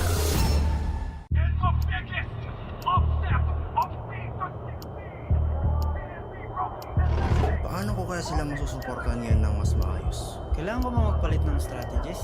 Nagagampanan ko kaya ng maayos ang role ko. Will I be able to meet their expectations? We have to prove them all wrong.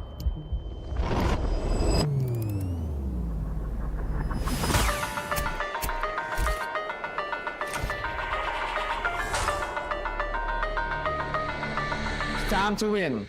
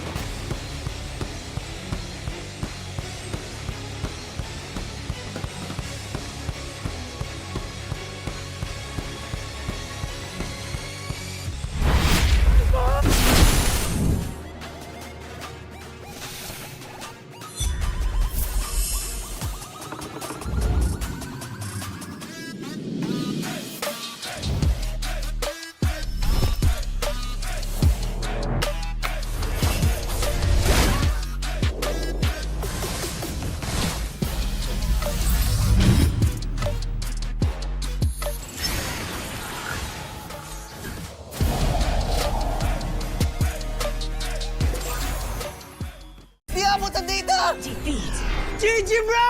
Don't worry! Be only with Smart Power All 99. Hindi bitin with 10 gig data to power your games plus only Facebook or only TikTok. Load now! Foul! You know your scalp can get up to 5 times more dandruff?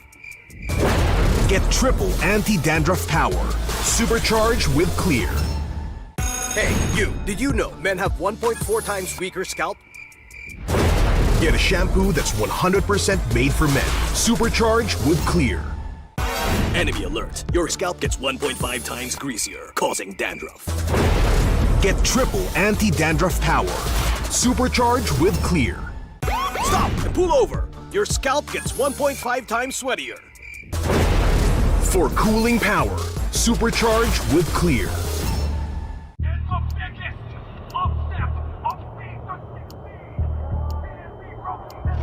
Paano ko kaya sila masusuportahan ngayon ng mas maayos? Kailangan ko ba magpalit ng strategies? Nagagampanan ko kaya ng maayos ang role ko. Will I be able to meet their expectations? We have to prove them all wrong.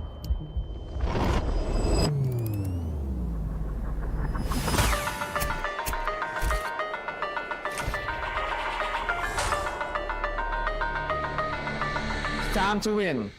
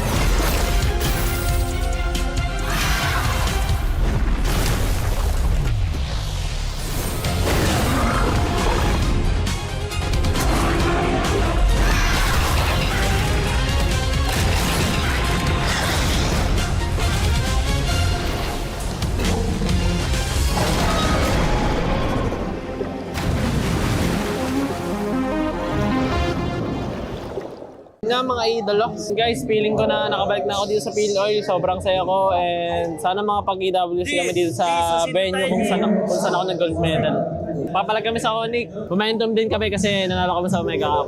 Ted, ano masabi mo daw kay Sabero, Ted? Ano daw masabi mo? Shoutout daw sa'yo, bro. Makita niyo daw ang new generation gold laner, sabi ni Teddy kay Sabero. My preparation for this game, I think just like normal games, but I think we will try harder for this game. My message to Liquid PH, good luck and let the best team win today.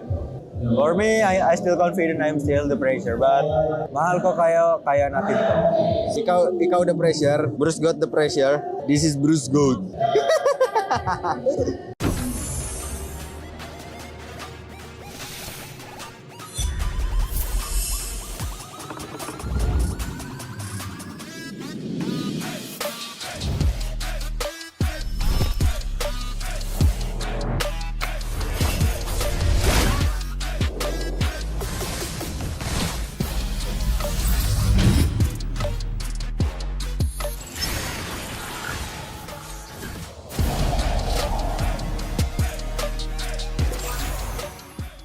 Di abutan dito!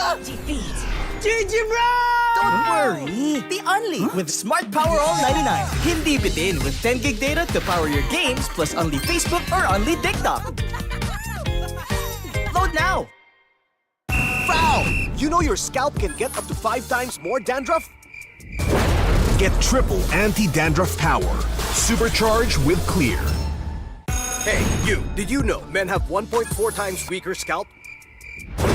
Get a shampoo that's 100% made for men. Supercharged with Clear. Enemy alert. Your scalp gets 1.5 times greasier, causing dandruff. Get triple anti-dandruff power. Supercharged with Clear. Stop and pull over. Your scalp gets 1.5 times sweatier. For cooling power, supercharged with Clear.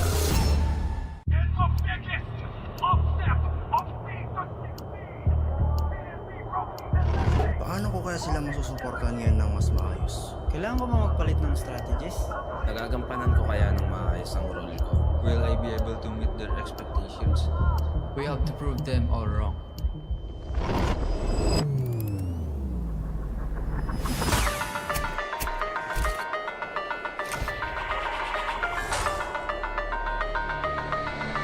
It's time to win.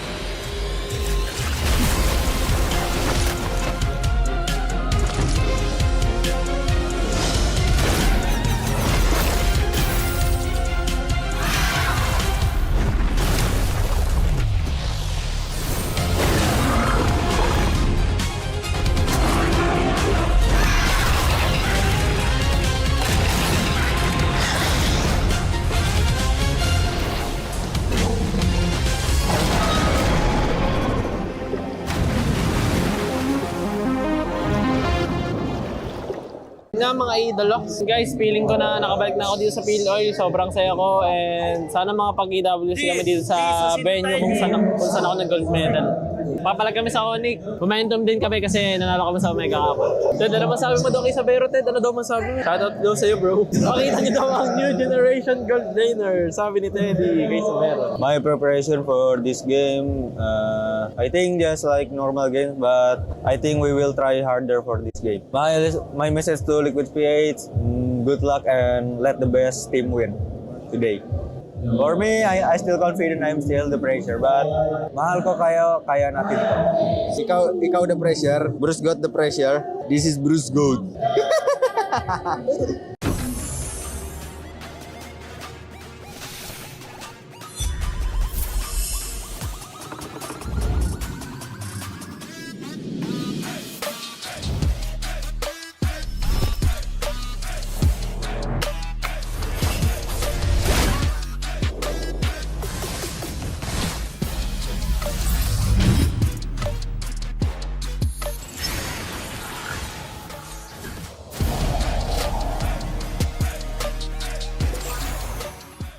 Di abutan dito! Defeat! GG bro! Don't worry! Be unleashed with Smart Power All 99. Hindi bitin with 10 gig data to power your games plus only Facebook or only TikTok. Load now! Foul! You know your scalp can get up to 5 times more dandruff? Get triple anti-dandruff power. Supercharged with Clear. Hey, you! Did you know men have 1.4 times weaker scalp? Get a shampoo that's 100% made for men. Supercharged with Clear. Enemy alert. Your scalp gets 1.5 times greasier, causing dandruff. Get triple anti-dandruff power. Supercharged with Clear. Stop and pull over. Your scalp gets 1.5 times sweatier. For cooling power, supercharged with Clear.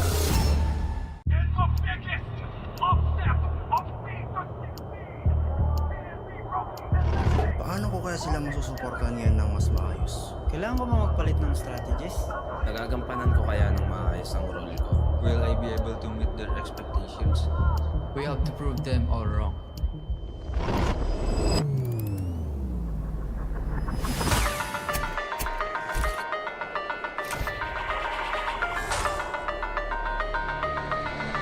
It's time to win.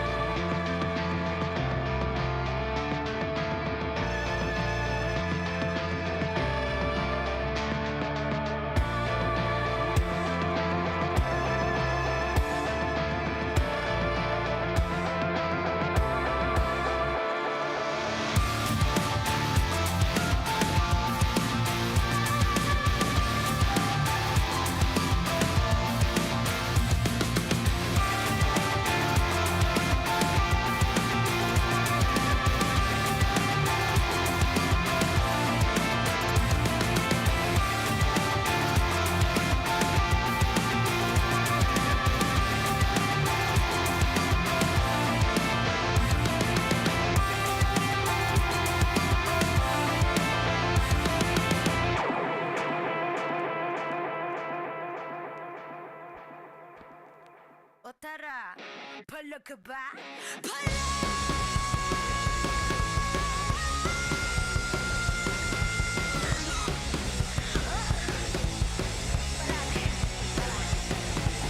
Handa sa laban, sanda ka sa aking kamay. Watch with my click, may fire in the eyes. Yeah, I walk with my head held high. Ano ba yung takot kung tore ang aking gabay? Di niya lifan niya, ako down the lane. Ako ang kapuan, when you bring our names to the game. Eyes on the prize, do not, cause it's our time. Palag na to, me again, you already know. Automatic ka na na Pilipino. Break us when we steal the show. Automatic ka na na Pilipino. Lakas ng Pinas. Palag na to, kami na ang batas. Pilipino. Lakas ng Pinas. Palag na to, automatic ka na na Pilipino.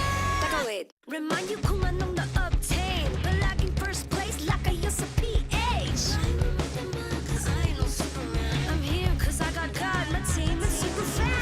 Eyes on the prize, finalist, cause it's our time. Palag na to, me again, you already know.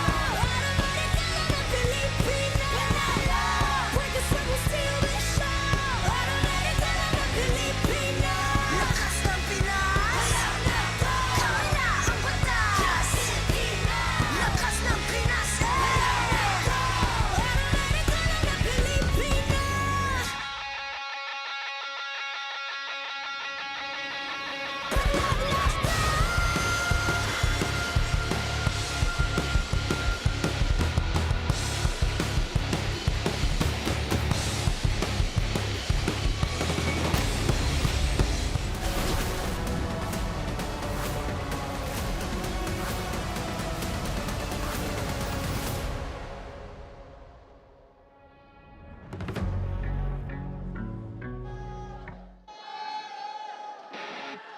In what seemed to be a very eventful start para sa seryeng ito, meron ng isa na makakatungtong sa Grand Finals at makakalipad sa Paris. Pero ang tanong ay kung sino naman ang magpapaalam sa pagtatapos ng ikatlo dito mismo sa San Juan Arena. Can Smart Omega continue the grind that they've always want to execute, or will it be Team Falcons na nanggaling sa upper brackets na makakabawi at mananatili sa serye at sa labang ito? This is MPL Philippines Season 17, the playoffs. It's day number 3, Hans Galleria, and this is Brigida, and we are up for a battle here today kasi kahapon wala tayong nakitang umuwi.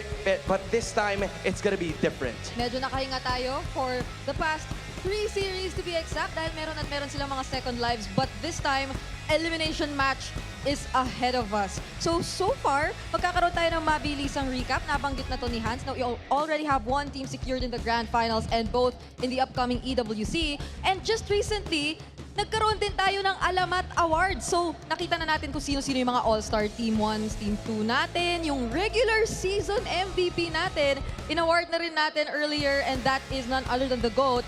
But alam mong napaka-eventful ng araw na to kasi ganun na karami yung nangyari pero hindi pa tayo tapos. Yeah, we already had some feature writers and our social media friends na na-awardan din kani-kanina lamang. But up next are 2 teams that look to get back into the winning column dahil nga doon sa nabanggit natin kanina, it has always been a story of them trying to find their footing dahil kahapon hindi man lang sila nakakuha ng isang laro kontra sa mga naglaban kanina sa upper bracket finals. So this is obviously going to be a matchup. Mukhang magiging dikdikan ang laban sa pagitan ng Smart Omega at ng Team Falcons. But to know more about these 2 teams, we're gonna toss you over to the casters. Maraming salamat, Hans and Brigida. Nandito na nga tayo sa ating panel at kami ang inyong makakasama para sa Filipino Death Suomi pa rin with Santi and Wolf. At para naman sa ating English panel, kamusta tayo dyan? Yeah, we're gonna be here. I'm Rockhart. This is Nice and we got Midnight. At ito yung series na alam nating may isa na naman na mawawala. Kaya naman medyo malungkot ito with Team Falcons, our seed number 2 going up against Smart Omega. Pareha silang na-sweep kahapon. Mamaya ay pag-uusapan natin yan dahil kung nag-aantay po kayo ng sign manood ng MPL Philippines Season 17 playoffs ng live, ito na yon. We're throwing a massive playoffs price off just for you. You can secure Day 3 Legend tickets for an absolute steal at 150 pesos, down from 300 pesos. And for the Epic Day 4 lower bracket finals, tickets are down to 350 from 500. Big matchups, bigger savings. Score these seats right now by heading over to ph-mpl.com/tickets. Kita-kits. Naku, mabilis magkakaubusan ang mga tickets na yan pagdating natin ng weekend. And for sure, itong laban na ito ay marami ding nag-aabangan. This is Falcons versus Omega. One green dream moves forward.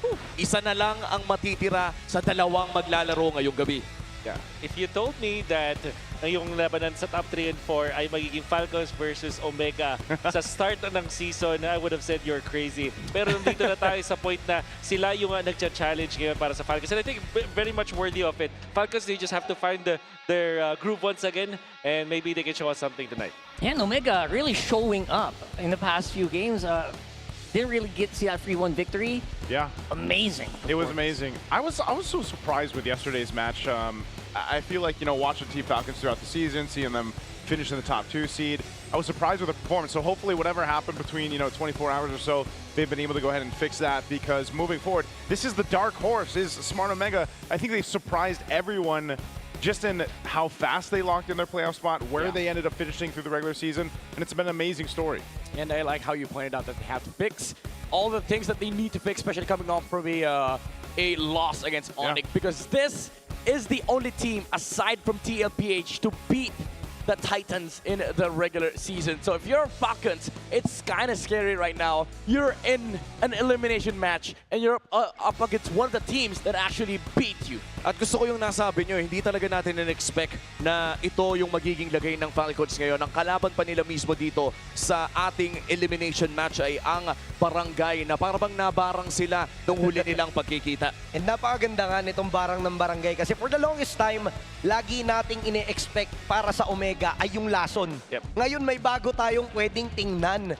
Ito na ba yung bagong timpla ng Smart Omega? Barang na ba instead of lason? Well, nagawa naman nila yan noong week number 7 kung saan kakapanalo lang ng Team Falcons. They're the only team that were able to defeat the TLPH in a series. And then eventually nanalo ang Omega courtesy of Mingwin, Cap Mingwin and his leadership skills nung nagkatapat sila noong week number 7 at nanalo nga sila over Falcons. So the dark horses for this tournament is definitely Omega, but they also were already able to defeat etong Falcons before.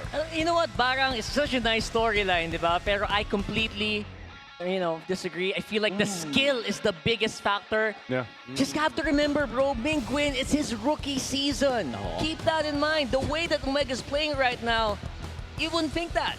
And when we look at Mingwin, ang kanyang katapat dito ay walang iba kundi si Haji, na isa-isa sa mga video na napanood natin dati ay ang sinasabi nila ay para bumalik ang Prime Haji ay kailangan makapag-champion muli. It's a veteran versus a rookie in the mid lane. Malaking factors sa pagpasok sa match na ito. Alam mo, kailangan talaga ng fuel ng machine. At kailangan din naman ng fuel ni Flap. Siyempre, para hindi mawala ang mga muscle. Pero kailangan talagang paganahin ang makina ng Team Falcons because this guy has never set foot on the MSC stage. So for Team Falcons, you know what? All the narratives are stacking up against them. Nanggaling tayo mula sa last season na kung saan yung puso talaga ng mga nasa ilalim ng seeds. Yung third pababa, talagang dun yung sinasabi natin parang hindi umaapak ng number 3, ng number 4. Pero nakita natin yan mula sa TNC nung last season. Yun yung tinatahak ng barangay ngayon. And for Team Falcons, sila yung number 2 pero parang sila pa yung nangangailangan ng mga magagandang storyline dito sa playoffs.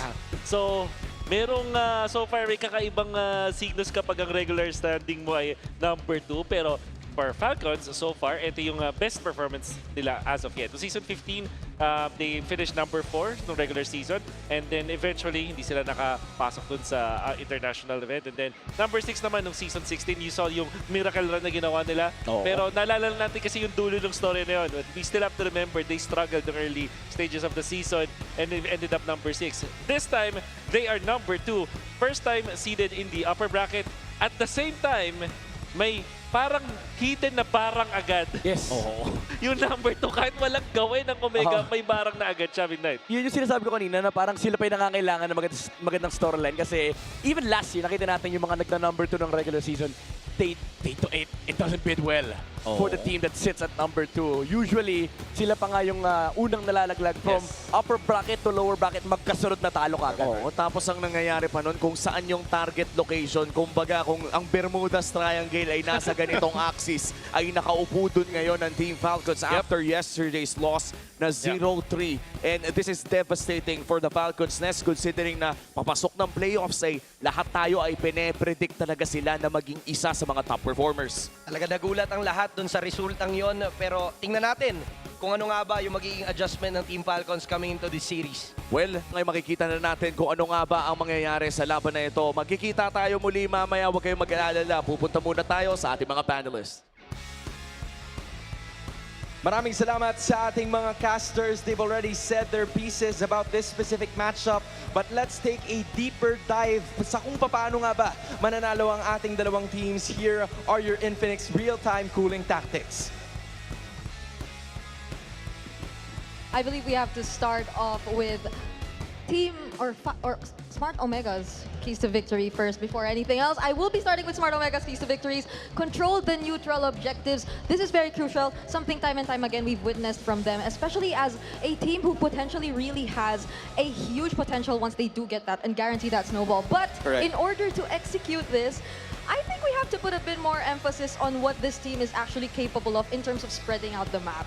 Once you give Ryzen those really high mobility heroes, and those heroes that are capable of rotating faster, you just are always not sure of what to expect from this very chaotic playstyle that Omega have introduced to us. And I think that that is something very crucial for them to hold on to if they really want to take the Falcons by surprise. At kung yung Team Falcons naman, first, they have to withstand yung sinabi ni Brigida kanina because they always have a split-type capability just because of having Ryzen in their team. Yung mga Harleys na kung saan-saan sumusulpot, Fannies are automatically banned pero kung sakali man na meron pang ibang mga heroes na posibleng magamit ang Smart Omega para makapag-split push, given that it's already a 4-1 composition that they always seem to have, Team Falcons needs to be ready at that moment. And of course, they have to win the gold lane matchup. Super Marco is the all-star gold laner for a reason. Here in Season 17, parte siya ng first team. So if there is a time for him para maipakita yung rason kung bakit siya ang nakakuha ng award na yon, it is this time. Netski, on the other hand, we already expected na nang barang na siya in advance. So the curses are probably there already. But for Team Falcons, they've had the experience, they've had the advantage. It's just about time for them to start to flourish in this series. Tama, kasi we've also talked about the evolved bulletproof version of Super Marco. Among the top 4 gold laners in terms of least deaths, siya lang yun nandun na nakapaglaro ng all series. Kasi who else is up there? Daiki, understandably, week 1 appearance. Teddy, even Nosha, I believe. So that just really goes to show na he's been able to maintain his identity while being a bit more aggressive as what we've observed in the previous seasons. And I also think na it's really key to highlight how Paquito wins games as, I guess, one of our main sa keys to victory natin. Because in the earlier series, Hans. Yes. Nakita naman natin kung ano yung magiging impact niyan. We saw a lot of Paquito games, hindi lamang kanina, but also all throughout the playoffs. This just goes to show you na hindi lang basta dumating ang mga damage-dealing XP laners. They have dominated majority of the draft, and I think that is also what we're about to see para sa araw na to. James probably handling the Phobius, and you're also looking at Flap.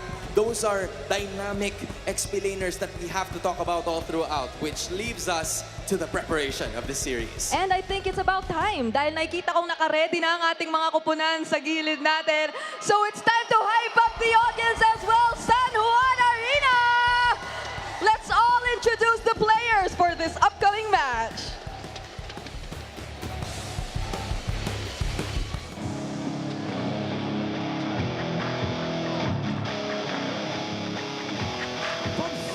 In the standings, pushed down to the lower bracket.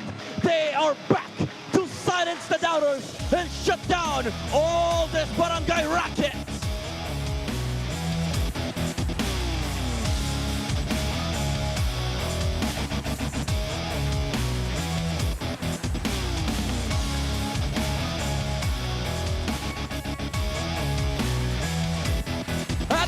center of their redemption run is an M-Series World Champion and two-time FLCN champion, the KDA Machine. Falcons, give it up for Haji and Team Falcons!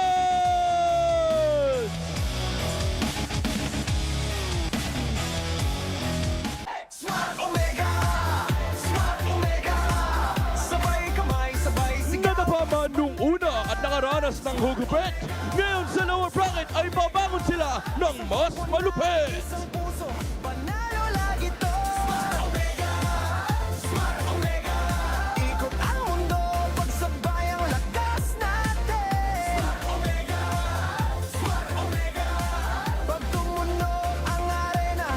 At sa gitna ng kanilang kampanya ay ang isa sa pinakamababangis, bumugak, barangay, magingay, para kay Ryzen at Smart Omega!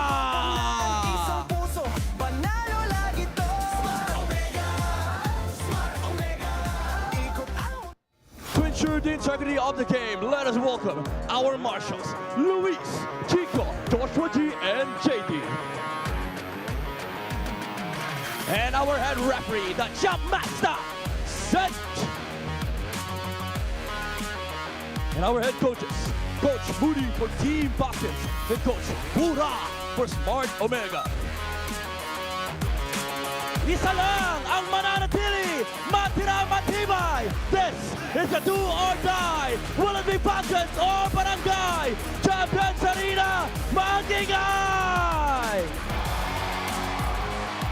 Here we go. Who is gonna draw first green blood? Obviously, it is Falcons here first up. Yep, first off, Team Falcons. Again, as a viewer yesterday, sitting at home, I was not expecting a sweep that they felt from ONIC Philippines. I was watching and being like, man, what is going on?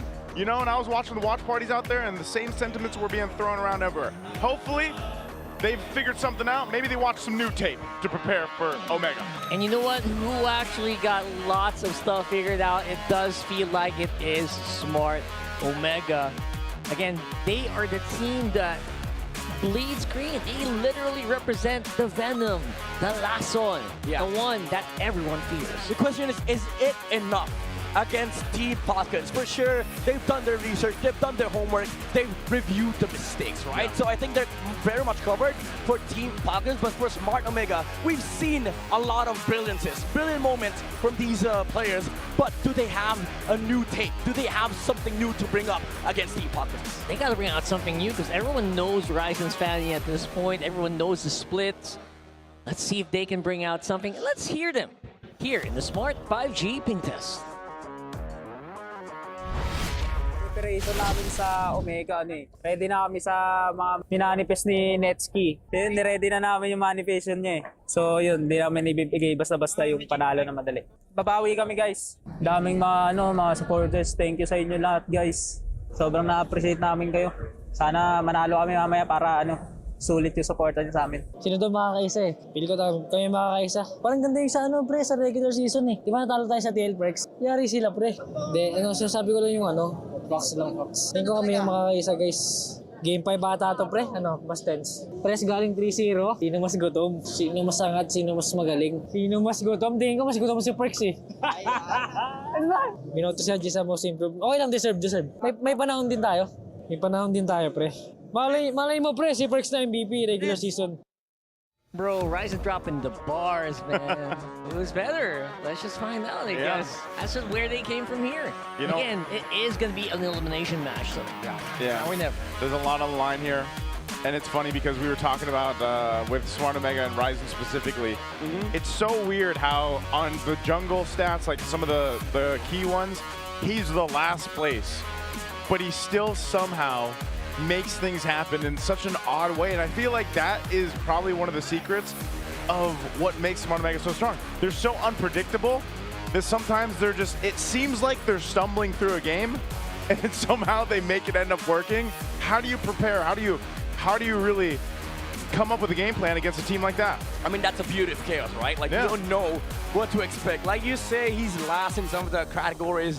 in the jungle, like what makes him great. But he's number one in one thing, the split push. The split push. Team Falcons has to be constantly aware of where Ryzen is on the map, because you never know, this guy might be just ending the game. That's what I'm looking forward to.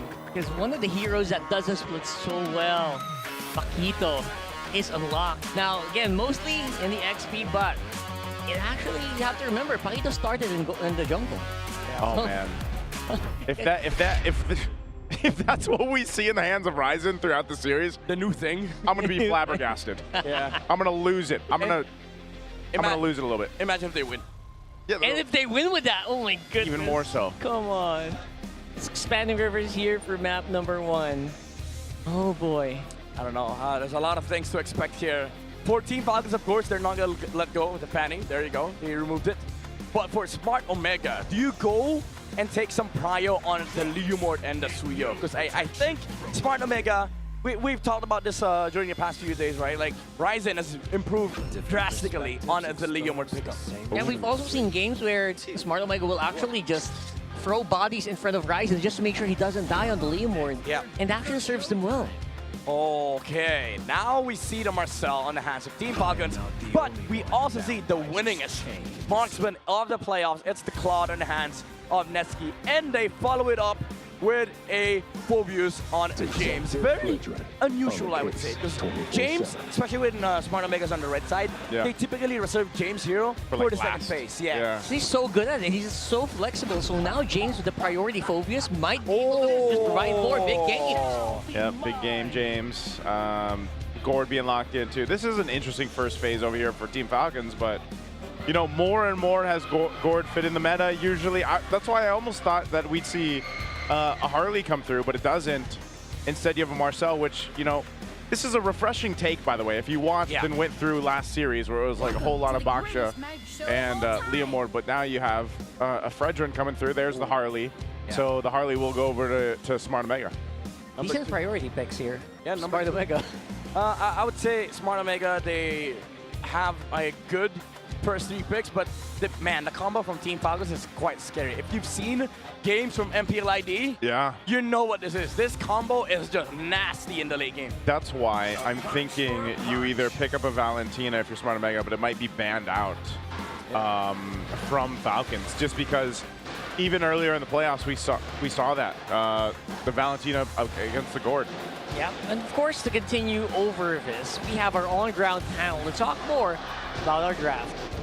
Maraming salamat sa ating mga casters at dito tayo medyo ginulat ng Team Falcons. The third pick on the Fredrin, medyo maski ang test natin nag-react. Oo, usually kasi gaya nung nakita natin ng mga nakaraang series, it's always been the Harley and the Suyu. But Team Falcons, medyo pinivot nila ng konti. They know that they have the Marcel and the Gord already. So they're probably thinking of a way para kahit paano mas makapag-engage at makapag-deal ng damage itong si Haji and maybe Super Marco sa kanilang pipiliin. Meanwhile, on the other side, you have Smart Omega with very dynamic picks. The Phobius already allowed to set up in certain situations, although yan pa lang yung kanila magiging main source of crowd control, while the Harley and the Claude are already the main damage dealers na kailangan nalalahanin ng Team Falcons. Which is also something I like because it kind of limits kung ano yung pwede mo pang maging options as flap. Kung gusto talaga nila ng magiging taga-engage na EXP laner, because the way we're looking at it right now, Marcel Rong sila, so yes, you can get the information, but wala pa silang parang primary means, aside from that, to really go for the hard crowd control or engage. Pero dahil lang dito sa Phobius, medyo binanggal na nga rin yung Paquito, di ba? So some of the signature picks for Flap are, they might probably think twice about picking it up, pero grabe din ang focus kay Minggoy dito sa second phase. That's at least 2 heroes already wrapped up, both Eve and Louie. Siguro, yung isa sa mga na kailangan nalalahanin ng Team Falcons is yung farming speed nitong si Kyle using this hero, because you already have the Harley on the other side. Glue has been picked up by Smart Omega. This is gonna go to the roam position, hopefully locking down itong Fredrin, since yan yung magiging front line. So there has to be another way para makapag-dish out sila ng damage. Gord is already there. What comes next? Kasi isa rin sa mga considerations natin aside from damage is kung may Moskov, ayan na nga sakto na lock in na siya ng Falcons because I believe it was also mentioned earlier on this na kailangan nila ng way to split or at least to manage kung ano man yung pwedeng gawin ng Smart Omega with their lineup and considering their playstyle. And now that they have the Moskov, hindi na nila sobrang poproblemahin yun. And it's great kasi isa na namang high mobility and low downtime XP laner in the Lapu-Lapu ang kukunin dito ng Team Falcon. But you can predict the match winner and get a chance to win 1,000 MLBB Diamonds. Make sure to scan the QR code to know more. Ang pulso ng ating madla ay nakikita nyo na sa inyong mga screens. Pero isa lang ang tanong ko para sa mga nasa San Juan Arena. Sa Omega ba o sa Team Falcons? Casters, it's time to bring it into action. The lineups are already there. The floor is yours. We got very, very team fight-centered lineups here for both of our teams. This is going to be a beautiful match. Again, it's a best-of-5 for their tournament lives here in Smart Omega versus Team Falcons. Yeah, I like the... Man, I have to go with Team Falcons on this one. I like the solid draft that they brought to the table. The Marcel's quite deadly. That's why it was prioritized here. And, you know, you get some pretty strong picks overall through the course of the game. Yeah, kind of like what Rockhard mentioned here. Like Team Falcons, most especially, they have a lot of team fight kits on their side, and then they have the split push as well from Super Marco. Man, I'm kind of scared for Smart Omega. It's a bit hard to trade in this game, especially with the heroes that they have right now. Because Team Falcons, if Smart Omega if they don't fight, Team Falcons have a good way of just brute forcing their way onto Smart Omega. All right, looks like we're pretty much all in agreement, right? Falcons lineup here is just so spicy, man. Yeah. Again, they did get the Omega did get the Valentina. At least that's one thing they got going for them. Yeah, and they're pretty late game as well. That's what I was saying, you know, before we handed over to the on-ground panel, is I was expecting that Valentina to come through from Mingwen. It does. And that could actually work in their favor when it comes to those team fights later on, depending on how they utilize it. Are you going to be taking the Golden Hour? Are you going to be taking the Mystic Gush more so often than not? You know, so yeah, at least you have this directional beam. Ooh, whoa, first blood. Whoa. Well, you know, that's great. You can do that too. I mean, Perks, he did flicker, so I think they went for a really aggressive play. That's the downside of having a gourd, right? Like, you're very susceptible to heroes that can catch you in mid, and Perks saw that Ogren moved away, so they just went in and looked for the kill. Fortunately for Haji, he's still going to be able to make his way back to the mid. Doesn't lose a lot of minions, but Mingwen's almost level 4 now. Yeah, that's a big bonus here. Obviously for Omega, a little bit of a faster level 4. They will reach it in time while waiting for the turtle to spawn. Overall, across the map, it looks like Omega's having a lot of fun here in the early game. Yeah, they should. They should be able to start strong off of that. Let's see what they do here. Ryzen's going to choose to go ahead and take the purple. What? Steal instead. Yep. Again, this is a team where sometimes they're doing things across the map that aren't usually what you're expecting to see, and it works for them. So he goes and grabs that. Turtle still hasn't been secured by Team Falcons. So Omega, they have at least the upper hand in terms of resource. Oh boy, Kyle won't like it when he checks that buff pit later on, but yeah, right now, whoop! Goes for the projectile. Jump There's in. Missing Gush. It's actually canceled out early though. That's going to be troublesome as Kyle secures the turtle. Can they get away from the fight? A Blazing Duet comes through. Perks will take down Flap.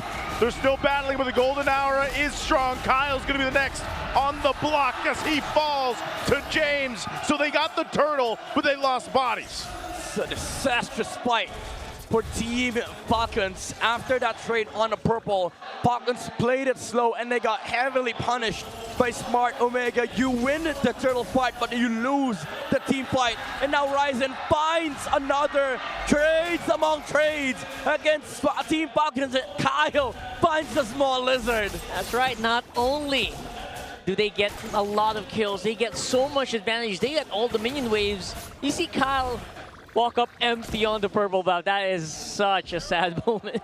Yeah, it's one of those things why, you know, Ryzen specifically, on any of these heroes that allow him to be mobile across the map, be, you know, a threat across the map, which is Harley's the perfect jungle to be able to do that right now, and why it's such a priority for a lot of teams. But keeping Ryzen in your mental state of where is he? Yeah. That's Team Falcons. That's going to be them this entire game, and that's a problem for them to deal with. Yeah, you know what? Smart Omega, they've entered the territory of just, you know, the idea that they can just trade the whole game.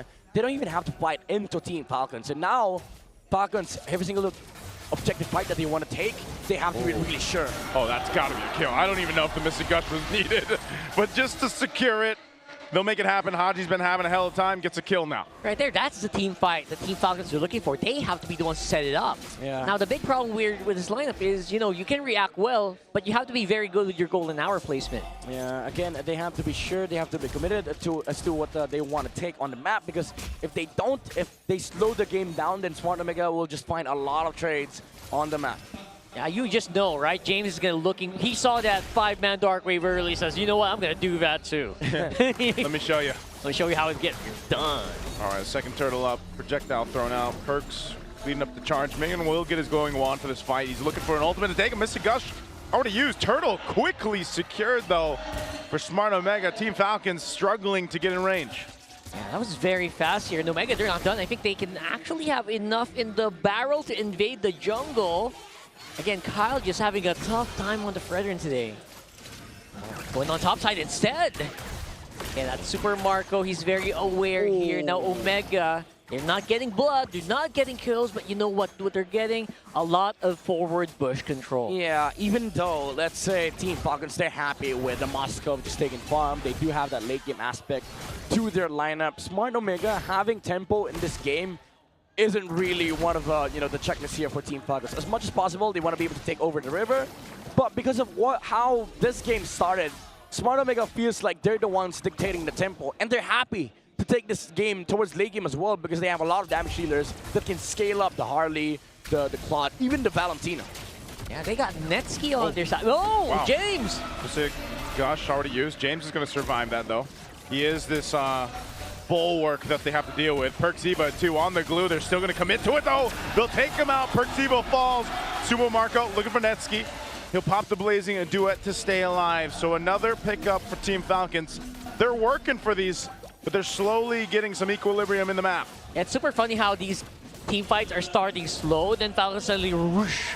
They rush towards their opponent, and then, oh my god, I don't think they expect that kind of ferocity, that velocity here coming in from Falcons. It's a good setup as well for Team Falcons, right? Like they know that the Claude is top side, the Moscow is top side. We can just pressure top because there's no trade on the bottom lane. They saw the Harley recently. And even if they fail to take a kill on the top side, again, Omega will not be able to find a trade. So good brute force for Team Falcons, but again, they have to be really committed with these kinds of plays because Smart Omega, again, they're happy just to play the scaling game. At the very least, Falcons have equalized on the gold. Now, where that gold is something that we will check later because obviously it's better if it is on the gold laner. Right now, they are fighting for turtle. Fighting for this last turtle of the game. Ryzen has control of it. We'll see what Team Falcons does. They do have Super Marco just pushing, though. He might join the fight. Mystic Gush will delete Perksiva, and they're still going to go for it. Super Marco will continue to push that turret. Golden Hour going to be used. They have to still break through. And SOD comes at the perfect time to take out Mingwen. And now Super Marco 1 HP will still survive. And now they collapse down on the last one. Ryzen, he can move and groove all he wants, but he falls as well. Team Falcons gets a massive team fight. That right there is the team fighting that we were talking about at the loading screen. That is exactly what Falcons' vision there could do. Oh, he's dead. Perks. Yeah, he's down. He got his revenge. Yeah. Very quick revenge. But again, you see the amount of team fight on the side of Team Falcons. A lot of their spells can be layered on top of one another. Unfortunately, Kyle didn't land the Appraiser's Wrath, but you see the potential, right? Like the setup is there. SOD as well. Guaranteed hit. Because of the way that the Golden Hour is used for the setup here for Team Falcons. So Smart Omega, again, even though they have a lot of scaling heroes on their lineup, Team Falcons' team fight is just so damn massive. I mean, you can just imagine, right? Like no Golden Hour, Marco always hits SOD. What more with it? I mean, that's just double trouble. 100%. Yeah, that's kind of cheat codes, man. You know, at that point. But you're seeing, too, that this lineup, the way that it scales up through this game is something that Omega's going to want to take consideration of.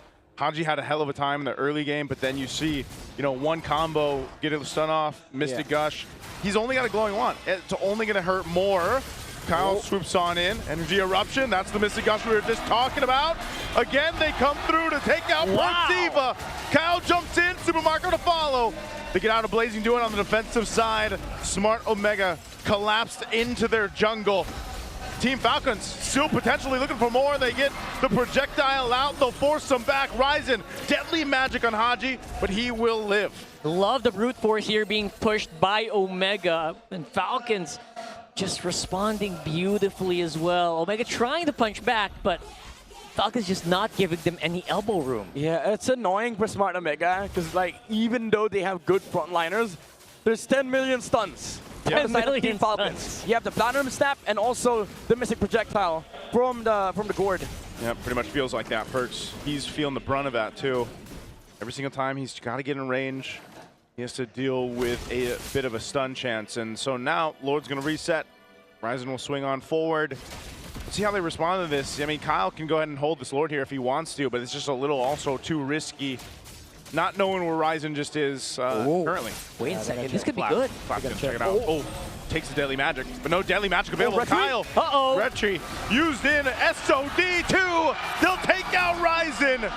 Problem solved, and now Team Falcons looking to chase down the rest of Smart Omega in their jungle. They go in with a stun and a huge Mystic Gush comes out from Haji. A double for Flap. They saw Ryzen right at the right moment, and now they're looking to take out Mingwen. Lord's being worked on by Kyle. Love the targeting here for Falcons. It is so precise. It's like surgical removal with the Black Hawk helicopter, man. Removing Ryzen from the equation before he can even react. I mean, it's a good solution, right? Like, Team Falcons, the way to solve the trading problem is to kill the guy so he doesn't get to find a trade.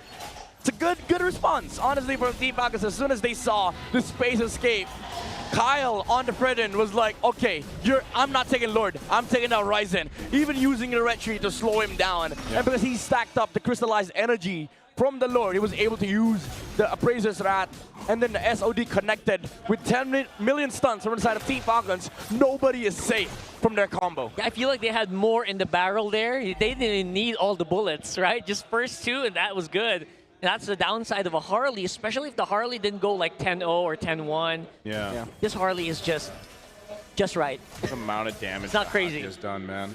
And he just picked up a Divine Glaive. So like that Harley from Ryzen, he's going to feel it just as much as the rest of the team is.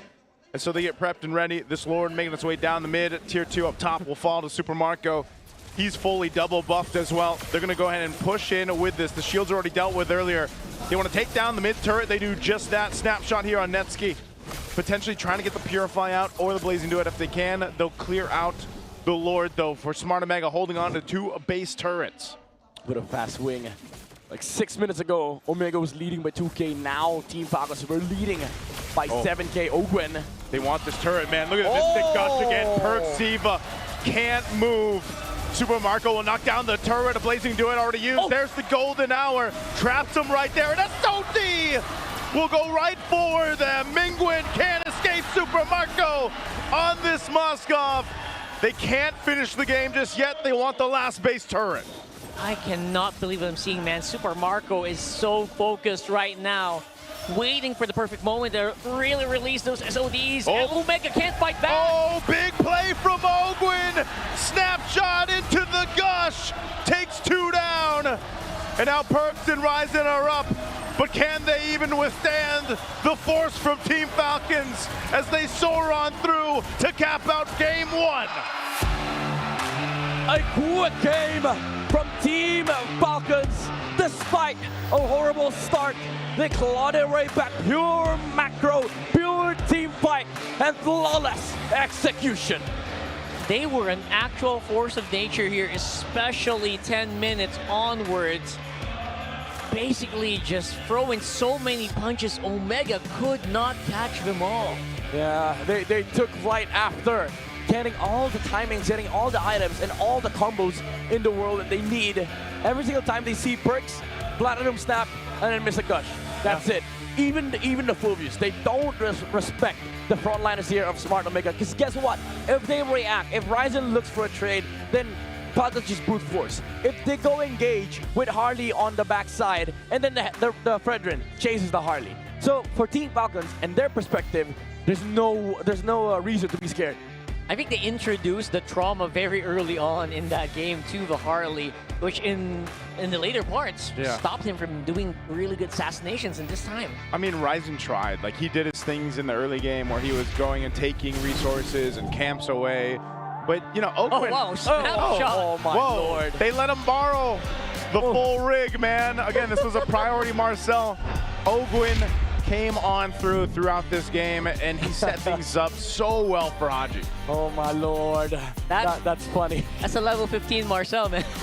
Dude, we need more props for the MVP, by the way. Yeah, dude. Like, we need more. That's a 200 IQ MVP. Like, if it's a Paquito, we need to give them some boxing gloves. Yeah. If it's a Phobius, give them an obelisk. What if it's a gourd? You need a skateboard. We need a... I'll have you know that it's a floaty board, not a skateboard. Not right, it's my a bad, hoverboard. My bad. Surfboard. It's a hoverboard, and he's like the most immobile hero. It doesn't make no sense, no logic. So ironic. As a Gord main myself, shared struggles. And as a Gord main, I'm pretty sure Naisu is very happy with Haji's performance there, except for like a little bit of trip, especially in the first minute. I mean, everything else pretty flawless. Falcons was able to play around that Mystic Gush very, very well. Yeah.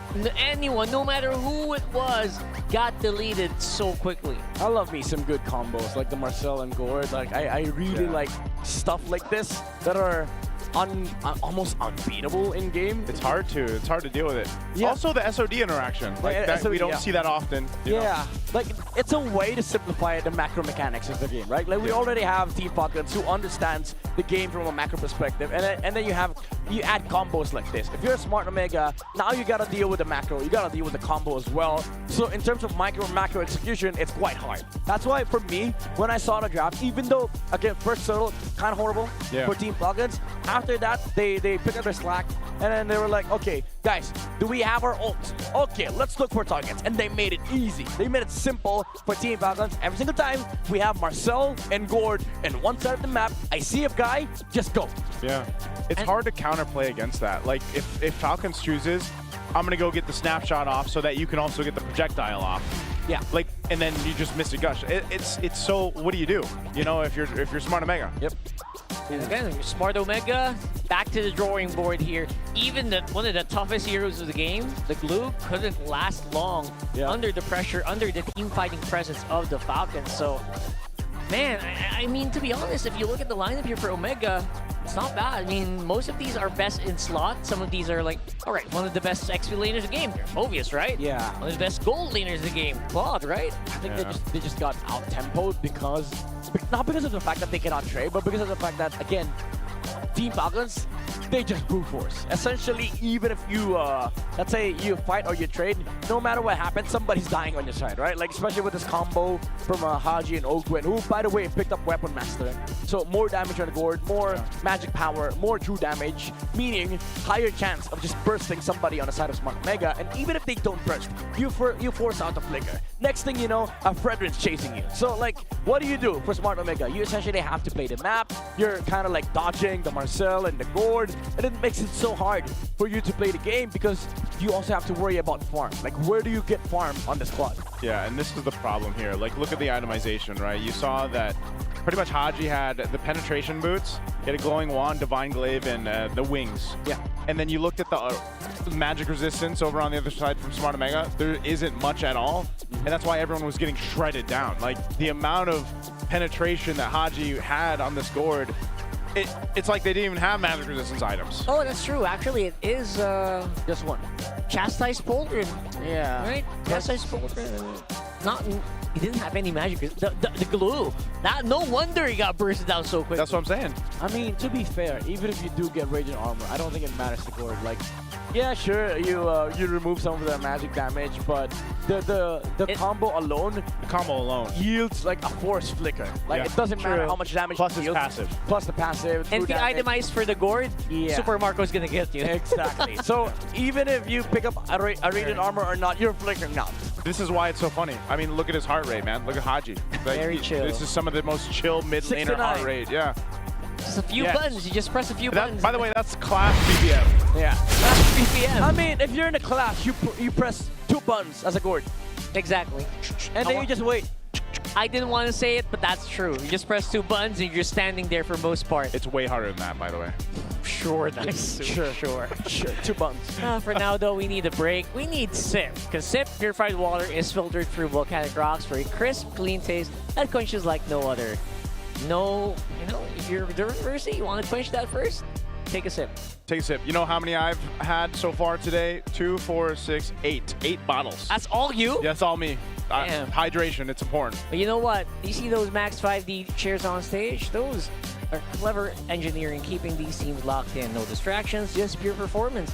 Brought to you by TT Racing Philippines. They got your back. They got your back. They got our backs. We need our backs. Yes, sir. Actually, we do technically have our backs covered, but they're not the Max 5D. Only the players have that. So they got the special ones. We have such a special one. We have the Swift X Pros. To be honest, some people have asked me, which TT Racing chair should I get? I actually usually recommend this one. All of them. Don't you recommend the Ergo? The Super Ergo? Only if you're at a certain bendy? age like me. Where your back starts to hurt, you know? What is your age? My age? I'm a mid 30-year-old man. There you go. Okay. No exact number. No specific. Of course not. I mean, dude, these days, no, I was gonna say, these days people can just like type in AI and then your age is there. Surprisingly, it's very accurate. It is. I'm 35. Okay, now thanks for the reveal. Yeah, well, someone probably could have just looked it up anyway. So literal mid-30. Yeah, and of course, well, you know what doesn't age? Our crowd.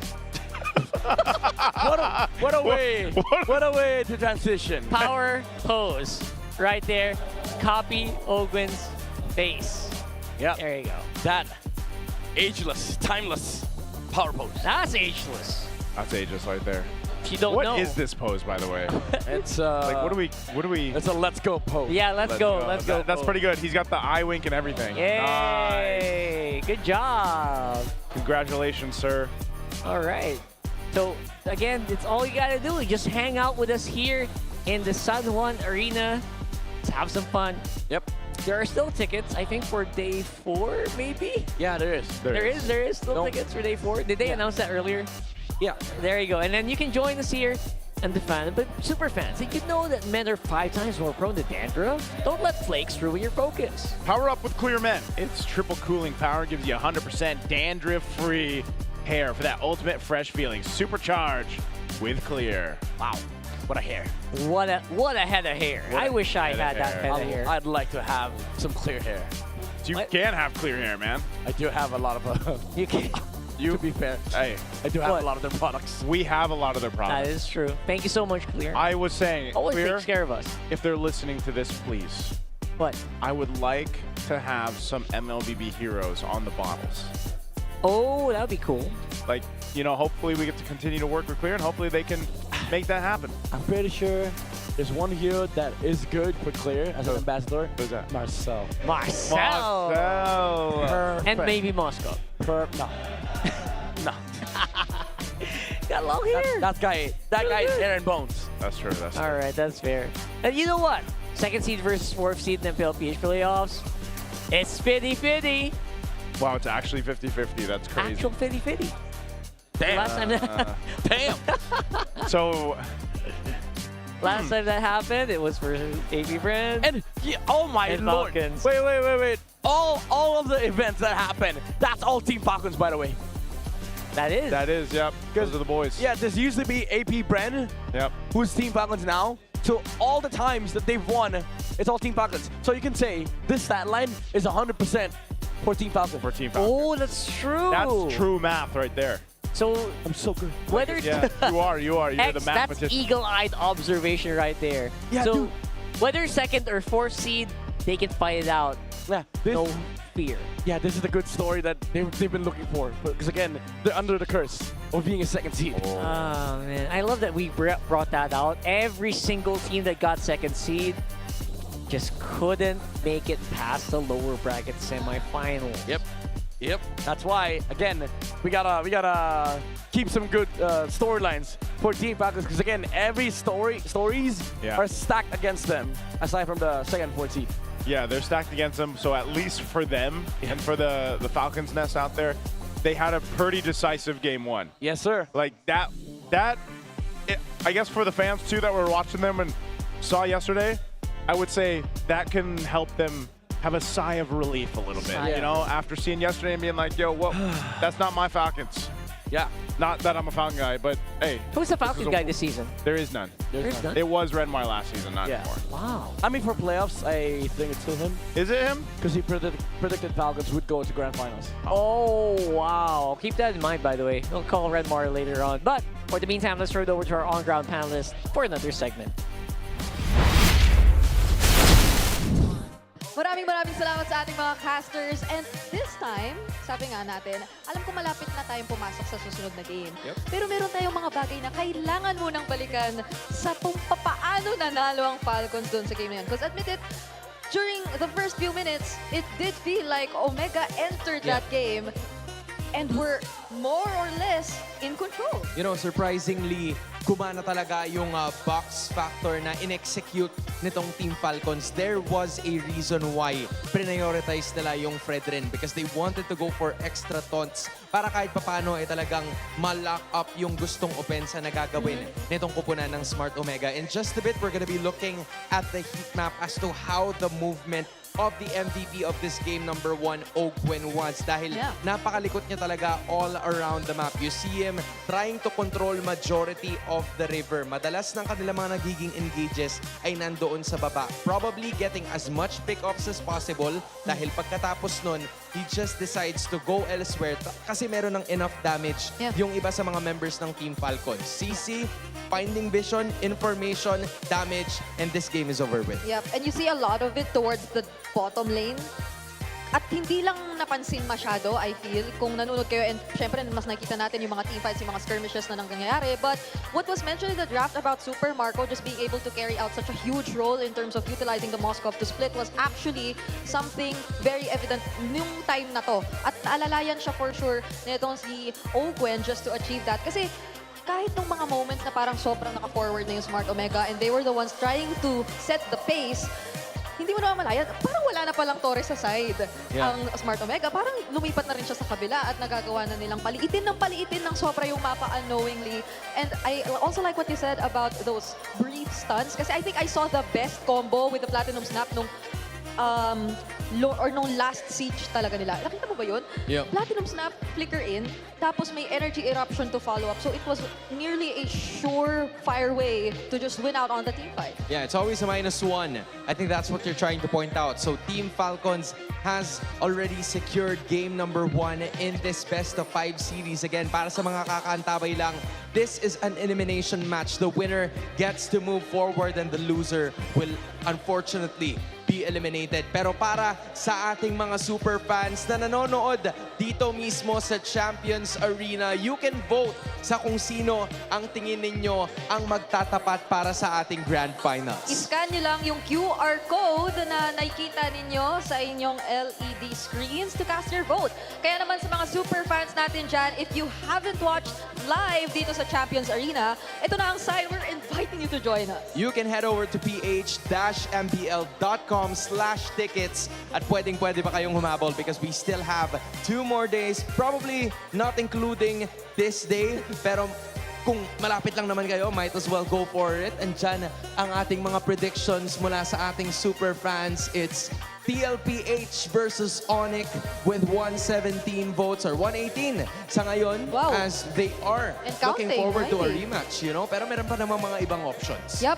Nandiyan na rin ang ONIC versus Omega, TLPH versus Falcons, ONIC versus Falcons, and Omega versus Team Liquid Philippines. And I believe some of these votes came in even before the first series. So talagang spread out siya and kita mo kung ano yung opinions ng community regarding the potential matchups. But now we might just be down to a few choices na lang based on what we're seeing right now. Pero you can still cast your votes, kaya please feel free kasi makikita at makikita natin yan at magmamatter yan kasi boses yan ng taong bayan. Yup, we still have 4 teams remaining in this current playoff as we speak. Balikan natin yung mga nangyari in that game number 1. Kasama sa ating real-time cooling tactics na para sa Team Falcons, kailangan nilang mapigilan yung mga paglalaboy nitong si Ryzen sa kung saang-saang parte ng mapa. And that worked very well for them. That was probably the reason why they picked utility. Kasi alam nila na by a specific margin of time, maybe somewhere around 6 to 8 minutes,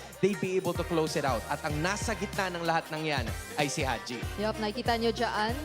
Prime Haji, a bit of a throwback to MPL Philippines Season 8. Nandiyan ka na ba nun? Nung Season 8? Wala pa yata tayo pare-pareho nun. Pero ito yung time na talagang laganap pa ang pagka-flexible niya as a mid laner. As you can see naman, look at the options out there. Even the Kagura, no? Napakatagal na natin huling nakita. But this season, we're seeing a bit of a difference. Talagang laganap ang Valentina para kay Haji. Yeah, this was Haji finally embracing one role. Diba? Yung kanyang pagiging flexible was a thing. I wouldn't say a thing of a past, pero ibang klase kasi yung pagiging flex niya ngayon. He can be an artillery mage, he can dish out damage, he can assist his teammates using the Valentina. So, it's a different kind of versatility, but the same amount of threat na kailangan na alalahanin nitong Smart Omega that is currently down, and they need to figure out a way to either break the box or at least fight fire with fire pagdating sa team fights. Do they go utility the same way Team Falcons did, or do they have to break the lineup sa draft pa lamang? Yep, I think it's quite a tough spot to be in kasi even for their option in game number 1, they still went Harley. And it somewhat worked. We saw it in the beginning. Ryzen was still finding the trades. Nung isang beses na talagang nasa objective lang ang karamihan ng Team Falcons, they were still able to hold it down. All the while, Ryzen completely took the purple and was still able to make it just in time to actually contest for that objective. But things seem to feel a bit different for Falcons this time.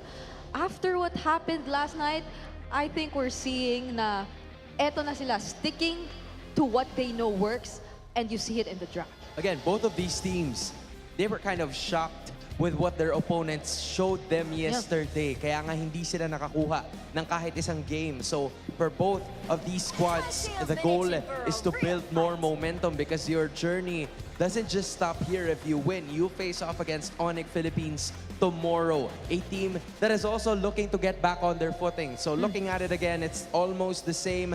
Guinevere is going to be there, pero sila ang magtatanggal ng Fovius and ng Kalea. I'm talking about Smart Omega. Yep, this is interesting, no? Tingnan mo, dalawang utility or yung Guinevere agad ang isa sa mga naging options din tanggalin. Well, understandably, isa yan sa mga pinaka-kinokombo ng Falcons talaga. Be it with the Kalea or even the Arlot, which we also saw previously in the regular season. Also, a plan that was clearly denied or attempted, or their opposing team attempted to deny yesterday. Pero that being said, that combo is no longer possible for Falcons, but look at everything that is still open.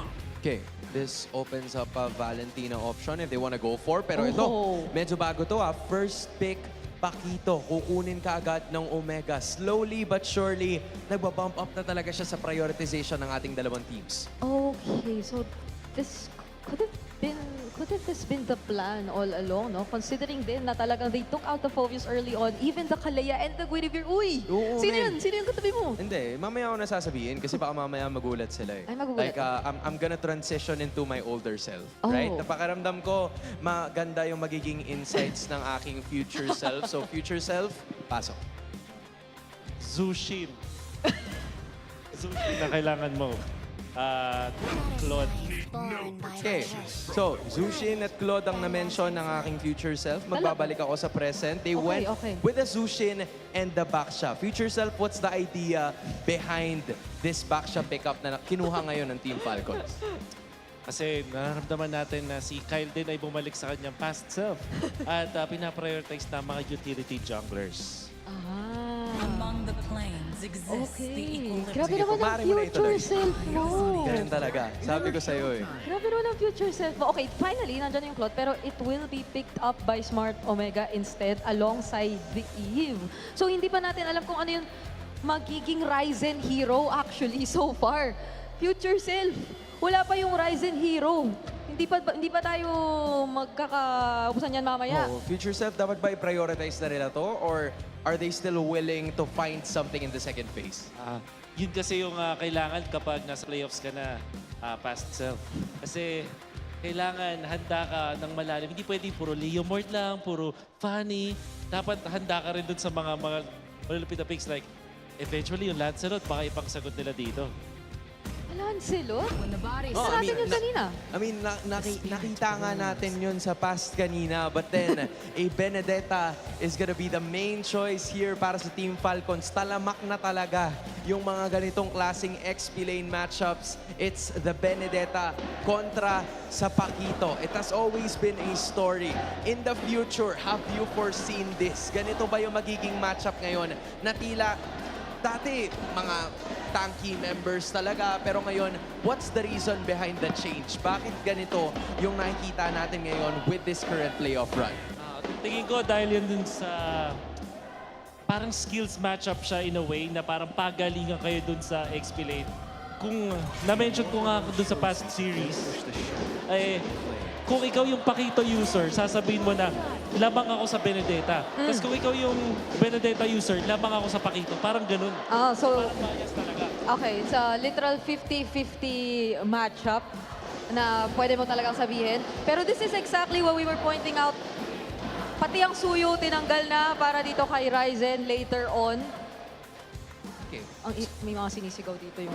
Oo, man. As in, todo-todo talaga ang suporta ng dalawang teams. Which is why these two squads would really have to showcase their best draft. Ang major difference lang ngayon, yung Harith and yung Suyo ay unti-unti na ding mawawala. So, Team Falcons, given na meron pa rin silang utility jungler, future self, ito pa rin ba yung ito pa rin ba yung box type? Wala. Or gaya Oh ba my to nung... Or gaya ba ito nung nangyari sa Liquid kanina na sobrang sagad lang talaga yung aggression nila? Very good question, past self. Kasi yung backshot, maisip mo ay utility to, box to. Pero hindi. Zushin and Benedetta, pag kinumbay mo yan, dive na yung gusto nilang gawin. So kailangan gawin dito ng Omega. Meron silang tanky na pangharap para may pang-peel din like Katot Kacha or yung mga high-loss para kung sakaling sugurin sila nung dive ng Falcons, may pang-depensa pa rin sila. Tanky na pangharap and mainly probably for Berk Siva. So meron pa naman tayo ng ibang mga revitalized heroes that are still available. The Hylos will still be there, but at the same time, parang ang dami mong kailangang alagaan, no? Ang dami mong kailangang alagaan considering this dive comp. Okay, so pumasok yung glue para sa Team Falcons. Yung Atlas naman ang kukunin dito ng Smart Omega. Makes things a lot more interesting. Eve Atlas combo, I kinda like it. I wonder what my future self would think of this lineup. Maganda yung paggamit ng Atlas for the defense. Parang hindi siya revitalized pero may peel siya. Tapos baka Lancelot na yung kunin na huli. Or is it? Ay, di pa. Yes, they do. They It's do. Lancelot nga. Tama tayo, past self. Nakumpleto ni Future Self ang lineup so far para sa Smart Omega. But now we're awaiting the last pick for Team Falcons dito. Still looking for their gold laner para kay Super Marco. Honestly, hindi naman nila sobrang inipit yung mga options para kay Super Marco dito. Parang lahat naman ng mga go-to options nila or niya, nandiyan pa. The Claude is taken away though. The Moskov is still Yeah, I mean, it's still definitely a there. Purify hero though. Oo, pero yung ang worry ko kasi dito, actually not a worry anymore. Kasi kahit paano may dalawang tanky frontliners naman sila. So they went with an Obsidia. It's the same idea gaya nung ginawa kanina ni Super Marco kung saan nag-Moskov siya para kahit paano may late game insurance. Although fortunately for Team Falcons in Game 1, mas maagang dumating yung scaling ni Marco dahil maaga siyang sumali sa team fight. So it just depends if Obsidia is gonna be able to do the same thing. And I think it's a way then to maybe punish some of the potential errors or mga maling pasok na pwede gawin ng Omega kasi basta makapitan ka niyan, you have no way out. Hunt of Bone can be a threat para dito sa Smart Omega. But now it's time we head into game number 2, San Juan Arena! I'm loving how we still have this energy. Let's keep it going as we throw it through the casters. Here we go for game number 2. It is Falcons with a very, very good momentum. Again, showing off their playoffs or their regular season performance. Looking really good. But Omega, looks like they got a little bit spicy on the draft here. Yeah, I mean, we see the first pick, Paquito, which is already surprising. Yeah. And then now we see the Lancelot come back for the second time today in the jungle role. But Team Falcons brought up a new hero of their own, the Obsidian on the gold lane. I'm wondering if, at least for Ryzen, because this was the same matchup that Carl Teasy had to go against King Kong with, you know, against the Baksha, and we saw it was difficult. Also, depending on how Team Falcons decides to put pressure on his side of the jungle or, you know, around even the buffs. But, you know, for Ryzen specifically, how is he going to handle that pressure? Is this Atlas going to really help set things up for them? They go for the mid lane already. Ogwin, whoa! I guess that's the answer. I just saw it answered in the mid lane. First blood over to Ryzen. Yeah, don't be pressured. You be the pressure. You be the pressure.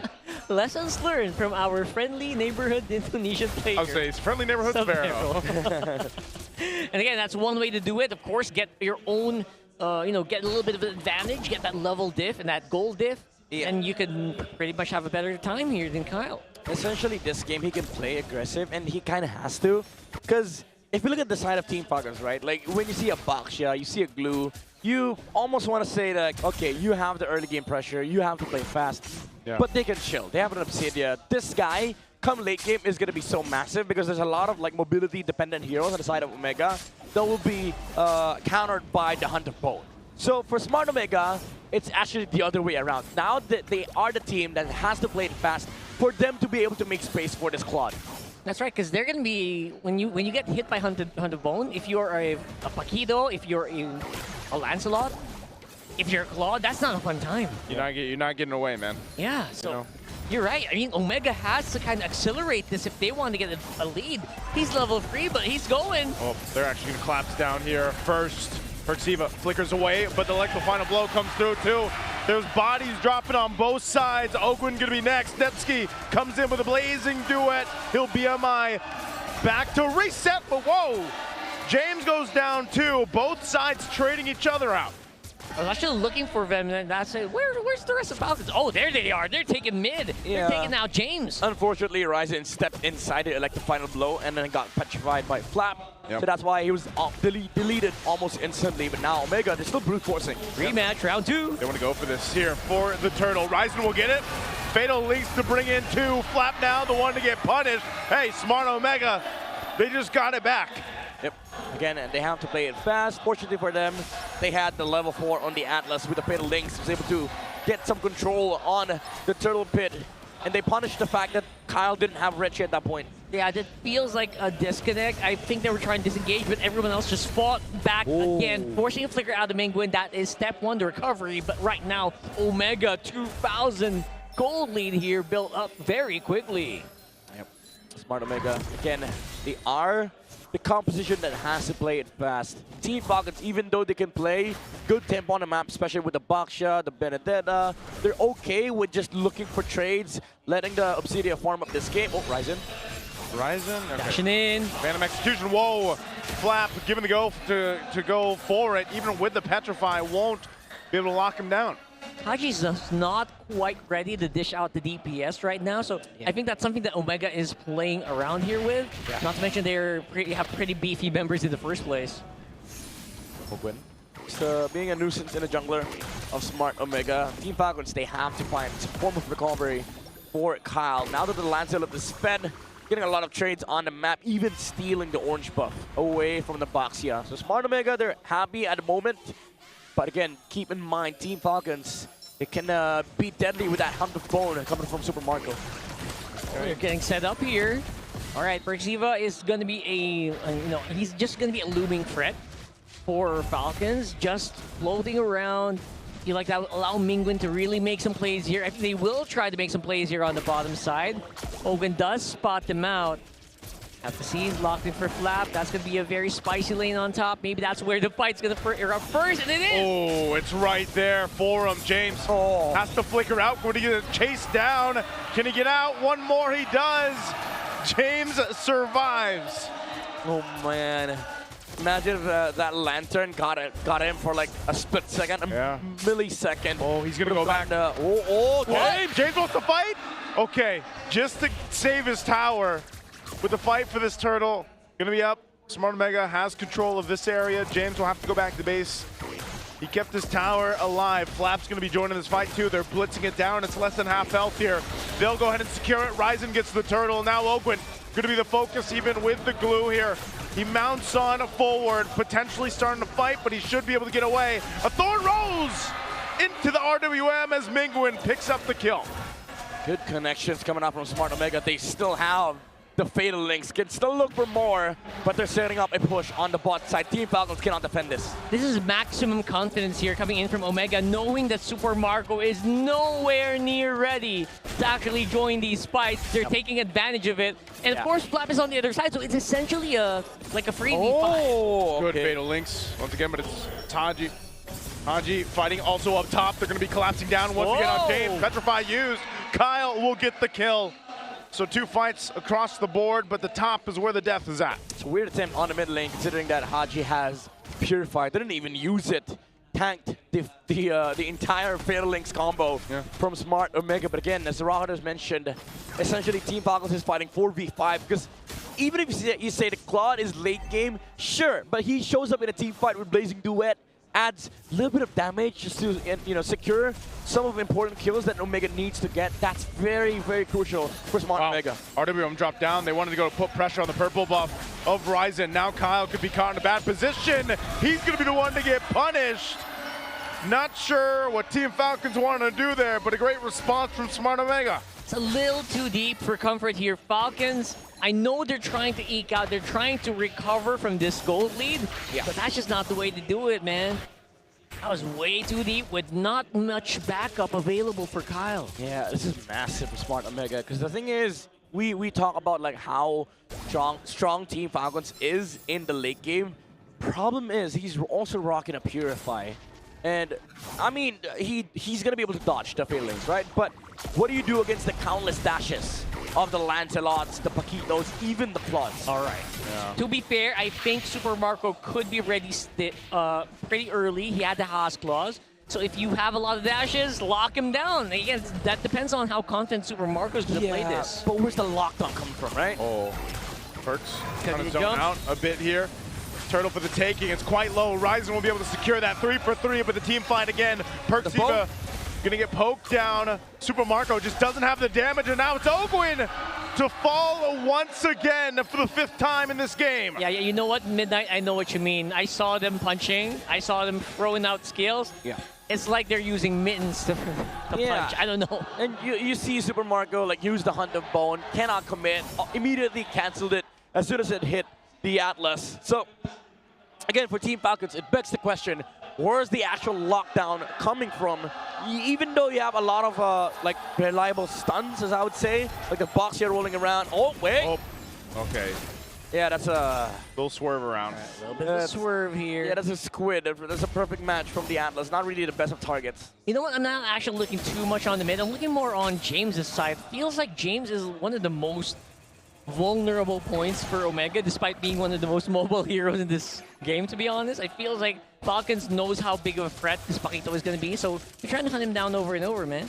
Yeah, they should. Honestly, at this point, they have to force something off the map against Smart Omega, because, again, even though you're getting farm on the Obsidia, so does the Paquito, Lance, and Claude. Yeah. It's just, it takes Obsidia a substantial amount of time to go ahead and get online, you know? Even with the 2 items already locked in, it's just like, you're not there yet. You still got to build up the stacks too, and eventually Super Marco will be there. The Nevsky's going to hit that way quicker here on the Claude. That feels like that's always the question when you have an Obsidia. Are we there yet? Can we go fight now? I've always said, like, even the panel was talking about this earlier. They could have just picked up the Moskov. Now they picked up a slower Moskov. Slower Moskov. The risk with running Obsidia is that it's a slower Moskov, but the upside is it's a tempo hero. Like, if you get enough tempo in the early game, you could pick yourself up some Sky Piercers, and then you essentially snowball in the game. But the problem is, if you look at Super Marco right now, he doesn't have any Sky Piercer. Oh, they're going to go right for Netsky, though. He does have to pop the Purify. Blazing into it. Flap dropping on him.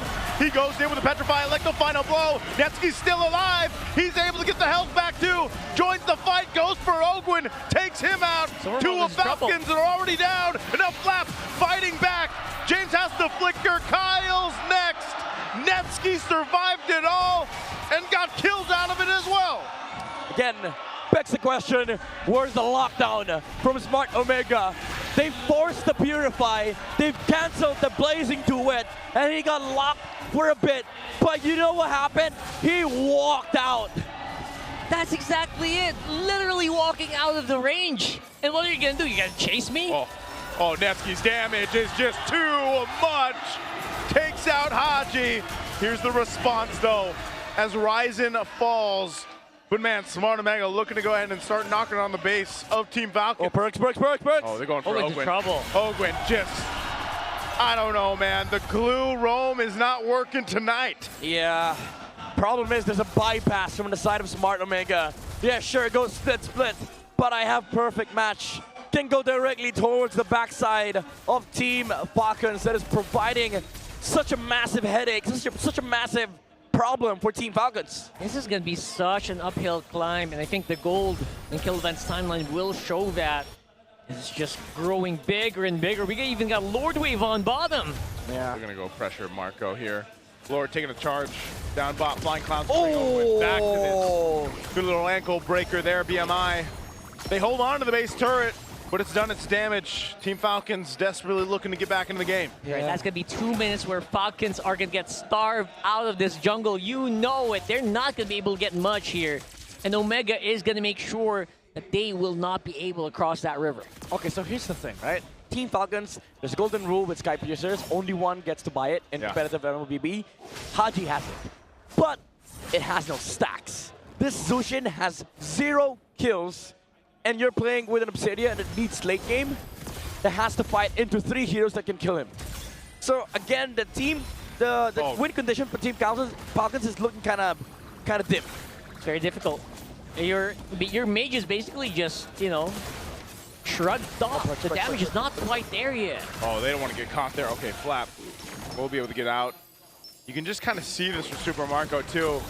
Pops the Hunabone. They're going to be looking for perks. He's got immortality, but whoa, Ogwin deleted once again. Flap jumping in the backside. He gets the immortality. He's going to be going for perks, but he has to get out of there too because he's focused down, and Flap gets punished. Now Smart Omega, no one falls. They're looking to take down a turret. Haji with nothing left. We'll watch the turret fall. Kyle's back up. It's only 1 minion. They want to go for another kill, but Haji will survive. They're quite low. Smart Omega has to back out. Yep, they buy some time, but the damage has been done. Omega with a 9,000 gold lead almost. It's going to be pretty hard to climb out this one. Even their frontliner, right? The Falcons frontliner just not tanky enough to take him. Netsky is so crazy. It is a big challenge, Team Falcons, even though, like, ideally, you jump on the Atlas, you use the Hunt of Bone so he doesn't get to initiate. But look at how fast the response is from Smart Omega. The 3 heroes that we talked about earlier jumped the Obsidia. Mind you, these heroes are scared of the Obsidia, but you see James, Ryzen, and Netsky just going on at Super Marco. Oh, little fight here going off on the other side of the map. James will handle that. Whoa, Ogwin. Once again, he's going to get caught down and gone for the 9th time. The fight for the Lord still breaking out. Kyle jumping on in too. Blazing Duet trying to follow Flap. Ryzen gets a double. He's going to be looking for another, but Kyle will punish him. Smart Omega loses their jungler, but James, he'll jump on in. He's going to try to focus down on Kyle, taking a couple shots. RWM will keep him in the kill zone. Team Falcons loses 3. All right, we gotta see this, right? Like, where is the Falcons win condition right now? I am just not seeing it. It feels like so far over the horizon at this point. Yeah, again, this Obsidia feels like he has no game, man. Even under the clutches, on the slows, on the Eve, it's very hard and problematic for Super Marco to actually play this game, especially because of the fact that there's 4 heroes chasing you down. The mobility is not enough. And even the Hunt of Bone is not a big threat against Smart Omega. Just look at how clean Smart Omega is. They know there's no catch. There's no reliable way for Team Falcons to lock their heroes down. So they just go all in. Everybody goes in front. And Super Marco, with the Hunt of Bone, actually missed Ryzen after the puncture. And against Smart Omega, they just have a lot more kits in terms of team fighting. He got 100 to 0 in like 2 seconds or less 1 second. Yeah, pretty much. Oh my god. I don't know how you're gonna keep this Obsidian alive for longer than that. Like, you need at least 5 seconds to kill a hero if you're Obsidian at this point. I don't see it happening, man. I feel like he's just gonna get bursted down. Even with that Wind of Nature, right? Even with that, I don't see it. Yeah, I don't see it as well. Smart Omega, they have all the waves pushing into the base of Team Falcons. Oh, what's up? Jumping in again, a flap is gone. Ryzen will take quite a bit of damage, but they want to take the turret. They get that out. Lord will go down here. Team Falcons without flap. They're just trying to delay this out further as Ogwin brings out Smart Omega to the jungle, buying more time. And now Team Falcons, they just have to clear out the wave here. It is going to be cleared out. Super Marco, one hit away, will survive. Another wave to deal with. It's 2 waves here at this point. They're looking to end. And Netsky working on the waves. They have a clear sign to go for the base, but they bought enough time that Team Falcons. There's Netsky. Netsky jumps in with a blazing duet. Enough to zone out Team Falcons that they can lock on the base and even out the series 1-1. I think we saw this coming a mile away, man. It's 1-1 on the score, and Omega are tailing back. They're catching up. 100% win rate on the Lancelot for today. And Mr. Barangay gets his hands on the Claude to win it up for Smart Omega. All right, so the magic is starting to, sink its teeth into Falcons. Wonder how that's gonna feel. Oh man, I kind of just realized that the weakness of this lineup when Midnight mentioned it. Like, where's the lockdown, man? Yeah. Your lockdown's non-existent. It's only Kyle. It's definitely a big draft problem for Team Falcons. They had a lot of options, but the thing is, the idea behind the Obsidian isn't really bad in a way, but it's conceptually like very execution-based. Like, you have to get that snowball, you have to be really aggressive in the early game, but unfortunately, because of how their composition is built, they cannot really fight into this heroes on the side of Smart Omega, and Netsky was just able to move around the map, farm up, join up in fights, use the blazing duet, and then clean up for Smart Omega. So we're back to a best of 3 here. Yeah, we're down to a best of 3, but man, I didn't realize he was 11-0-4. Yeah. Netsky, my goodness. I mean, Turtle won with a Claude, with no lockdown. Turtle won. Falcons. Not only that, but also this is like very high GPM. 920 right now in the current meta, current season. This is actually insane. And you're doing it against Falcons, 2nd seed. Yeah. Yeah. So it's a scary thing to do with 920 GPM against. Oh, man. And this is why every single time he proclaims himself as the best gold laner in the world, nobody disputes. Nobody disputes it. He walks the talk. That's why we had that intro for him, day 1 or 2, where it was like self-proclaimed. Self-proclaimed gold laner. I mean, best gold laner. We say self-proclaimed, but it feels like it is rightfully proclaimed. Like, he is actually one of the contenders in the golden, Golden Royale. Yeah. And in this Claude, I mean, you pick the hero that has the most wins in playoffs. Of course, they're gonna win, right? But the execution as well, like, it's almost flawless from Smart Omega. As I said earlier, every fight that he joins, every little bit of damage counts for Smart Omega because they have a lot of damage healers on their side. You have the Paquito, you have the Lancelot. So these things, they add up. Unlike Team Falcons, even if the Obsidian shows up, so what, right? Like, you use the Hunt of Bone, the Claw's just going to purify it. The Lance may be able to survive in the early game because you don't really have that much damage on the side of Team Falcons, so you kind of have to play it slow. But then, if you play it slow, technically the Paquito and the Claws enjoying the game because they're wrapping up their items, and you don't even have a Sky Piercer. So there's no actual threat against them. And then you add another layer of problem for Team Falcons. Where's your stun? How are we controlling Paquito and Claude? How are they going to be able to, sink the hits of the Obsidia if the targets are just running away willy-nilly? They can't get any of these targets down and 20-6 on the kill score. By the way, a very bloody game. Yeah, the City was underwhelming, man. I mean, what is it? Who played the most successful Subsidia? Was it Severo? Yeah. Didn't we get a Maniac? Yeah. Yeah. Yes. Like, you know, and you saw Yes. the abysmal stats overall for the Obsidia throughout the season. Yep. And this just kind of reminds you, like, you need a very specific lineup to make the Obsidia work, and unfortunately this isn't it. A part of that too is just obviously Ogwin did not have a fun time at all. Died 9-10 times on this glue roam. I expect after game 1 and game 2 we don't see a glue roam again.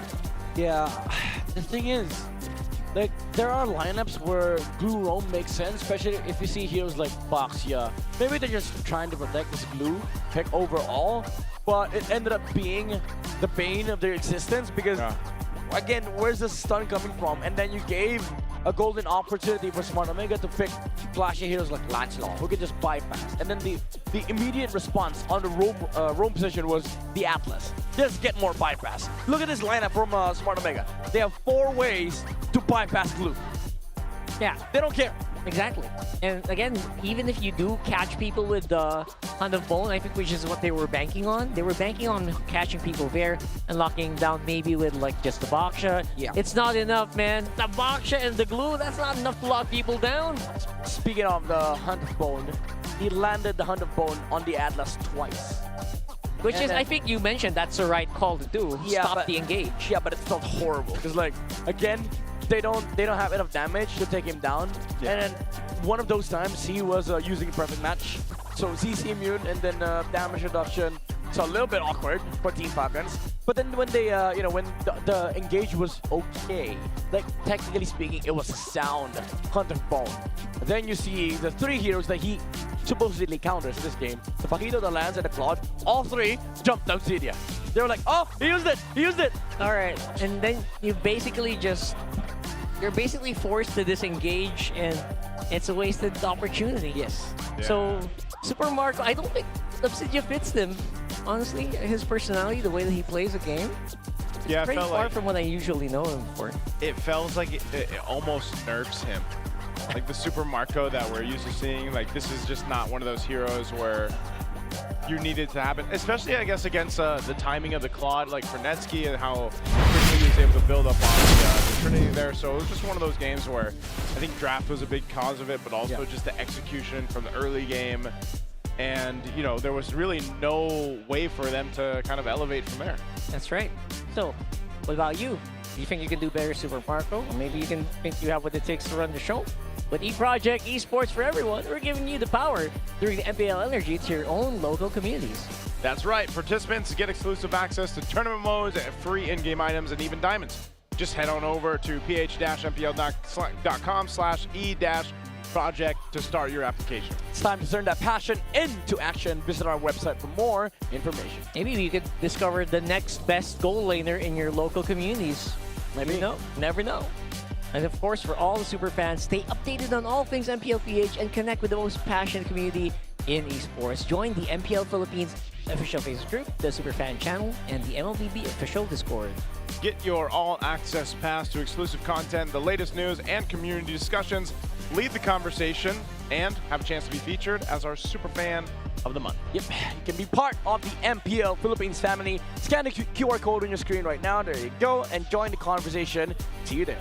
See you there. And See we you there. need to have a conversation. Yes. What was that about? Okay, Mr. Rocker, okay. People are I'm probably kidding. having that discussion right now. Yeah, You know? probably. I mean, again, Super Marco going around in a circle doesn't feel like a Super Marco thing to do. You know what I mean? I wonder how different that would have been if it was a Moscow. Or a Clint. Or that, yeah. That would have been so much better. Yeah, I would have preferred a Clint, honestly. It would have purified. There's an Atlas. Like, it's inevitable. You have to pick up a marksman that just purifies. But yeah, Moskov, Clint, maybe even Melissa with a purify might have worked. Because there's there's 3 people to jump you. You know the. That's true. Oh, you're stopping the jump. The go away is, kind of nice. Like you force them away.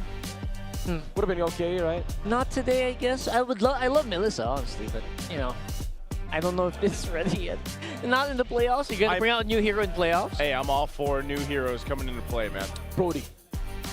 I would have been okay with Brody.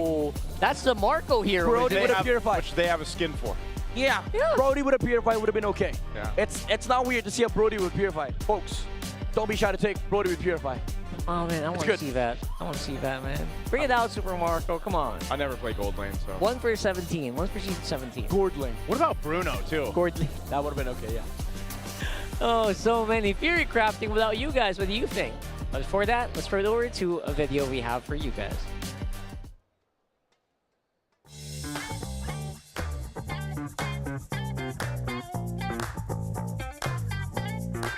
Gusto nyo ipakita ang tuloy na suporta sa inyong mga paboritong teams? Pwede nyong i-check ang mga team merch booth from Team Liquid Philippines, Team Falcons, ONIC Philippines, Aurora Gaming Philippines, Smart Omega, and TNT Pro Team. Meron din silang mga sariling pakulo kada booth, kaya bisitahin nyo na ang ating mga team merch booth. At para naman sa mga freebies na pwede nyong iuwi, pwede nyo rin bisitahin ang ating mga sponsors booth like Smart, Infinix, and Clear. Bukod sa mainit na panahon, ay mainit rin ang bakbakan sa Infinix Fancy Klaban, and right now, happening is the semifinals. At kung nagugutom naman kayo o nauuhaw, meron din tayong available snacks in Super Fan City. Ngayon, makikisaya tayo sa ating mga super fans. Tara, Kuya Tanod. Oh. Hello! Wow! So, kamusta ba experience mo dito sa Super Fan City? Ang saya po, ang daming nangyayari. Katulad ng? May nagtatambol po. Kumusta ang experience mo dito sa Super Fan City? Goosebumps po, tsaka nakaka-enjoy po. Saya kasi kompleto, ang daming booths, tapos may mga food din, tapos yun, masaya-saya mga tao. Guys, pumunta na kayo dito sa Super Fan City sa San Juan City. So, marami silang ino-offer na masasayang bagay dito sa loob. And then, marami pong mga free drinks, tapos daming mga loot sa mga booth. Talaga naman nakaka-enjoy dito sa Super Fan City. Kaya naman, sa ating mga super fans, before kayo pumasok or kapag during break, pwede kayong bumisita dito for free. Halina kayo dito! Sobrang saya talaga sa Super Fan City, pero sobrang saya rin dito mismo sa loob ng ating MPL Arena. At this time, together with Hans, may kasama tayong special guest. Yup, this is none other than the jungler of AB Brand and also one of Clear Men's ambassador, James Banks. James, iba talaga? Humawi ka pa talaga ng boka. You gotta appreciate it. Sige, isa pa. Kumpletuhin mo naman. Andito ka na rin. Yan.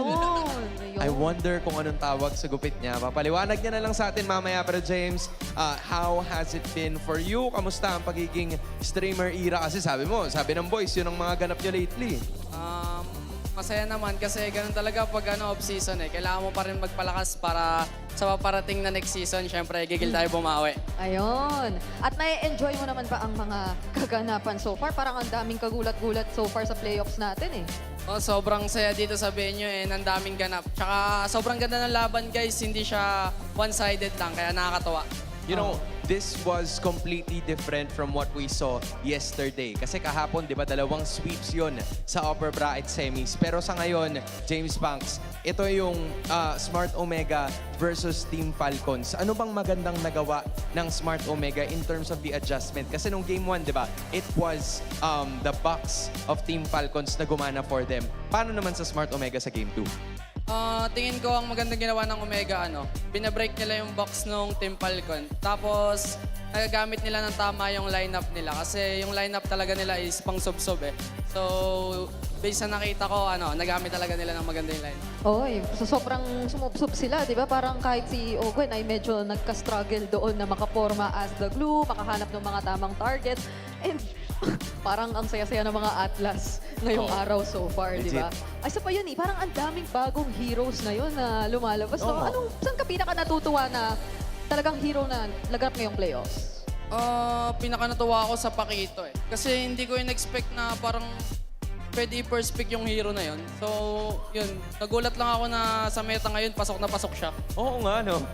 Nauna nabanggit ni James Banks yun. Kasi minsan lalabas siya red 3 or blue 3. Minsan sa red or blue 2. Pero yung Blue One, hindi mo talaga aasahan na nandun talaga siya kaagad. So there are heroes like Paquito, Benedetta, yung mga ganong klase ng heroes ba nagagamit mo yun before sa practice at posible na makita natin yun sa jungler or masyado pang malayo yun for this current meta? Tingin ko sa meta ngayon, malayo siya sa jungle kasi mas maganda sa kanya yung spell na flicker kasi may pang-out siya. Pag jungle kasi yun nga, sobrang dali niya uliin. Tapos yung meta ngayon ng mga tank puro more on pick-up kaya parang tingin ko malayo pa. And in fact, we're gonna be looking at not the XP laner, not the jungler, but the gold laner in terms of our rich guy capabilities. Si Netsky na talagang nagpayaman in game number 2 from start up until the end. 920 GPM, hindi biro yan. Talagang isa yan sa mga pinakamahihirap na abutin na numbers ngayon considering the current meta. But you know what? Nakita mo talaga dito sa game na to, mula laning hanggang teamfight, kung gaano kabiyasa si Netsky when it comes to using the Claude. That last entry na ginawa niya using the Claude with the Blazing Duet, sobrang fresh pa niya sa alaala ko. Alam mo, yun nga yung isa sa mga hindi ko pa natatanong kay James Punks kasi parang mas marami ng mga rotations ngayon, James Punks, na ginagawa yung mga teams where they also include the gold laner doon sa mga turtle fights. Kahit sa first or sa second turtle. Ano ba yun? Is that the discovery na lately lang nagbigay ng advantage? Ano bang meron? Bakit nila kino-contest yung first turtle na yun? Sa tingin ko po kaya sumasama yung mga golden sa first start kasi syempre extra damage din. Tapos kung waring gumana yun nga, makapatay yung gold, sobrang laking tulong nun para maka-item agad siya. And at the same time, kaya ginagawa yun lalo pag mabilis yung gold laner like Claude, Carry, yung mga mabilis mag-clear talaga. Kasi sila yung may capable na rumespo sa mga turtle. So in a way, medyo na-foresee na ata natin to considering the Claude and Obsidian matchup. So may slight advantage talaga para kay Netsky, especially in terms of his hero, kung paano nila mas mayu-utilize to rotate. And at the same time, doon yata nagkaroon ng onting limit. Kasi may specific conditions talaga. I think marami tayong beses na nakita yung Hunt of Bone na binato pero hindi niya exactly nakuha at nahanap yung target na gusto niya. So that is one of the quite unfortunate things na nakita natin in that previous game. Pero enough about that previous game kasi eto na tayo na-equalize na natin Oo, nabanggit ni James Punks kanina na ang magandang ginawa ng Smart Omega is for them to break the box. Game 1, Team Falcons, Fredrin. Game 2, back siya. Utility all the way ang ginamit nila all throughout these first 2 games. Pero ikaw, nakalaban mo yung Team Falcons. Is this their main strength? Or kapag nag-assassin ba sila, do you think nandun pa rin yung same level of threat in this specific series? Tingin ko yung strength ng Falcon talaga yung objective nila. Kasi nakikita ko sa Falcon pagkalaban namin, sobrang galing nila sa mga objective fight tsaka sa mga clash. Feel ko kahit nalulugi sila ng early, dun talaga sila nakakabawi. So, para sa akin, kahit anong hero nila, as long as na maintain nila yung box nila tsaka yung lakas nila sa team fight. Yan. Yeah. And kaya rin siguro talagang maski pagdating sa keys to victory natin, pinoint out natin na dapat pag Omega up against Falcons, i-contest lang nila ng i-contest as much as possible. And doon naman talaga nagsisimula. Maski kanina nakita natin yan. Pero playoffs appearance check daw muna tayo para sa Smart Omega. So far, ang na-miss pa lang ni both Ryzen and James ay dalawa. Netsky! Sa kanya pagbabalik, isa pa lang Isa pa lang ang hindi niya naabutan na playoffs. Oh man, that's 75% cumulatively para dito sa organization, and Perxiva has not missed a single playoff during the entirety of his career dito sa Pilipinas. Sobrang dami niya na rin, nilipatan ng mga teams. I remembered he was with ONIC PH. Nagkaroon din ng oras na nasa blacklist din yata siya, if I remember correctly. So, this guy has been through it all. Meanwhile, para naman sa Team Falcons, they've been here for 3 straight seasons. And those 3 seasons, laging sila ang nasa itaas or maybe even at the upper half. Yep. Last season was much tougher for Falcons. Mas naramdaman natin kung papaano nila hindi ganoon kadaling na-climb yung spot nila. But this season, arguably, na-raise na rin natin ng iblang beses. Pwede mo i-consider na since sila ay tawagin mo talagang Team Falcons, away from the Falcons, AP Bren na pangalan talaga ay best performing season nila so far. So a lot of expectations are on the board para dito sa Team Falcons, but you're seeing them really somewhat push to their limits so far dito sa ating playoffs? Now, going back into this game, James Banks entering this draft para sa ating game number 3. Merong mga bagay na nakita namin during the regular season that we don't see anymore. Specifically, yung Suyu and yung Hardy. There was one game in this series na hindi na-ban or na-pick yung either Suyu or Hardy, pero prioritized siya during the regular season. Ano ba? Preference lang ba to? Or is there some sort of answer to it na gusto talagang gawin ng mga teams? Tingin ko po dahil kasi sa nangyaring nerf kay Harley, feel ko isang factor yun eh. Kaya di na siya ginagamit. Kasi karaniwan palitan lang yung dalawang hero na yun eh. So pagka hindi na-pick yung isa, possible hindi na rin siguro i-pick yung isa kasi nga, yun nga, trade lang talaga sila. So, tingin ko ang ginagawa ngayon ng mga teams, mas pina-priority nila yung XP tsaka tank kasi kadalasan doon talaga nagkakatalo eh. Kasi ang daming hero sa jungle na pwedeng ipalit sa Suyu at Harley. At ang dami na ring bigla ang matchups na lumalabas, especially when it comes to the EXP na you mentioned. So, as mentioned by James Banks, saktong-sakto. XP lane prio agad. Isa na namang Pakito first pick. Kanina ginulat tayo, ngayon parang hindi na siya ganun kabago. Okay, so sila naman ngayon ang gagamit ng backsha pero yung Claude ay mananatili pa rin sa side ng Smart Omega. Do you think na ito pa rin yung pinakamalakas na gold laner ngayon? Or meron na bang slowly na tumatapat sa kanya because of how well he pushes the lanes or maybe the other things that he does in team fights? Para sa akin, Claude talaga yung pinakamalakas ngayon kasi sobrang dami niyang nagagawa sa mapa. Pagka siya yung feel ko na perfect na hero sa gold eh. Kasi yun nga, pwede siya sa laning, tapos mabilis siya rumespo, tapos kaya niya mag-side, tapos kaya niya rin sa team fight. So parang perfect siya na hero talaga. Kaya para sa akin, ang OP ng Claude ngayong meta. Yeah, more than the Harith na dati, pakiramdam ko ay yan talaga ang mga aabangan mo eh. Pero this time parang hindi na default yung magiging Harith-Claude matchup natin. Ngayon though, makikita natin siya dahil ipipick up na ng Falcons yung Harith na yan. Pero I'm wondering, ano sa palagay mo ang magiging magandang response ng Omega dito sa Pakito? Do you think na tama i-match na lang siya in terms of damage din Bene sa ba XP ulit? lane? Bene ba ulit? Or pwede silang medyo mag-consider ng ibang options? Tingin ko po, ang ginagawa kasi sa drafting, binabalan siya sa jungle eh. Kung magtatank yung jungle, pwedeng i-damage yung XP. Tapos vice versa lang, kung magda-damage yung jungle, itatank yung XP. Parang ganun lang yung gagawin ng mga team ngayon. So dito, dahil nakaback siya, may high chance. Kaya Pero may chance pa rin na i-flex yung back siya kasi pwede siyang gawing roam.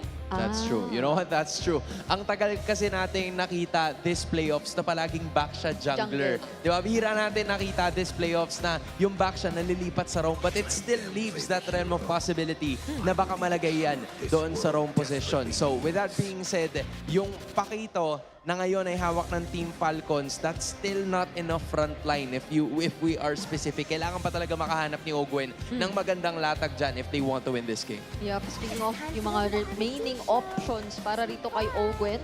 So, Alea is gone. Ang mga usual talaga na go-to picks dito ni Ogwen, if I'm not mistaken, throughout the season, ay the likes of the Hilda, Khalid, and Blue na kanina ay nagamit niya. But would you still consider the glue after what happened kaninang game? Kasi parang sobrang same matchup eh. Claude pa rin to, Juicin, tapos back siya. Or would you prefer a different roam para kay Ogwen na lang?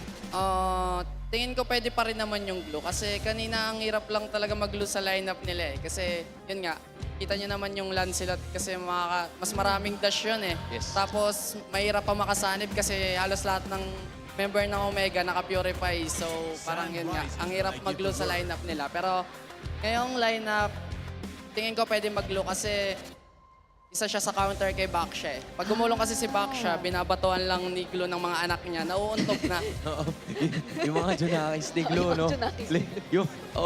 Ngayon ko narinig yun, ah. O pwede, no? Tatanong na pala si Patrick. Ganun pala ang tawag niyo sa kanya kapag Labas mo na yung mga anak. Ay, kaso kinuha! Okay. So there goes. It means it made total sense, di ba? I-deny mo lang talaga kung ikaw ang Smart Omega and I think that was a really great choice. Plus, meron ka pang dalawang tanky frontliners. Now, kung Team Falcons to, paano ka sasagot kung wala na yung glue? Oo nga eh. Ang mga natitira pa yata na commonly big para sa kanya, Hindi kaya ata mag-Hilda dito. May ka-lead pa naman. Eh, okay. Sila naman ang mag-a-Atlas this time. Oh. Okay to Parang nakita na natin to Oo, parang kung tatakpan mo yung lineup nila, parang pwede mong mahalinhin yung dalawa sa isa't isa eh. Oo. But what's the benefit of this lineup? Do you think it's balanced enough or meron ka pa bang hinahanap in terms of frontline, maybe damage? Ano sa tingin mo, James? Para sa akin, wala. Balance na yung lineup ng Falcon kasi meron na silang pangarap, meron na silang damage. Tingin ko, ang kailangan na lang gawin ng Falcon dito, i-hybrid yung Pakito kasi parang kukulangin sila sa harap eh. Kasi yung Atlas kasi may time na nagbe-build agad siya nung cooldown eh. So parang kukulangin siya sa pampakunat. So pwedeng ipakita yung sumalo ng role na yun na mag-tank pa siya ng konti. Okay. And Sora, ang kanilang pang-complete sa kanilang lineup. So I think medyo kaya din ng hanapan ng balanse ang hero na yan when it comes to the game later on. But thank you so much kay James Banks. Pwede ka mag-MPL player. Pwede ka mag-player. Maraming salamat sa mga input mo. And it's about time we get into the game. San Juan Arena, mag-ingay! Ibato na natin sa mga casters para simulan ang ating game number 3. All right, let's go into it. A very interesting insight from James Banks. Definitely one of the most up-and-coming junglers of the generation. Very clear and precise on the calls here. I do love that he mentioned that flop on the Paquito, just go hybrid. Feels like this is a more complete lineup from Team Falcons. Yeah. Especially now that they have the Atlas against the Glue. You know what? I feel like the, pro players are some of the best finalists. Oh, whoa, whoa, whoa! Whoa, whoa! Okay, Ogun going down, even burning the flicker. Not the start you want to go for. I was actually going to lead into this. Yes, pro players have great insights. I'm also just surprised that we have another glue in the roam, but it's in the hands of Perksiva. He used a flicker to help secure that kill from Ingwin there. Yeah, so it's the other way around now. Now it's Smart Omega using the early flicker to get the kill on the Atlas. Oh, Ryzen. Ooh, big take, actually. They got the green camp. Unfortunately, they didn't take everything. But still, that's one less green camp for the Suyo. Yeah, this is excellent tempo right now for Omega, forcing a flicker out of Haji as well. Ooh, that's not going to bode well for their turtle fight. Yeah, man, Perks, this guy can use almost any hero, seems like. Oh, they're going to chase down Netski. Okay. Team Falcons will get one back. This time goes in the hands of Kyle. Way better start for him on the Suyo. Meanwhile, James could get focused down too. He's going to get just poked down enough to keep it in check. All right, so here we go, a little bit of a reset. And yeah, all across the map, tempo has been traded. James with the flicker though, that's not good. Flap is caught between the rock and a hard place. Backup is on the way though. Oh no. They lock down up top. Kyle's charging on up. The Queller jumps in with the Soul Sever. Able to get one. Ryzen could be next, but he took out Flap first. And Ryzen will stay alive amidst it all. All right. At least Smart Omega, they're, minimizing the damage that Team Falcons has been doing, but it seems like only their mid lane has won. The side laners have been feeling in the heat. That's for sure, especially the side lane here. A little bit of equalization being done by Super Marco. You kind of feel the explosiveness here. Netski! Oh, Netski going back, firing back against Super Marco. He'll go ahead, just use that Blazing Duet just to go ahead and get some farm. Fighting for the turtle though, they'll go ahead and break this out. Kyle secures it. He's trying to get away, he'll get back with the Lantern. RWM dropped down too.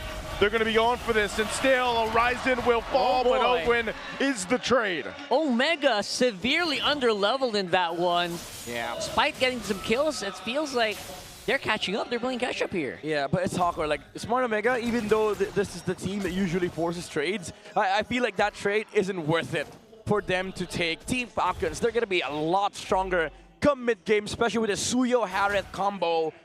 Especially after the fact that, Suyo picks up the Sky Piercer, and then you're going to have to face into a Stardom side Feather of Heaven. Hareth and Omega, looking at their lineup, they do have team fight. Oh, wait. They're setting things up down here. Oh, the Fatal Links were already used too, but not needed. Perksiva going to fall here to Super Marco. Team Falcons able to make something happen, even if they didn't get the setup they were looking for. Yeah, you see what I'm saying earlier, right? Like, Team Falcons, they just have more kits and higher damage compared to Smart Omega. Falcons, Ogwen's not done. Yeah, he's not done. Ryzen on the response, though. He's going to come clashing on down. Blazing Duet for the huge setup with the RWF, too. And now Ryzen focused down. So Semper. Super Marco will pick up a kill. He dropped down the Zama in force, but Netsky will live. I can kind of feel how, how mad Super Marco is about that last game. You see him out for blood here against Netsky. Yeah. And again, Team Falcons, they just understand that they have better damage, better team fight now compared to last game. Actually, interesting fact, Smart Omega, this is the same comp that Falcons played last game. Now you have to slow the game down to the point where the Claude can actually fight. If you take trades like this, if you force fights against Team Falcons, it is not going to be good for you. Yeah, especially if you lose out the Blazing Duet, because in that moment, they didn't have Blazing Duet anymore. Yep. Netsky canceled it. Yeah, he didn't have it. They got through some of the Purifies, too, so interesting position to be in. Ogwen waiting for that Fatal Links to be up again. Fighting for this turtle. Kyle will go ahead and start it up. Ogwen making his way. He's going to go ahead and force out what he can. Still holds on to it. There's the Fatal Links. They were used. He slams down Ryzen. Going for the fight instead of the turtle. Zaman force dropped down. Kyle's the first to fall. James is doing the damage, but he goes next. And now it's Team Falcons pushed off the turtle as Omega has control of it. Flap's going for Mingwen. Ryzen gets the turtle. Flap wants the kill. He's caught though by Ryzen, and he'll take Mingwen and flicker out to survive the tail. Good trade for Smart Omega this time around. Perks saving that fight with a catch onto the Suyo. Kyle was shut down right after the Fatal Links landed, but Flap able to equalize against Smart Omega. But at least now Nets finds some space. Unfortunately, he didn't get a lot of the assists that they took.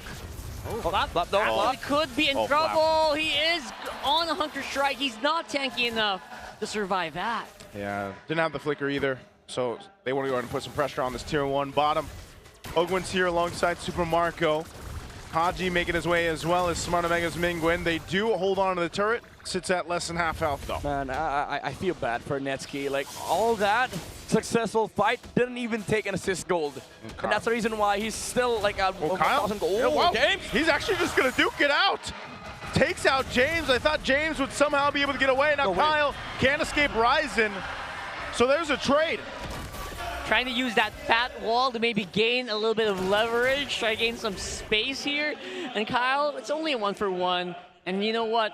Flap, he's back. He's going to be able to cut this very, very well. And we might see that Paquito start building hybrid now. Yeah. Now Omega, they have to play for the Claude. They have to make space for Netsky. They have to use all their kits to make sure that they can give Netsky some lane. But now Team Falcons realizing, okay, this is our window, this is our power spike. We have the Starlium and Feather of Heaven. We also have the War Axe complete now on the Suyo. Didn't even go for the Sky Piercer rush. So a little bit of a downside on having a Suyo because you lose some of that snowball tempo. But it's okay. With this War Axe now, at least he has some survivability against the glue. Yeah, focusing on just staying alive might be the priority here for Falcons. Yeah. Considering that, you know what, they've got lots of DPS as well anyway. As long as you're alive, you're going to be a target. Flap doing some good damage there to Mingwen. Not able to get the beacon out, but the fight for the last third of the game. Team Falcons controls the space. See what James also does there. Flap keeping Mingwen in check. It's going to break down to these 4. Kyle secures the turtle, but Haji's gone after the RWM. And the Blazing Duet's going to go ahead and pop out the damage. Super Marco still going under the Zaman Force though, as they take out another. The trade 2 for 2, but Ryzen's next. Double for Kyle. Team Falcons will win that fight. Yeah, they just don't have the damage, man. Smart Omega, even though they took down Haji and Ogwen, they've done their job. The turtle was secured already. The Fatal Links and the RWM forced Omega in a weird spot where the Claude had to fight. And then you see the health bar of the Hatter didn't even fall down to 80% because of the amount of shields and because of the lack of damage on the side of Smart Omega. And Flap just zoning the other members on the backside of the barangay. And this is making it hard for the other members of Smart Omega to actually deal with the frontliners of Team Falcons. Yeah, there's just so much going on, right? There's so much happening at the same time. Fatal Link, Real World, there's a Paquito on the side trying to go and find a good angle. And all of that while you're hunting down a Suyo that's almost impossible to catch. Yeah. a little bit awkward for Smart Omega. Again, they need time, they need farm, but Team Falcons, they have map prior right now. They even control the river. So it's a lot more awkward for Omega to cross these lands and give Netsuki some space. And even a trade, they do not dictate when the fight starts because of this Atlas. Ryzen jumping in for Super Marco, trying to get that Zaman Force out. He does drop it now. Marco still holds on to the Purify. He's able to pump out tons of damage. Flap holding James at bay. They go in for it anyway. Ryzen falls. There's the beacon right on top of Flap with the blazing duet. Smart Omega fighting back, looking to take out Ogwin, but it's only Perksiva, and Flap comes in on the back lines. Ogwin survives. Only Kyle went down, while Smart Omega loses 3. And the snowball is just slowly descending down the mountain here. 4,000. Falcons are getting every single advantage. What is going on with the team fighting of Omega right now? I mean, again, it's the same story. A lack of damage, even though Perks landed a beautiful jump onto Kyle as well as the Harriet. Supermarket was a bit too slow to negate the stacks on the glue, but even then, after the fight broke out, they just don't have damage against the front liners of Team Falcons, even without the Harriet. Oh wait, Omega. Oh, I thought they wanted to contest this. Great job by Flap. Fatal links as well. James goes in with the shifting skies. Zaman Force has already dropped down as he goes into the RWM. Netsuki gets taken down with the Soul Sever. Cut right in front of the team. Mingwin's still going to be alive, but Team Falcons are looking for more. Flap jumps in. There's Kyle to follow through. He'll take out Mingwin as well. And just like Paquitos would have it, that looks like it might just be the knockout punch to throw Omega off of this one. Ryzen all alone. James coming up soon. They're going to have to do so much to defend this. Yeah, the Filipino cannon with the explosive punches, as well as the knockups against Smart Omega. Feels like there's one more utility player on the side of Team Falcons. Mind you, they won that fight without the Harriet. It was just the Suyo and the Paquito. Flap is playing out of his mind in this game as well, man. That was insane. I would have normally, most people would have just played that a little bit more safer, but you know what they said? They can take more. Yeah, great usage of the combos here with the Paquito, and that's what you expect. You know, all shields expended here on the base of Smart Omega. Taken care of. Kyle! Able to get one. Ryzen could be next. 1 HP left. Ryzen will still survive, but a great setup from Ogwin. That's what I call a special delivery straight into the slicing blades of Kyle. Yep, they're not done. Super Marco, he wants to go for more. They don't have the Harith ult, however. Perks is going to be up in 10 seconds. Oh, James going to be in trouble here. He's got to get away. Holding on to this turret the best they can. They lost the bottom one as well to the minion push. And so that's 2 base turrets down for Smart Omega. Team Falcons ballooning the lead to 10,000 plus. Yeah, full discipline, however, for Team Falcons. They don't want to lose out on their tempo right now. Perks has a respawn, and he does have the flicker, so just full respect, waiting for their ults, waiting for their timings, and now they want to go. Ogwin has the fatal links again. And he's got the flicker. There he goes! Goes in, gets 3, gets a Purify. They'll fight on the turret anyway. It's a bloodbath for it. Netsuki's still alive, but he's got to go back to base. Netsuki's all alone. Team Falcons lost 2. Flap, Ogwin, and Kyle against Netsuki. Away pushing in the mid. They're looking to cap it out. The cannon goes in to take out Netsuki, and that'll be game 3 going over to Team Falcons. They soar high once more, and they go to match point. One more game to survive playoffs elimination. For a moment there, I thought Netsuki would have had it. He could have had that clear. It looks like it's not going to be enough quite yet. We're going to go to game number 4 with Falcons leading up the charge. 1 win away from taking the series. Yeah, it's a duo, man. It's a duo from Team Falcons. The Suyo and the Paquito that made a huge difference. Even though I would say sometimes the Suyo a bit weird in the team fights because he's the main target for the glue. Imagine to be able to play the game the way that he did. He knows that he just needs to survive, didn't get greedy, didn't go for the Sky Piercer. He just wants to be able to output damage, maybe look for pickoffs, and then just overall survive for the benefit of the Harriet and the Paquito to be able to open up team fights. Yeah, opening those team fights really just, you know, when they open, they burst wide open, man. Yeah. Especially in the later parts of that game. Show us the moves right here, Kyle. We need the sword here on stage somewhere. Or a big, what is that? Like a ghost behind him. What is Suyo's? That was Sora, no? Huh? I think that was Sora. No, that's Soul Sever, man. What Kyle was doing, I'm man. just kidding. Kind of looked like Sora. No, Midnight just likes punch in the air. Yeah. Sure. We need some blades, man. We need it tomorrow, maybe for the finals at least. Hey, what? You're a day ahead of yourself. All right. Tomorrow's not the finals, just yet. Tomorrow or maybe the final. Oh, it is a final. Oh, my ears are ringing right now. No, it is the finals. It is a lower bracket final. That's true. You know what? Stand corrected. You're both right. Lower bracket finals. MVP of that one is Kyle. Very happy to just punch on out there. He had such an easy job in that game. Hey. I'm sorry. It looked easy. It looked easy. Because he played so well. I was and actually... Ogwin played so well. That's who I thought the MVP would be. Because like Ogwin's Fatal Links here were so clutch. Yeah. To allow Kyle to have this kind of game that looked, looked easier than said and done. But, dude, even at the end, the Fatal Links, just the job to go ahead and get the 2 Purifies out. Yeah. Like, think about it. Usually when it's Kalea, you got to do way more work to get, here's a Purify with the Tsunami Slam, here's a Purify. Hey, man, you got Fatal Links, you can get 2 out right away. Yeah. But also, you have to, have to give some commendations to Kyle Teasy because, again, Kyle.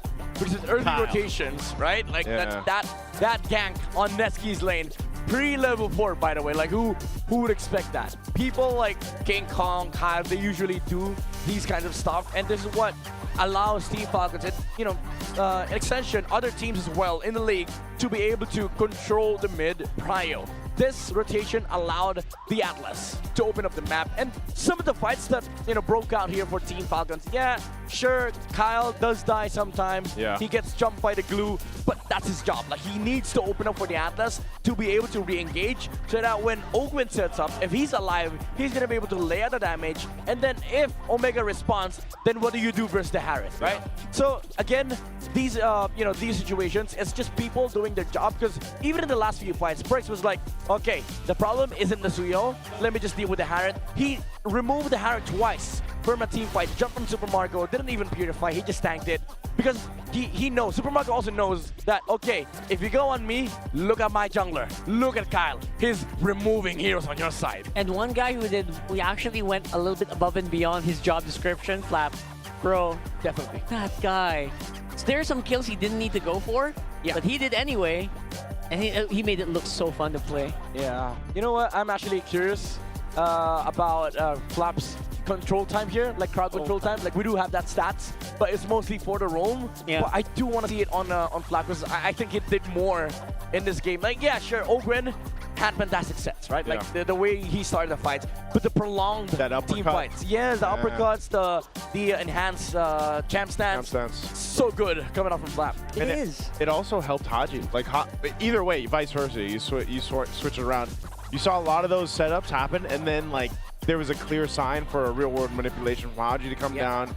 And there was just great timing. This is the synergy that you wanted to see from, even their previous draft. Well, Team Falcons brought this one to Game 3. They made it work perfectly. Despite the one early first blood death, they quickly adjusted off of that. Yeah, I think you mentioned it right there beautifully, where it was essentially that, right? Just enabling everything is just so smooth here. I want to see a Game 5, honestly. I feel like we haven't actually seen Omega's full potential in this game. And that's the beauty of the lineup. It's so interchangeable. Yeah. I think you mentioned it, right? Pakito, yes. Eve. I do want to see Game 5 as well, but what I don't want to see is a Baxia and Glue on the same lineup. Because now it's so easy. Teams have figured out Atlas is the counter. Yeah. That's I'm happy also that Atlas, like we saw glimpses of him in the regular season, I think it was, and then now he's like more of a mainstay in the playoffs, which just happens. That's probably, is that why? Like it's just because of that combo, like the glue and the Baksha? I feel like it's it's the bypass. It's more of like the concept of the hero, because if you look at the other heroes, Hilda does the same thing, but he's not really that great against Baxia, but you do get the bypass. So if you look at the other heroes in MOBB, who does have bypass, decent against Baxia, and doesn't get interrupted by crowd control spells? Atlas fits that description. That's right. Especially when you're on perfect match, right? I mean, I think a lot of teams are starting to pick that up anyway, right? I think we're seeing a lot of Atlas on the ban list too. I think in the first few days of playoffs. Even in other regions. Yeah. Other regions, yeah. Yeah, because I mean, even in the playoffs, we haven't seen it yet, like a lot. Even the Kaja has been showing up. Like, it's not really like a bypass hero, but it's a one-hit delete button. You know, like it's really the pick of guy that you're looking for, and it's a substitute to the Kalea, because Kalea is always banned because the Marcelo Kalea interaction. Oh, look at Right, this. so EWCU, we have MWI qualified teams. Looks like we might just have a rematch soon. Team Vitality, now EPH. And of course, we have a lot of others, Falcons, like Cyber Team, Seda, and Foot. Yeah. Gosh, MWI. I can't believe, you know, that's not too far away at this point. You know, when more and more teams are going in and solidifying their qualifying points into this part. You know, Midnight, I know you've had your time coaching over there. Where's my girls? Where's the girls? Where's your girls? Where's Gen G? They are competing, right? Yeah. They're different. Yeah, so there's 2 teams. My girls are split up now. Yeah. It's RIQ and then Gen G. Oh, and then Gen G, okay. Yeah, so, I mean, I've talked to them. I actually don't know who to vote for. So I was like, I support you all. That's tough, that's tough. Yeah, I don't know who to support, guys. Like, literally. So I was like, I reached out to them. I hope you guys do your best. Do your best. And then they were like, who are you rooting for? Scene. Scene. Didn't reply. Hey, you know Maybe what? they're busy scrimming, bro. Busy scrimming. No. Just leave it at that. I seen them. You I seen zoned them? Because they asked, who are you rooting for? Oh, I didn't reply. Yeah, you know, he can do that. He's Midnight. Midnight can do he that. has a license to do No, that, man. no. So, for now, we're going to take a breath. Let's have a look at this interesting video.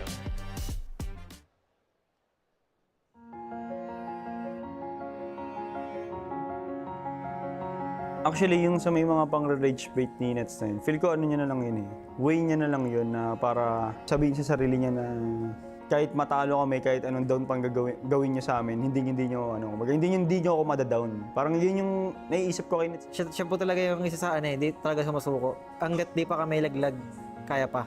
Hanggang sa magka-momentum po kami. As a friend si Netsuke, pag di mo siya kilala talaga, iba yung tingin mo sa kanya, parang makulit, masama, ganun. Pero pag close mo talaga siya, alam mo yung ugali niya, ayun, parang magets mo naman yung ugali niya pag nakulos mo na siya. Pag sa amin, parang yung confidence niya talaga, parang siya yung, isa siya sa mga, malakas na gold lane. And iba yung confidence niya, pag gold lane yung usapan niya. Gusto ko lang talaga lagpasan yung yung nagawa ni Keller sa Omega. Yan yung gusto ko lagpasan, yung hindi lang kami finalist. Alam talaga imposible, bigla kami mag-champion o bigla kami lumakas. Kasi minamalibas ko talaga na kami pinamalakas sa buong mundo eh. Ayun yung lagi tatatak sa utak ko eh. Hindi kami pwedeng nasa baba kami. Kung patunayan sa sarili ko na kaya ko talaga maging ganun. Pero lahat naman yung minamalibas ko eh. Hindi naman imposible lahat eh. Nothing is possible talaga para lang. Alam mo naman, kasama natin sigad sa lahat ng laro namin. And ayun talaga inihiling ko na bigyan ako ng strike na malagpasan ko yung mga gusto kong gawin. Doon ko nakita yung dedication niya, yung pagkauho niya sa may pagkapanalo. Kasi nga, hindi niya talaga kinoconsider as sobrang threat ng mga top teams. Kung para sa kanya, kaya namin kayo pantayan. So, naniniwala siya na talagang kaya namin sungkutin yung championship. Coming into this season, may naaalala ka ba na sinabi niya or promise niya sa inyo? Sinabi niya talaga sa amin na magpi-playoffs kami, then after that, may MSC kami. Yun talagang hindi ko malilimutan. Iba yung playoffs talaga. Ang pinakagusto ko maramdaman talaga yung playoffs eh. Kasi hindi ko naramdaman last season yun. Parang nag-iiba yung laro ko pag playoffs eh. Sana naman gumana ng ganito. Hindi naman last ride siguro. Mas may pipiliin talaga ako. Mas pipiliin ko talaga sa Pilipinas. Hindi lang sa ibang bansa kasi iba yung sa Pilipinas eh.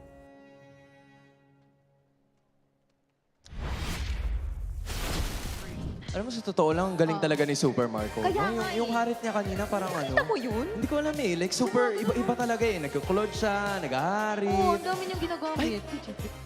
Ay! Oh my gosh! Iba pala! Pero sinasasay tayo ng Falcons ngayon. Oo, Team Falcons, isa na lang, di ba? Super Mars, kwentuhan mo naman kami. Iba yung ginawa mo kanina eh. what made you one of the key factors in winning that game? Yeah. I think kung may barang yung Barangay Omega, nandito ang barang ng Falcons. May barang din. May barang din sila. Okay. Meron pa akong gusto kong Ganito yung tanong. ano niya. Outside of the game naman, kailan mo na-realize na kambal kayo ni Super Marco? Well, curious lang ako eh. Kasi parang bigla kang lumabas out of nowhere, di ba? Parang all this time, oo nga. So, may nagsabi ba sa'yo before? Like, anong chika? Yeah, actually, nalaman ko way back 2024. Tapos like parang sabi ko, hello, parang kamukha nga. Tapos like, nagko-comment na sila, kamukha mo si Super Marco. Ikaw si Super Marco. Like parang, hindi ako ang tunay niyong ama. Hala. Wala, ako rin tuloy. Paano nangyari yung kanina din? Na ikaw ang nasa unahan. Oo, anong kwento dun? Ang Falcon, anong kwento dun?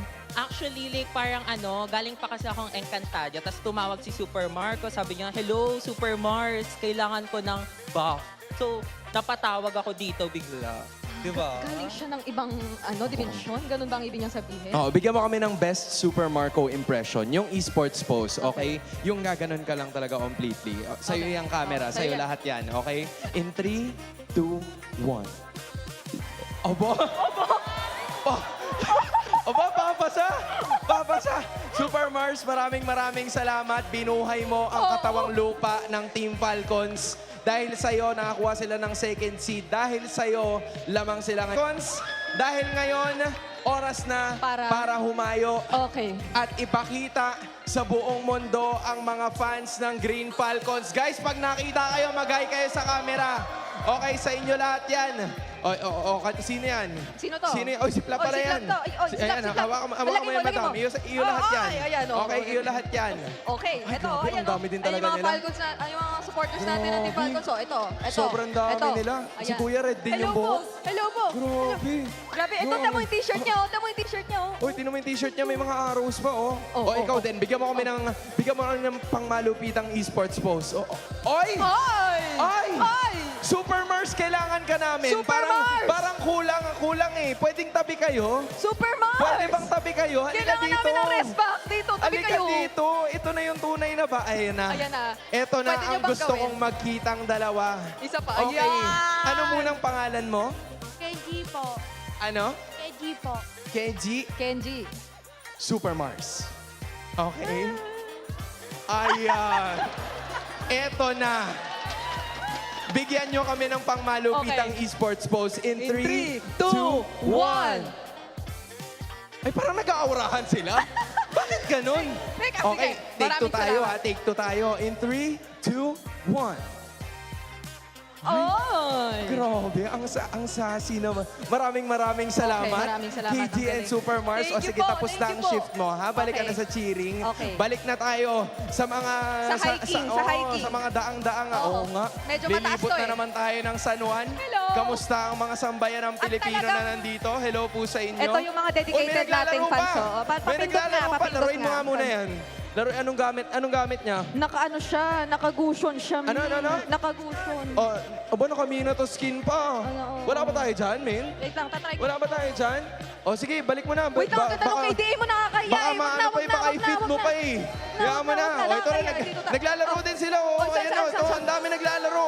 Amin na yan. Laruin mo yan, laruin natin. Amin na yan. Ito, nag-1v1. 1v1 tayo. Paano mo yan? 1v1. Ayoko na, mamamatay na ako eh. Balik natin. Ayan na. Grabe, ang dami nangyayari dito, no? Nasa Falcons pa rin tayo, di ba? Ha? Falcons pa rin to eh. Nakahawak na tayo ng dalawang naglalaro. Pwede ba tayong Pwede na ba tayo lumipat sa kabila? Hindi, dito lang muna tayo. Ay, hindi. Dito lang daw muna tayo, mga kaibigan. Dahil po, huwag kayong mag-alala.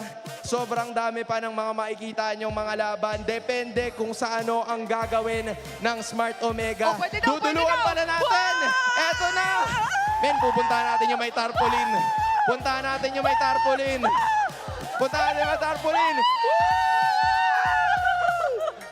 Sino to? Ay, grabe si Cap Mingwin. Cap!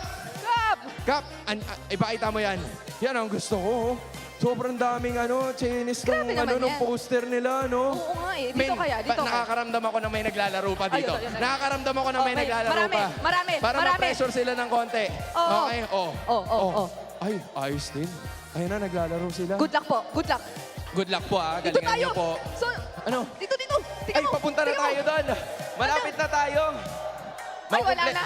Makukompleto. Hindi na natin Hindi na nakompleto. Huwag na po kayong ako. mag-alala. Okay, pag nanalo po ang inyong pambato na Smart Omega, pupunta po kami sa inyo. Okay, Yes. konti na lang. Konti Mag-cheer pa. kayo ng malakas. Buhay pa ba ang barangay? Grabe, ang tindi din. Ang daming nanonood, Oo, ang ala. daming naglalaro, Ayan, ang oh. Ayan daming pa, oh. ayan, sila, focus talaga sila, no? Iba talaga. Yan, shoutout kay Gretchen at saka sa pamilya niya. Mabuhay po kayong lahat. Ibang klase ka, idol. Oy, oo nga, sige, manood ka lang dyan. Oh. Oy, baka kasi magulat yung online audience. Parang, ano ba pang pinagsasabi natin? Kaya Kasi nga. nakikita nila mga players na eh. Oo So, nga. ito na. Balik na tayo dun sa draft pin. I feel like this is already a scenario that gives Team Falcons a huge advantage. They're already up 2-1. They seem to find the recipe for success, which is the box para sa seryeng ito. Pero para sa Omega, nabanggit ni James Banks kanina yung kahalagahan ng pag-break ng box. They're gonna be kicking things off with picking up a Freya, the first time na nabuksan ito. Probably in this playoffs after so long. Ngayon lang natin ito makikita. And in the hands of Smart Omega, may mga kailangan ako i-double check. Sandali lang. Sige, May ako mga muna. kailangan tayong i-double check dito. Ito na, mabilis lang to. Andito na rin men. Yung carry tsaka yung Eve is gonna be Hindi pa. or should I say, the carry and the Eve is gonna be the pickup para sa kupunan ng Team Falcons, giving them a little bit more advantage pagdating doon sa mga team fights. Although, those damage dealers have already been revealed para sa kanilang kupunan. So, Omega's gonna be doing the same thing. Hindi ito yung mga usual na liners for their squad. Pero ito, men, pakiramdam ko, I wonder ano yung future self mo. Yung no? future self ko kaya, anong boses niya, no? Pwede ko ba, future self? Nandyan ka ba? May nagmamonolog ka ba? Nandyan ka ba, future self? Andito po ako, Dol. Andito naman po ako. Ay, hello, Dol. Sorry. Future self. Hello lang. Hello. Ikaw naman. Hello, ako po, future self. Kwentuhan mo naman kami. First 3 picks na parehas na team, what are you observing? Feeling ko po ang ganda ng Freya. Mapapaus ka niyan. Sige, balikan sorry. na. Sige, balik na sa normal. Pero maganda yung Freya first pick ng Smart Omega. Tama ka actually, Hans. First time na open, pero maganda rin yung response ng Team Falcons. Usually, ito yung pinang sasagot, yung may Shredder ka kagad na may carry, tapos may pang lockdown ka with the Eve and Fredrin, pero nahawakan din yung Suyo. So, the Suyo is there. Fredrin matchup. This is the typical assassin versus utility lineup. Ang tanong ko kay future self kasi, Okay. pinag-uusapan natin yung box ng Falcons eh. Correct. Will this Freya be enough sa Omega Oo nga. para talagang ma-break etong box na sinasabi natin about kay Falcon? Oo. Kailangan talaga masabi Si Super Future. Oo, super future na malaki na yung full item na, lock item na 6 items. Kasi pag tinignan mo yung Team Falcons, medyo may box talaga sila, literal. Maraming salamat, Super Future Self. Sa ngayon, it is the box that everybody is worried about. Na sa ngayon, nabanggit nga ni Super Future Self na nagngangalang Midnight na, alam mo yun, medyo gana naman eh. Because the Freya can go toe-to-toe against anybody. There's a reason why this hero has been banned so many times in the league. Yeah. And so far, hindi pa naman nagagamit ni James exactly ang isang Freya in the EXP lane. So high chance na makita pa rin naman natin siya Correct. in the gold lane. Tama ba, future self? Tama. Kumbaga may flex pa na pwedeng ilabas dito yung Smart Omega. Pero one thing na magandang abangan dito is kung ano yung roam na ilalabas ni Prex. Kasi malalim-lalim din yung kanyang hero pool. In fact, isa sa pinaka-flexible heroes si James, si Prex sa roam. And I feel like yung Atlas ay sila din mismo nagtanggal, pero marami pa eh. Yung Kaja, well, sila din nagtanggal. Inuubos nila yung mga heroes kasi alam nila, lamang si Prexiva pagdating sa hero pool. Oy, nakita ko yan kahapon nung parang sinabi na halos 4 yung differences nila. Midnight, maraming salamat. Bye-bye. Pakiramdam ko pwede kang mag-caster. Pwede Ewan siya ko lang. mag-cast mamaya. Like, magka-cast ka na mamaya. Dahil dyan, tanggap ka na kagad. Oo. Di ba? Pasok. Ito rin. Pasok na Uy, ang Hylos. Hylos. So napaka-limitado na lang ng options ni Perks na pinag-uusapan nga natin kanina. I think some of the remaining options are just the Paano ba Khalid? Alam mo, super stick sila sa ano, no? Yan na. Ayan yung Khalid. Nagkalid na sila. Okay. Pero yung Khalid and Alice pala ang napunta sa side ng Smart Omega. So they have crowd control. They have ways para malagay sa isang pwesto. They have the Attraction Pulse, Raging Sandstorm, Throne of Ruin. Pero yung damage yung kailangan nilang pag-iftingin dito. Freya and the Suyu would do really well in the early portions of this game. Pero pagdating nung later portions, medyo mahihirapan sila na makipagsabayan. Especially because it's a carry they have to worry about from Team Falcons. And we are yet to see what Flap actually decides to pick up para talagang i-match sa lane ang isang Alice. Kasi actually, if you think about it, if they really wanna go pretty standard, the Uranus is also still there. But there's a chance you also might want to consider a bit damage and range. Kasi tingnan mo naman, may box ka na eh. So ano yung magiging panggulo mo talaga? And one of the best panggulos out there. Of course. The Lapu-Lapu. Of course. Sino pa ba? Kundi ang Lapu-Lapu that would go up against this Alice. The burst damage is obviously there para sa Team Falcons once they get their items in. But in terms of all the crowd control, nandito naman sa kupunan ng Smart Omega. And with this, Team Falcons are leading 2-1. Smart Omega needs this to extend to a 5-game series. San Juan, are you alive and kicking? Game number 4. Casters, take it away. Wow, Freya going through right here in game number 4. We talked about it a little bit off stream. Seems a little bit risky, but you know what? If you want risky, you want Omega to handle that. Yep, I would say, you know what? Leave it to a team like Smart Omega, who has surprised us all season long, to be facing that match point for Team Falcons to bring out something like this in the hands of Netsky. Yeah, I would say though that the bigger risk is on the side of Team Falcons, right? Like you let go of a hero like this, and then you pick up a way to counter it. Yes, Fredrin, Carry, Eve. These are 3 good picks against the Freya, but we've seen how incredible a Freya is, even under counters. What risky. happened here? Oh, Marco, Netsky? Calm down. He already popped the regen. Ogwen's going to come here. He should be able to get away, though. He's got a flicker, too. Yeah, he's fine. Netsky's fine. He got a little bit of a deny. I think he denied at least 2 minions, maybe? Just one. One? Okay. Oh, actually, yeah, just one. Right, including... Alright, so that's pretty decent, right? And you're already thinking about tempo. You want that Freya to actually do well. Wow. It's a 2v1. They're drawing so much attention here. Yeah, at least they get the gold crab, but again, this is the the Freya factor, right? Even if you say there's good counters against Freya, you also have to consider how strong and broken it is when it comes to actual fighting in game.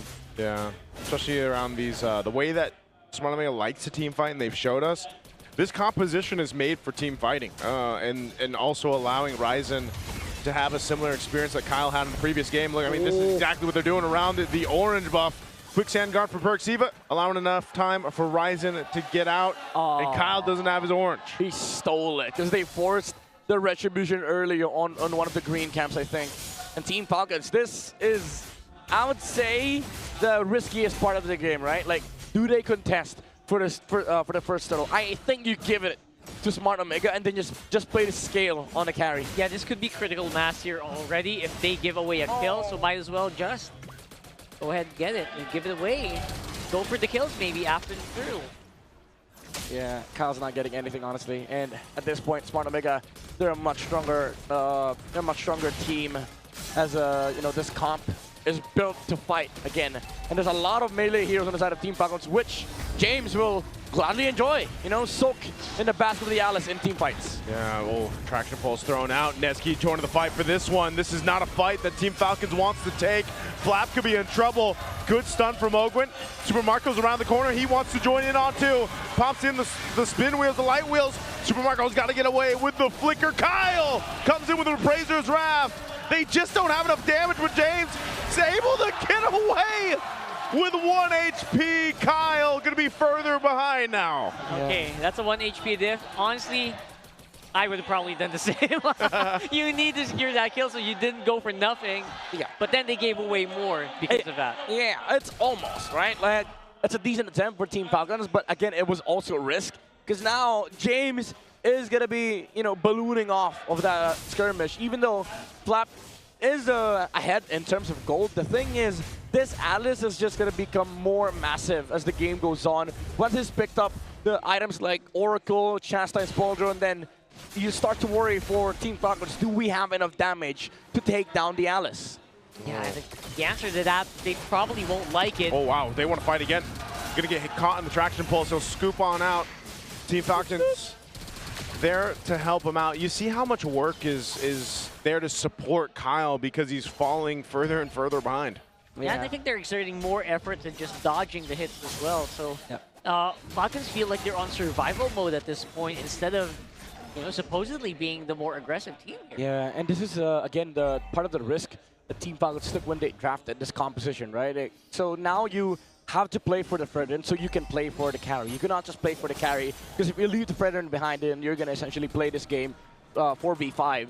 So Smart Omega, they can just take it slow, honestly. Just fight during objectives, wait for the Alice to come up with the items, and you can see it clearly from the Infinix in-game equipment. No boots. He rushed the Oracle straight away for the Alice. Yeah, no boots. That is something here. And now, like as you mentioned, Omega firmly in control.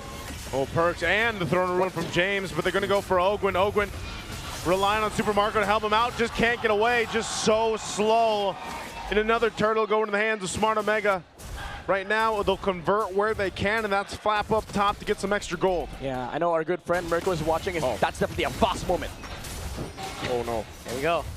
Kyle wanted to clear this out. Oh, they wanted to hold the turret in, and Kyle dies again for the second time. They are paying for all of the risk that they're taking here. Falcons, they took so many in this game. I think Midnight pointed them out one by one. And yeah, there's no stonks for them. There's no positives. That's two fast moments in a row. You know, Kyle defending that bottom lane tower under the eyes of Smart Omega. I'm literally speechless because of what I saw. Like Netsky's just that was not normal. Yeah, stare down moment. Yeah. Look at the Brethren, man. 2K gold. He's level 6. Well, he just hit 7, but 6-7. He's level 7 now. That's correct. Yeah, he's poorer than their Hylas. Grown man, by the way. Ooh. Jungler poorer than I can make fun of myself. a rogue? That's true. Sure. He can. He has the license to do that. So now, because of that, because of their huge advantage, they're going to be able to actually push their pressure up into this purple buff. Oh, the fight for the purple. I don't think Team Falcons want to take this fight. Uh-oh. They're going to go for it anyway, jumping on in. Netsky looking for that off angle, just collapsing down. Kyle goes down, looking for Flap. Flap, even with the bravest fighter, can't survive that. It's a triple kill for Ryzen. Why? Why? I don't know why they want to fight. I'm the analyst, but I get to ask the question, why? Just look for a trade, Falcons. I know, maybe they're planning something here. They're planning for like a really good fight in a very narrow corridor, but you can plan all you want. It's a Freya, man. It's a Freya. You know, the more attempts that Team Falcons are utilizing against the Alice, the more you lose, the bigger this Alice problem gets. Yeah. And then now you add another layer of Freya. Oh, Super Marco trying to get away from Netsky. Netsky's this built, but he jumps into his death instead.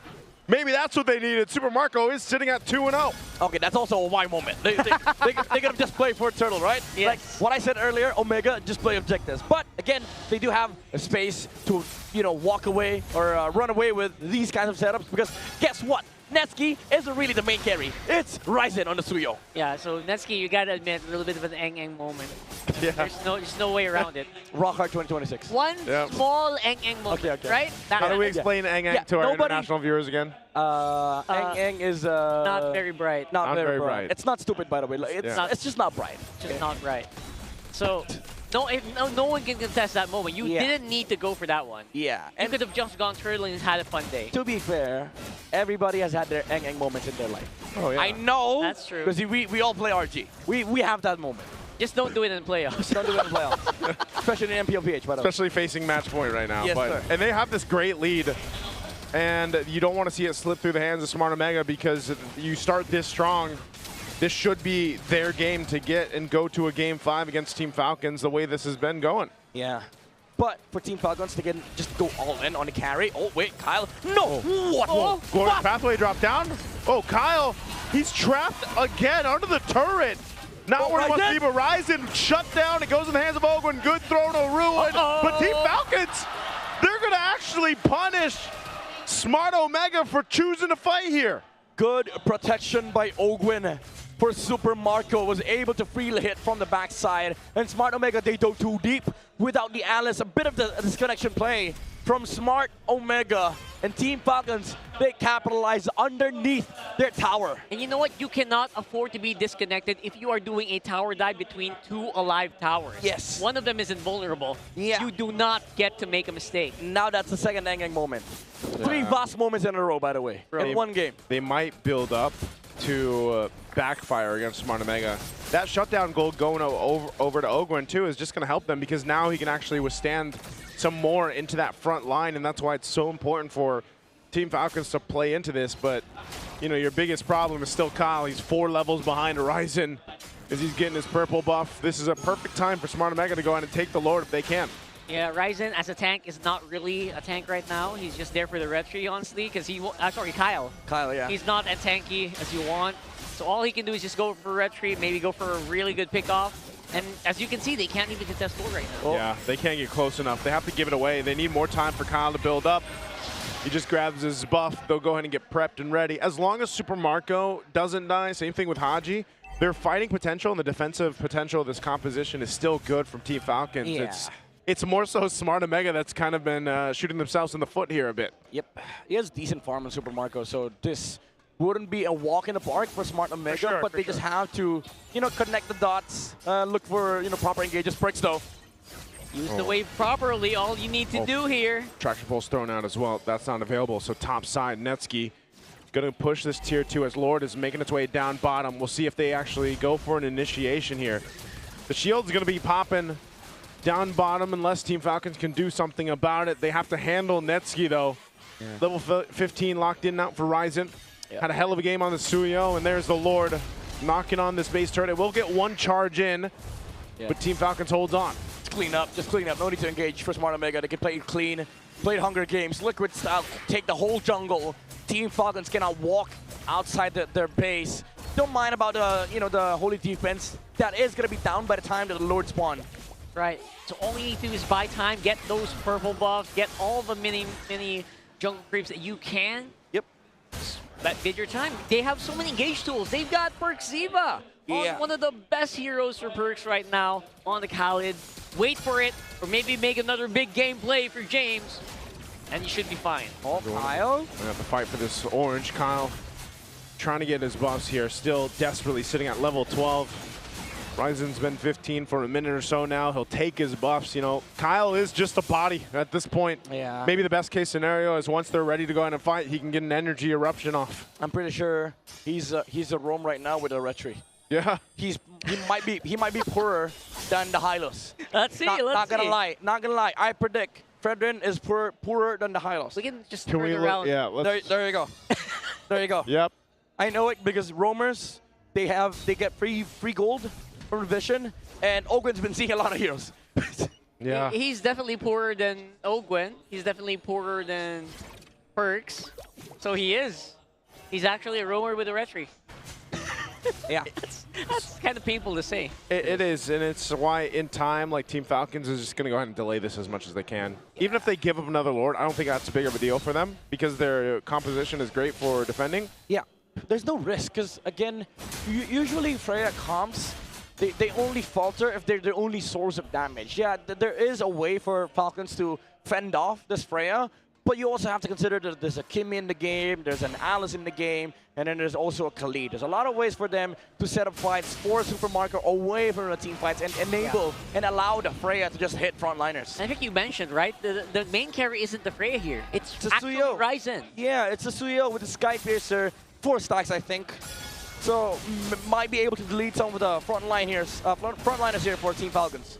All they need to take care of here, just make sure that Ryzen doesn't die. They should have this Lord. Let's see how they do this. They're going to have to go for it here. Less than half health on that Lord. Netsky, keep an eye on him. He's going to be looking right for that angle for Super Marco if he's able to go ahead and land it. Playing it slow though. Yeah. Top lane. Extremely slow. They got to send Haji. As soon as they see Haji here too, they'll probably try to blitz this. They do collapse down on this side. They're going to go right for Kyle. Crash it, pulls, and a huge throne of ruin. Haji firing off from the backside. Super Marco is still shredding through them though. He flickers forward for Mingwin. Mingwin's still alive, but it's a triple for Haji. And Kyle's just a body, but who cares when your team's there to support you? Oh my goodness, Team Falcons! Super Marco dodging the bullet from Smart Omega. Look at this fight. James went in with a Throne of Ruin. Gets the stun on the carry, but the free hit was there from Super Marco, deleting the frontliners of the barangay. Falcons have reached critical mass here. They thought they had the advantage. They overestimated their firepower. They could not deal with a carry. Could have just waited for topside to push.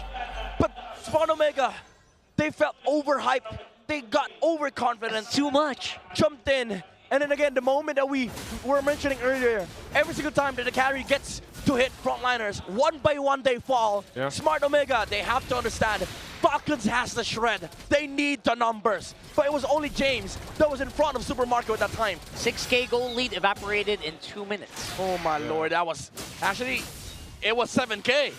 Yeah, that is a unfortunate blunder there for Smart Omega. Now they're going to have to deal with this tier 2 being pushed down by this Lord. Win a crown picked up by Flap. Team Falcons could be looking to potentially make a move here. Malefic Gun now for Super Marco too. It might just be all for a distraction if they can, but happy to take down tier 2 turrets. A Lord will charge up bottom. Kyle dealing with Netski. And Team Falcons now in control here. Yeah. Keep your eyes on Marco, man. Marco is the prize. Yep. The pressure is definitely on now on the side for Smart Omega. Team Falcons, they have a lot of ways to play this. They can play around the farm of Super Marco, look to get the items, the buy and sells, the Wind of Natures, the Wind of Crowns, the immortalities for Super Marco. Play the ONIC game that happened in day number 1 against Aurora Gaming. Play for the carry. Playing for the carry is exactly what they're doing here. Again, trying to get a little bit more extra gold. If you don't see it, Super Marco's already full items, wants to maybe sell that Winter Crown, swap it over, buy more time. You already saw Flap with the Winter Crown, right? So you know they want to make something happen soon. Yeah, they just have to send bodies on the front line so that Smart Omega gets distracted, doesn't see Super Marco. And Team Falcons, again, on the verge of comeback.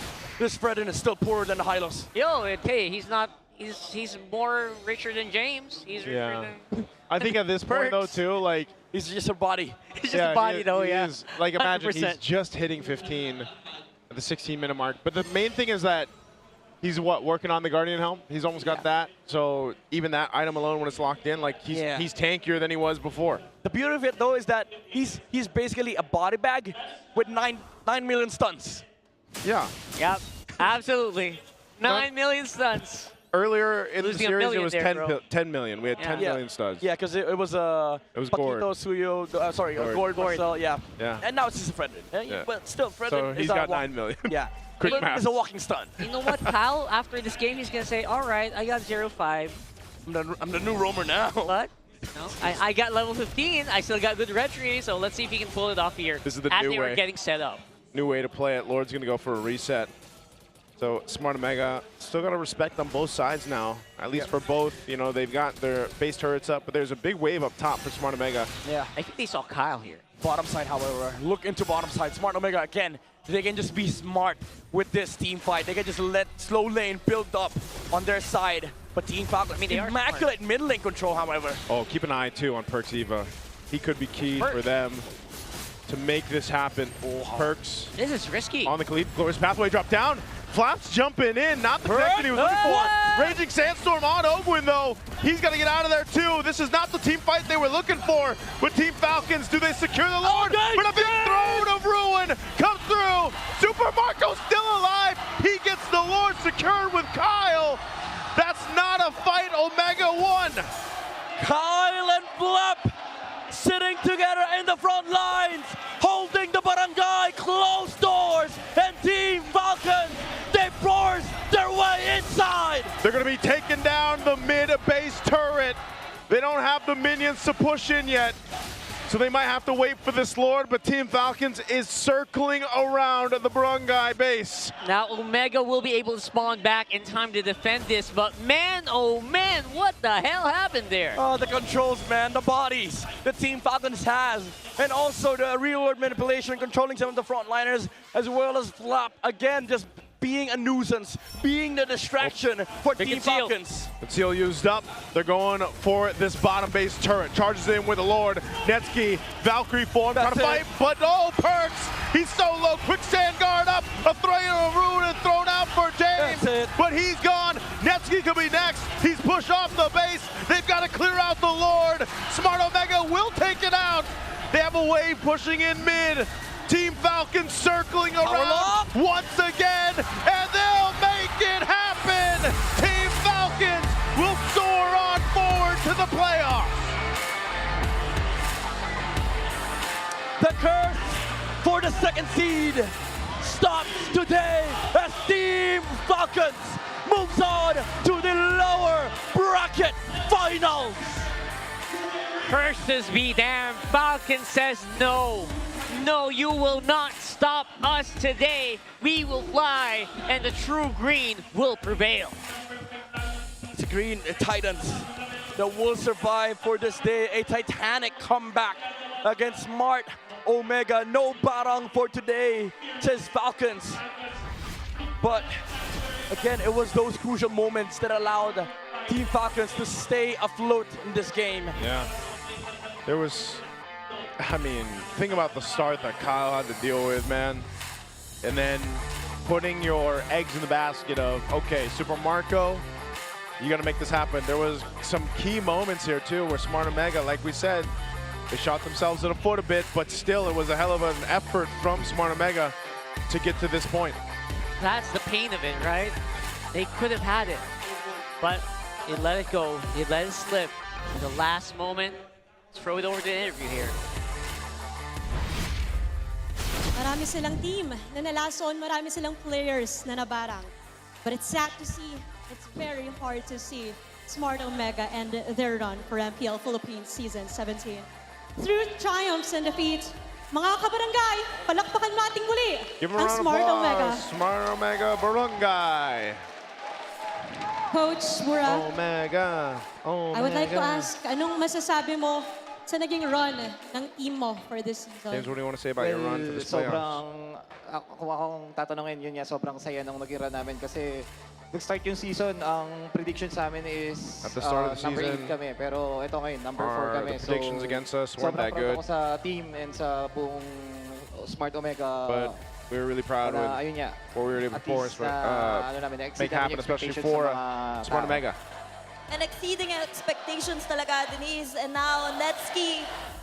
Grabe yung naging suporta pa rin ng barangay The support for the barangay is massive Anong until gusto mong now. sabihin ngayon sa rami ng supporters na patuloy na nag-stay What do you want to say for to all your Smart supporters Omega? still supporting you? Sobrang saya namin na sinuportahan nyo kami hanggang We're very dulo. happy about you guys supporting us all the way to the Sobrang end. thankful kami kasi We're so thankful. isa talaga kayo sa reason kung ba't nilaban namin na sobra to. And masaya ako sa narating ng team namin. And he's really happy about the team Grabing again. puso at tapang What they yung have accomplished. pinakita. We want to thank you guys for We want to thank you showing guys us a commendable fight. For showing us everything you could do and a may commendable now fight, take Smart your Omega. bow. Once again, Barangay, let's give it up for Smart Omega! Denise, sila yung naging lason ng regular season at grabing tapang, grabing plays yung pinakita nila Netsky, Mingwin, Ryzen, and buong Smart Omega. Smart Omega showed us so But much throughout the today, season. the But winners for this match, Team Falcons!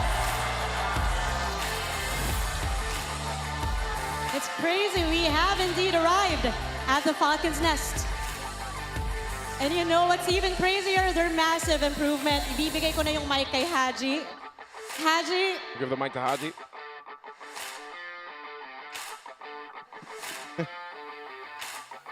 Haji, unang-una, congratulations. First off, You are congratulations. this season's most improved player. This season's most improved player, Haji.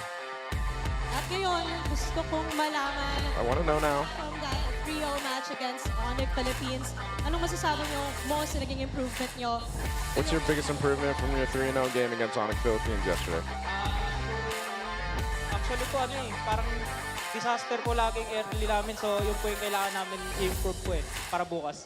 Para bukas. He is already looking forward to their match tomorrow. And now I want to ask Flap. Yes, Flap. Alright, I Flap. want to ask Ravi. Mukhang grabe yung kaba mo kanina ng Game 2. Nung nakuha ng Smart Omega yung panalo. At alam natin na napaka-crucial ng match. We knew that was very crucial, do or die. How do you manage the pressure? Ano daw? Yeah, how do you manage the pressure to end up winning against Omega? Manage yung kaba at saka yung pressure para makuha yung panalo. Ano po, parang wala na akong pake sa ibang tao at saka sa nararamdaman ko. Parang nakafocus na lang talaga ako sa I don't care about what other people think. I just focus on myself and our team to get the win. That's my mindset. Napaka-crucial na game. And what a comeback, especially for Super Marco, one of the key players na naging susi talaga para dun sa pagbalik. Now, Super Marco, once again, congratulations to your award earlier. All-Star Best Gold Laner in the team. Also our best gold laner, Super Marco. Season, ang sabi mo sa amin, wala kang pake kung sino ang tatawagin. Beginning of the season, you didn't mention that you don't care about anyone who says about being the best gold laner. But now, I want to ask about now your confidence going into the do or die game, especially. Oh yes, it added. It added to my confidence. Talagang gusto ko yung direct to the point na lang na nakadagdag talaga ng confidence. And going forward to this do or die game, ano yung maaasahan namin from Team Falcon? What can we expect from you guys? Mas malinis na laro. Cleaner gameplay. Baka may buong series And ngayon, Kyle, And now Kyle. makakaharap niyo muli ang ONIC Philippines. Tomorrow you're up against ONIC Philippines. Rewind lang sa nangyari kahapon.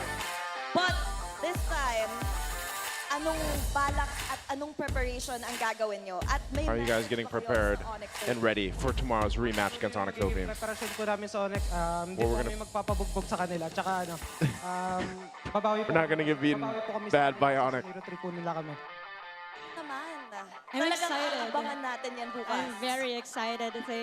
And that's Ogwen. Ano ang masasabi mo sa Green Falcons sa sumuport? Hogan, what do you want to say to the Green Falcons? Thank you everyone who came out to the venue. Thank you so much for supporting us. Thank you for supporting this game. We're going to be even better tomorrow. Maraming salamat, Team Falcons. Thank you so much, Team Falcons. See more of you tomorrow. You may now take your bow. And you may now take your walk-up victory. Grabing game yun, Denise. Nakakapagbigay talaga ng palpitations. And what an epic comeback. That is indeed a very palpitating game. I can't wait for their matchup tomorrow. But I know our casters can also wait. Casters, Palag Na To. There you have it. Green is definitely the color, and the Falcons are going to be soaring. A little bit sad to see Kiko there. Yeah. Really saw the silence in the guy. But yeah, Falcons, congratulations. I can see the focus. I can feel their razor focus, especially now that they are really looking forward to that game tomorrow. Little rematch.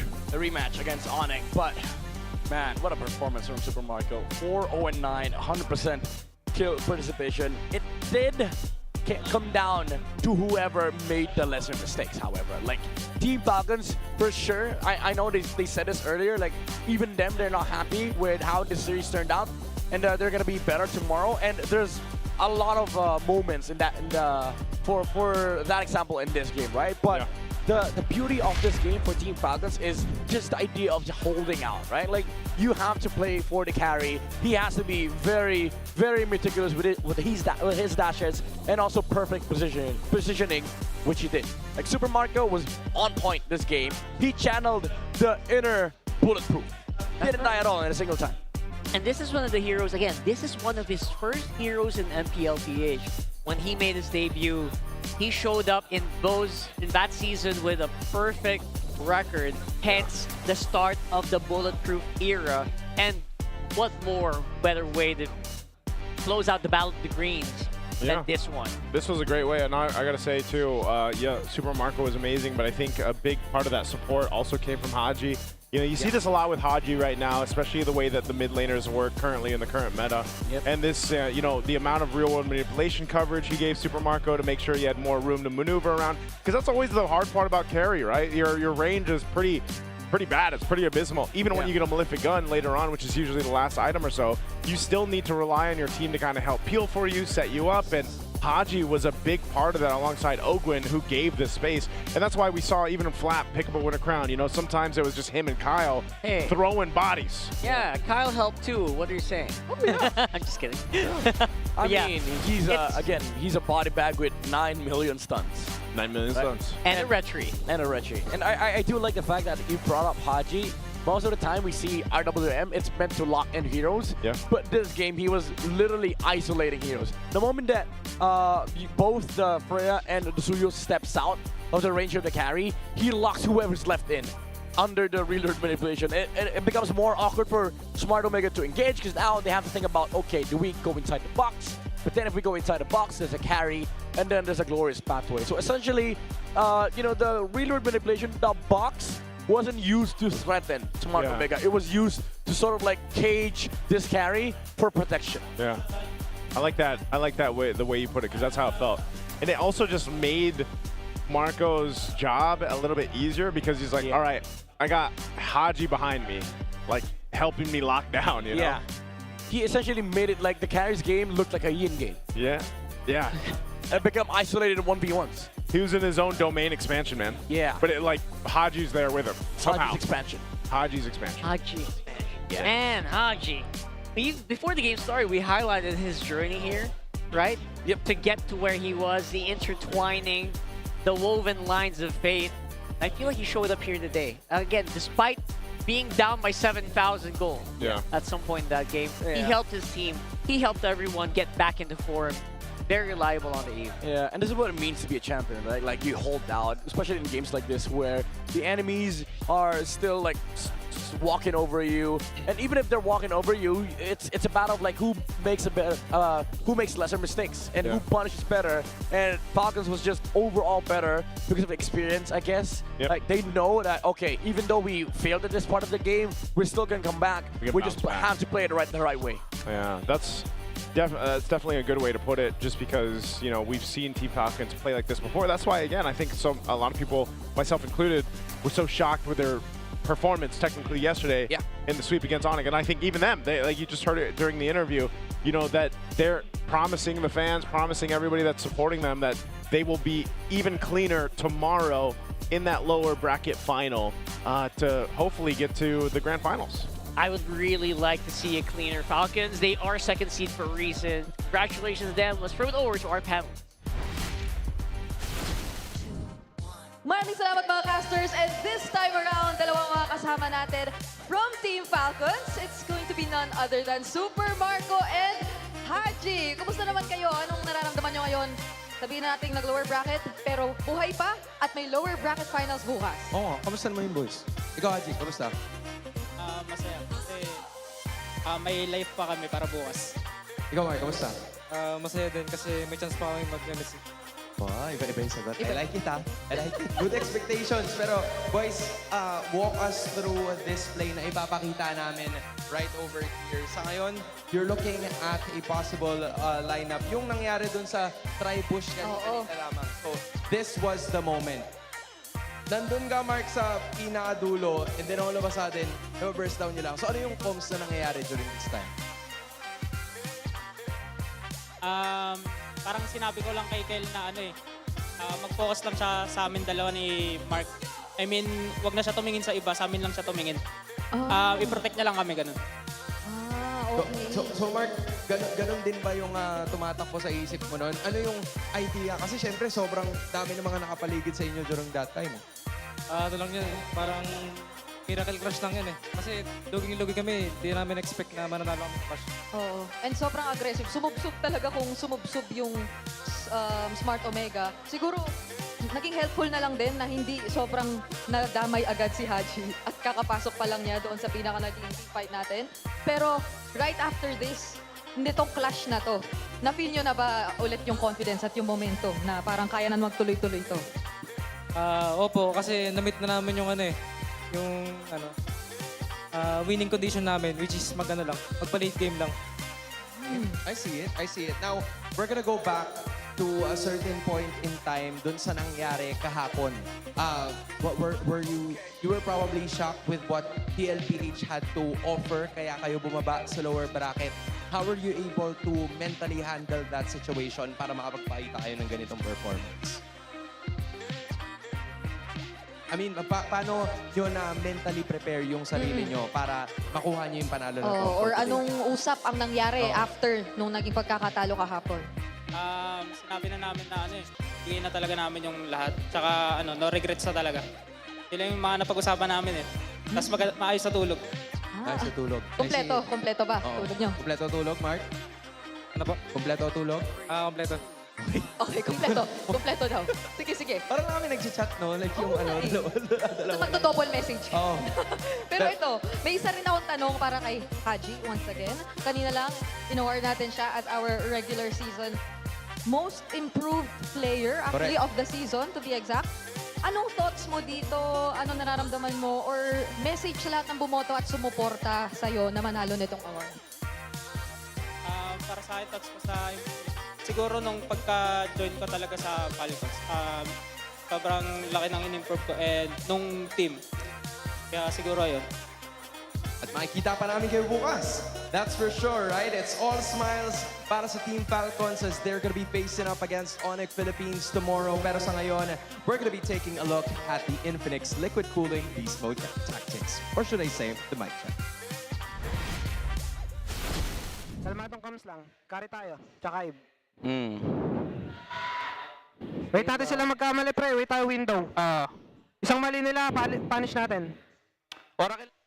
Yan Mike, pre Tara nga lala natin. Dito Mike, dito takbo. Wala first kill to, patay niya. Patay. Nice, out kayo. Dip nga mid. Tan ka, pre. Meron pa bite dad. Maribeo. Dito pa sa akin niya. Suy. Shutdown. Nice. Oy, kayo pa. Nice. Nice one. Babawi mga lodi ko. Papata ka, pre. Okay. Pro 15 ka rin. Protect at all cost lang tayo, tsaka carry. Palagay tayo sa mid lane. Wait lang, i-clear ko muna mid kill. Allow na Lord Sige, try mo lang. Taklit. I-back nila, tara dito. Wait lang, mid tayo. I-back nila. Tan ka. Tara pre. Suyo. Kita nga harapan lang. First kill kayo. Ulti ako dash. Okay na, ulti na kaya. Pre. Dalawa sa akin. Go lang.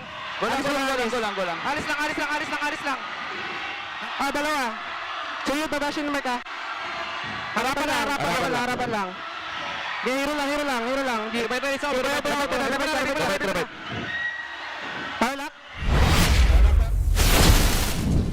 Yeah, to everyone wondering, whenever a pro player says, "Oh, ito ba," that just means they just want more. One more. And when you hear that, that's a good sign. I gotta commend Kyle though. Like, we joke around calling him like a secondary roam, but he was leading the shot calls for the Eve and the carry, just saying protect Eve and carry at all cost.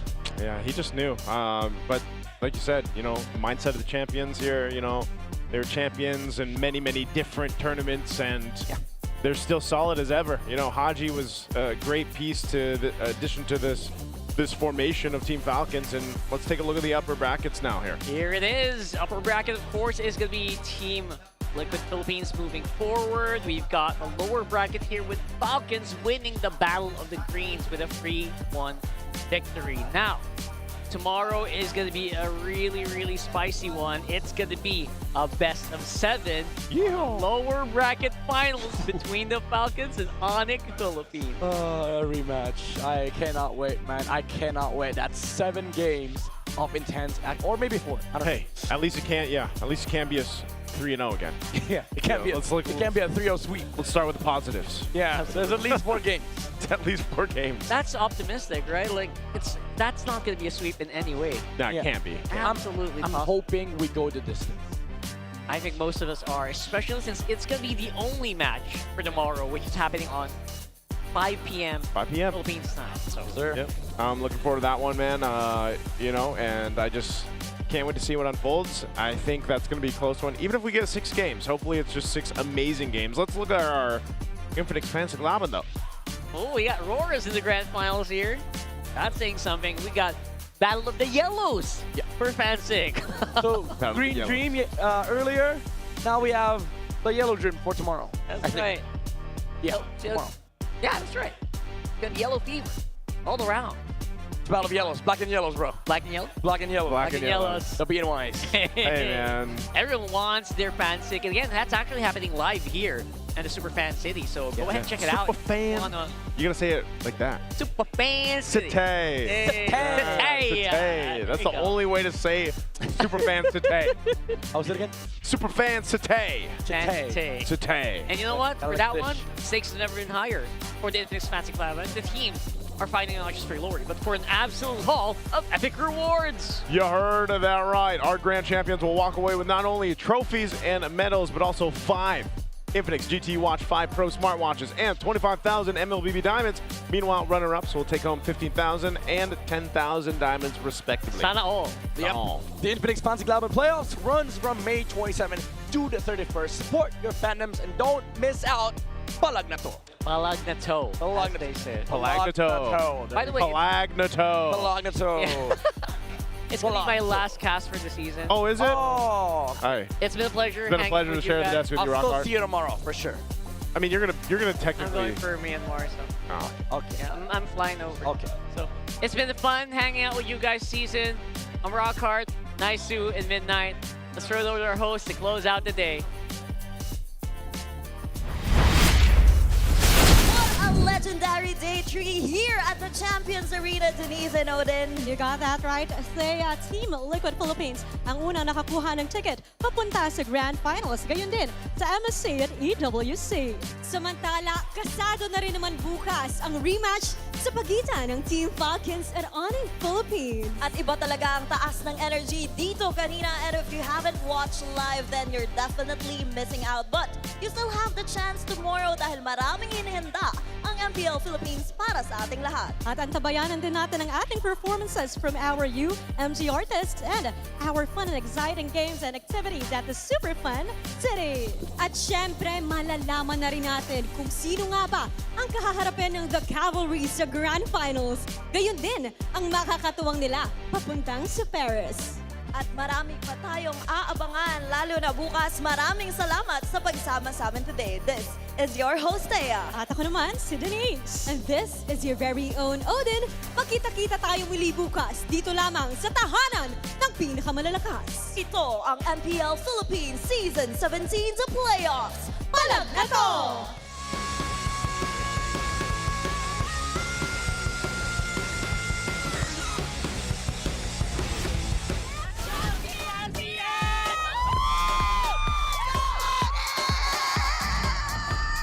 Let's go, ONIC! Let's go, Falcons! The 17th season of MPL Philippines is brought to you by the following sponsors. Infinix, the official gaming phone partner, the power behind every madlang gamer. Smart, the simply reliable connectivity partner of the MPL. Our partner in esports, Clear Men. And our strategic partners, TT Racing, Theory, and SIP. Don't miss any MPL action by following our official Facebook and subscribing to our YouTube channel. Follow MPLPH on TikTok for more content. Catch the MPLPH Season 17 playoffs live at the San Juan Arena. Grab your tickets now via the official MPLPH website, Palag Na To. MPL Philippines is monitored and supervised by the Games and Amusement Board.